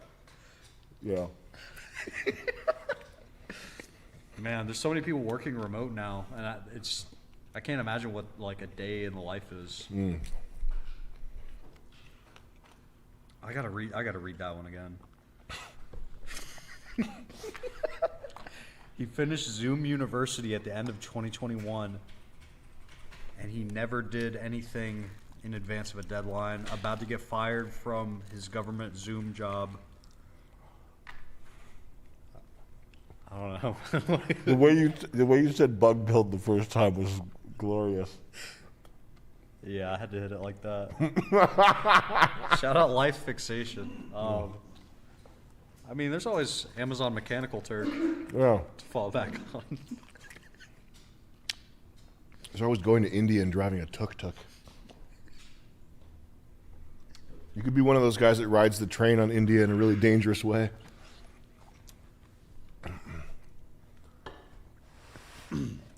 Zaster with the 20. I've been wanting to start a solo dark jazz project, but in these days it seems I would have better luck working a 9 to 5. It all seems completely hopeless, especially when you have very little money. What should I do with myself? That's not even a comparison. A solo dark jazz project versus getting a job. Like those. What, Chris? I wanted to reply with more money and show an example of dark jazz. That's not even a question that you can ask. That's like, I'm hungry. Should I eat shoe or the sky? Dude. You should get a job. You should find a job that has a health insurance policy and where it's hard to fire you. Jake H, thank you for the 5. We got Mason Legary with a 15 Canadian. He says, hey, I'm 23, a medic in the Canadian Air Force with $50K in savings. I could finish my old public health degree to be an inspector, 1.5 years, like a trade to me, or pursue my real passion, psychology, 5+ year path, what to do with my money. Nah, do the inspector thing. That's like a house inspector, a business inspector? Yeah. That's I mean, in my opinion, that's going to be open way more doors than a psychology degree. I mean, the world is full of these people roaming around with fucking sociology degrees and psychology degrees and philosophy. Like, how many people are there that have like a building or a business inspector license and aren't using it or aren't getting use from it? You know, I would do that. And the inspector thing, if it's short, I'm sure it's short. It's probably like a two-day program. Yeah. You're a building inspector. Well, you can read 2 sentences and you don't have like a giant hole in your head. Here you go. He says it's 1.5 years. Oh shit. In Canada. Yeah. Yeah. Still a lot better than Do a little more research. Find a psychologist in Canada that will talk to you and tell you what it's like. Same thing with the building inspector, but I don't know, man. Being a psychologist in Canada, I don't know if I like that or not. Paul C with the 15. Have you considered doing stand-up at Joe Rogan's comedy venue when it opens up? Yeah, I'll be there. I don't know if Joe knows yet, but I'm sure he'll see me when I do what I'm going to do. And G Desi Brait with the 20. Hi Sam, met you in 2015 at the Middle East. You told me one day I'd hit 30 and that I better be ready. I'm 29, I make $215K a year remote DevOps and have $225K saved up, married with no kids, no house. Any thought of my moves? Good lad. Yeah. Well done. That's sick. Oh, Sam, you give so much advice. It's so corny. Hey, we get results. Okay, Yeah. he did that because of me. There we go. Yeah.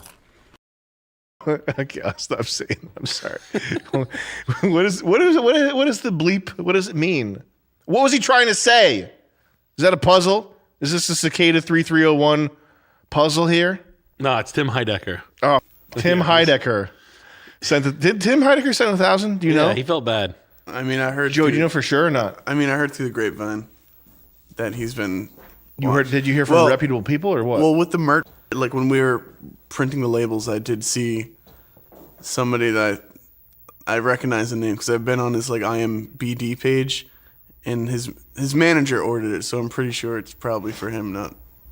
It's not. You know what I'm saying? So you saw Tim Heidecker's manager order shirts from us? Yeah, like multiple. On IMBD. Well, no, on the orders, like I seen the manager's name, but I know it's his manager because I looked at Tim's IMBD page. Yeah. Okay, so that's Tim Heidecker. I mean, who else could it be? It would be either him or that's it. Eric. Cool. Okay. Well, Tim Heidecker sent 1,000. I feel bad. Oh well. I feel bad now Thanks. too. Yeah.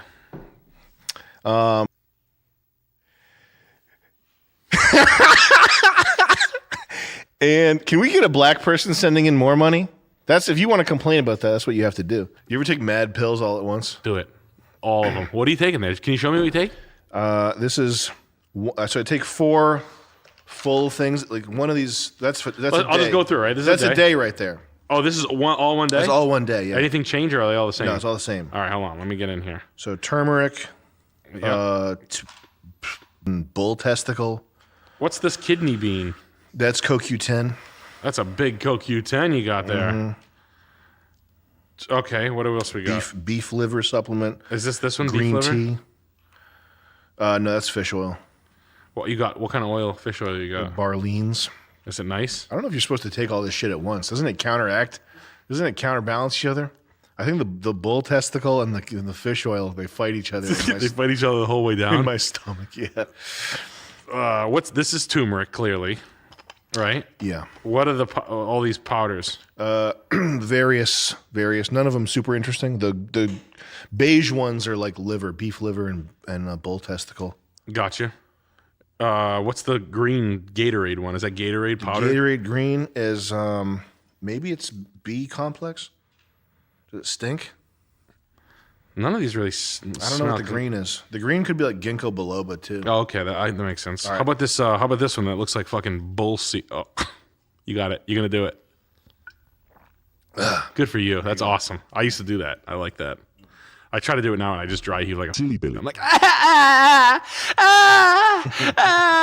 just come get me. I'm in my kitchen. She comes downstairs. I'm in a fucking ice skating uniform. I tried to swallow 3 pills. Oh, that's awesome. What's the looking one? That's vitamin D3. 5,000. That's 5,000 IU. I just bought those yesterday. Mm-hmm. You don't take calcium, right? With coconut oil. No, I don't take calcium. Should Okay. No. I took a CalMag, and then I think, remember I was telling you I had a problem where they had a lower abdomen strain? Yeah. I think that was kidney stones. Oh, really? Like, that's scary. and my brother was like, oh, he's like, you taking calcium right now? I was like, no, I'm taking zinc. And then I look at the thing and it's like zinc calcium. Mm-hmm. And he's like, don't ever take calcium. Like, calcium's for like fucking snake bones countries. Yeah. Like, you don't need calcium. I was Yeah. like, and I was like, oh, that's probably what that was. Yeah. Because it hurt. It was like, even when we were doing the podcast with Shane, I was like, oh, my stomach hurt. That sucks. That's crazy. Yeah, I thought I didn't lift for like 2 days of that, and I was hungover because I got so drunk. I used to get salivary gland stones.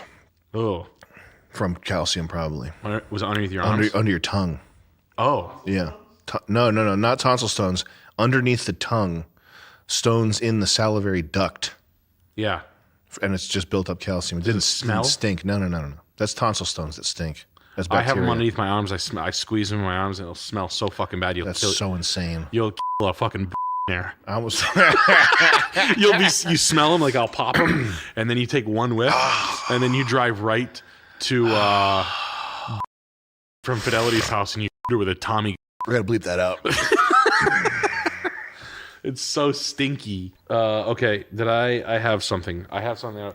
I was fucked up last night, and I was talking to you guys about. Hold on.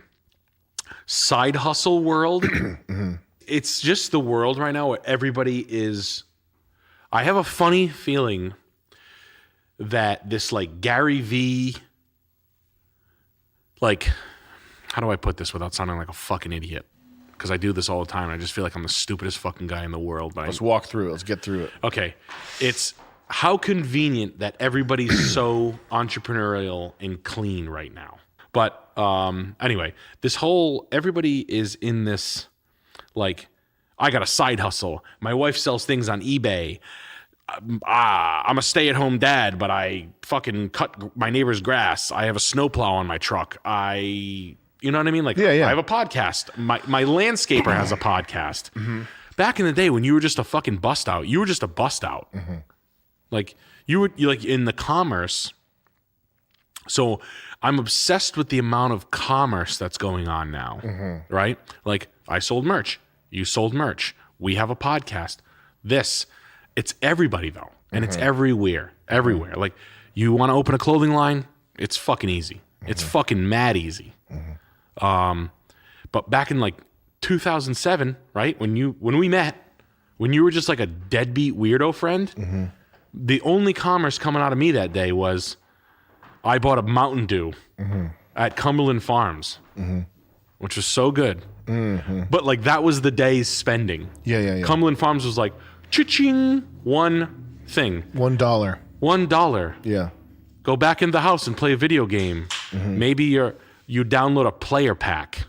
Maybe. I never did that, but maybe that was the thing. Now, it's just like...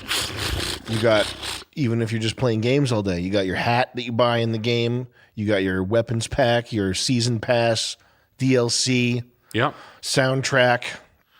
You're buying a weird pair of tiger sweatpants you saw on Instagram because they got you. One of them's going to get you. You bought a 4,000 lumens light, like flashlight. Yeah. It's a weird, it's a weird sort of combination of Web 2 reaching its like hyper commercial potential, like full saturation, every channel on max. Everybody knows exactly what they're doing. It's just the process of like, especially with advertising keywords, like targeted advertising and stuff, and like pop-up shops and Shopify and the ability to like open your own web store and stuff. Like all that stuff is kind of coalescing into like the pinnacle peak Web 2 commerce. So that's one part of it. And the other part is that like the economy in real terms, in terms of like your ability to be rich? Financially free, your ability to like support a family, not even get rich, but just have like be set, like that type of thing. Like the what you would have done in the past is you would have wanted to have some sort of safe retirement vehicle, like a government bonds or something.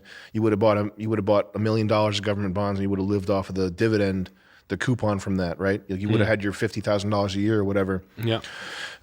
Which is not possible anymore. Like now, to get $50,000 a year, you need like 4 apartment houses, 20 million, government bond or whatever. All the stupid shit has gotten way easier, like Netflix, Prime, Amazon Prime Video, Disney, whatever.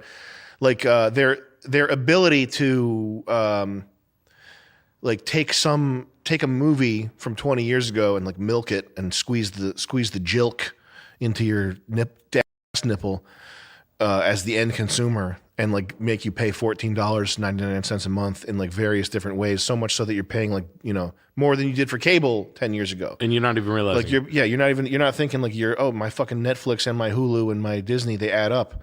But like all the stupid shit, like the streaming music, fucking Chinese fashion, Chinese pop-up brands, all that shit, like the shit that you really ultimately don't care about. Like it doesn't really matter. All that shit's getting cheaper. So there's this illusion of abundance. Like I can have so much cheap shit. Like this vitamin box case on Amazon was like from Jinxie.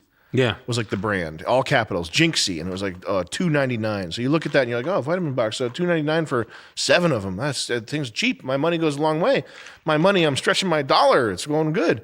All this stupid crap, like the shoes that we're wearing, Tons of them. These boots were like $100. They're made in Vietnam. They should be more. They're made in Vietnam. They're crap. I'm pretty frugal and I'm buying more shit. And it's not because I've never done that. But I'm buying more like shit. I'm like, got me. Yeah. Oh, that's a cool T-shirt. Got me. And the quality's like much lower. It's all garbage too. So, but it's back to the real terms, the like commerce. the stuff that matters: the healthcare, the education, the house, the stuff that actually matters that you need. That's all skyrocketing in terms of the quality of what you're expensiveness. getting versus what you're paying for in a short amount of time. 2011 to now, two totally different things. The fleeting amount of money to become a rich person is flying away from you. Flying away from you. Like 10 million is the number. It was like 3.5 million is the magic number that, according to financial. Just so we're $3.5 million is the amount of money that you need to stop working. Just so you're all crystal clear. That's like.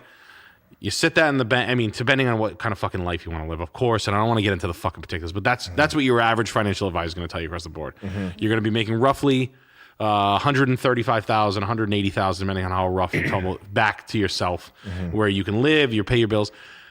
Fine, okay, fine.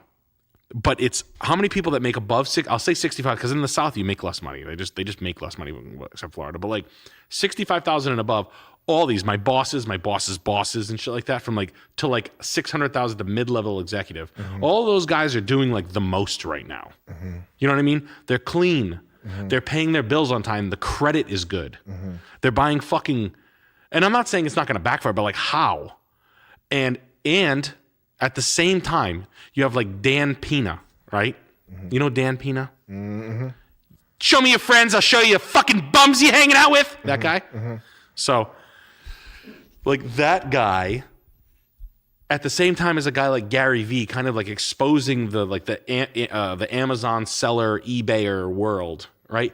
It seems as though it's like a very controlled, perfect thing for a guy that's a financier. Well, or if you're a financier, or if you're at the head of commerce, you're like this. Yeah. You're loving this. If e-commerce is how you make your bones. But if e-commerce really is You're just really excited. banking and then old banking money, they're like this. Go you work your side hustle. Like, look at how many transactions for like my fucking rat ass antique store. For like, hey, that comic made tickets. Like, we went to a comedy show this weekend. Went to go see Shane. We bought beers through a fucking app that was through PayPal, and it's like, I get now. I get Bitcoin. Even more important now, when you really start to wrap your head, you're like, holy shit! No wonder why the transactions. Before it was like, I went to the ATM and they had an ATM fee. Now we're talking about like gas fees per transactions, and Bitcoin starts to like make sense. But I think it's I don't think it's necessarily a conspiratorial thing. I think it's just a combination of the Web 2 commerce tools getting better and the economy in real terms getting worse, which is forcing people into that side hustle type shit. Like the real jobs. The quality of those jobs in terms of like your quality of life that you have if you have one, and the amount of money you're able to sock away if you have one, and also just the availability of those jobs in general, that's all going down. But like it's just getting worse. And so it's making it so that you fucking have to have your lemonade stand. I don't know, man. That's the question. Probably. You do. If you want to have if you have any type of aspirations to be wealthy, you cannot be satisfied with a 9-to-5. You have to have some type of you have to have your lemonade stand. You fucking have to. Oh yeah. You're not going to get have to. There's not, capitalism won't work where you could work your ass off and they would pay you enough to stop. There's not because it could if we back in the day without women in the workforce, if you just had men working, if you had if you didn't have jobs and jobs being exported to foreign countries and materials being imported from foreign countries, if you had a actual if the people at the top of the country cared about American labor, you would have people able to work and retire and save money and have houses and shit. I mean, that's the way this country was.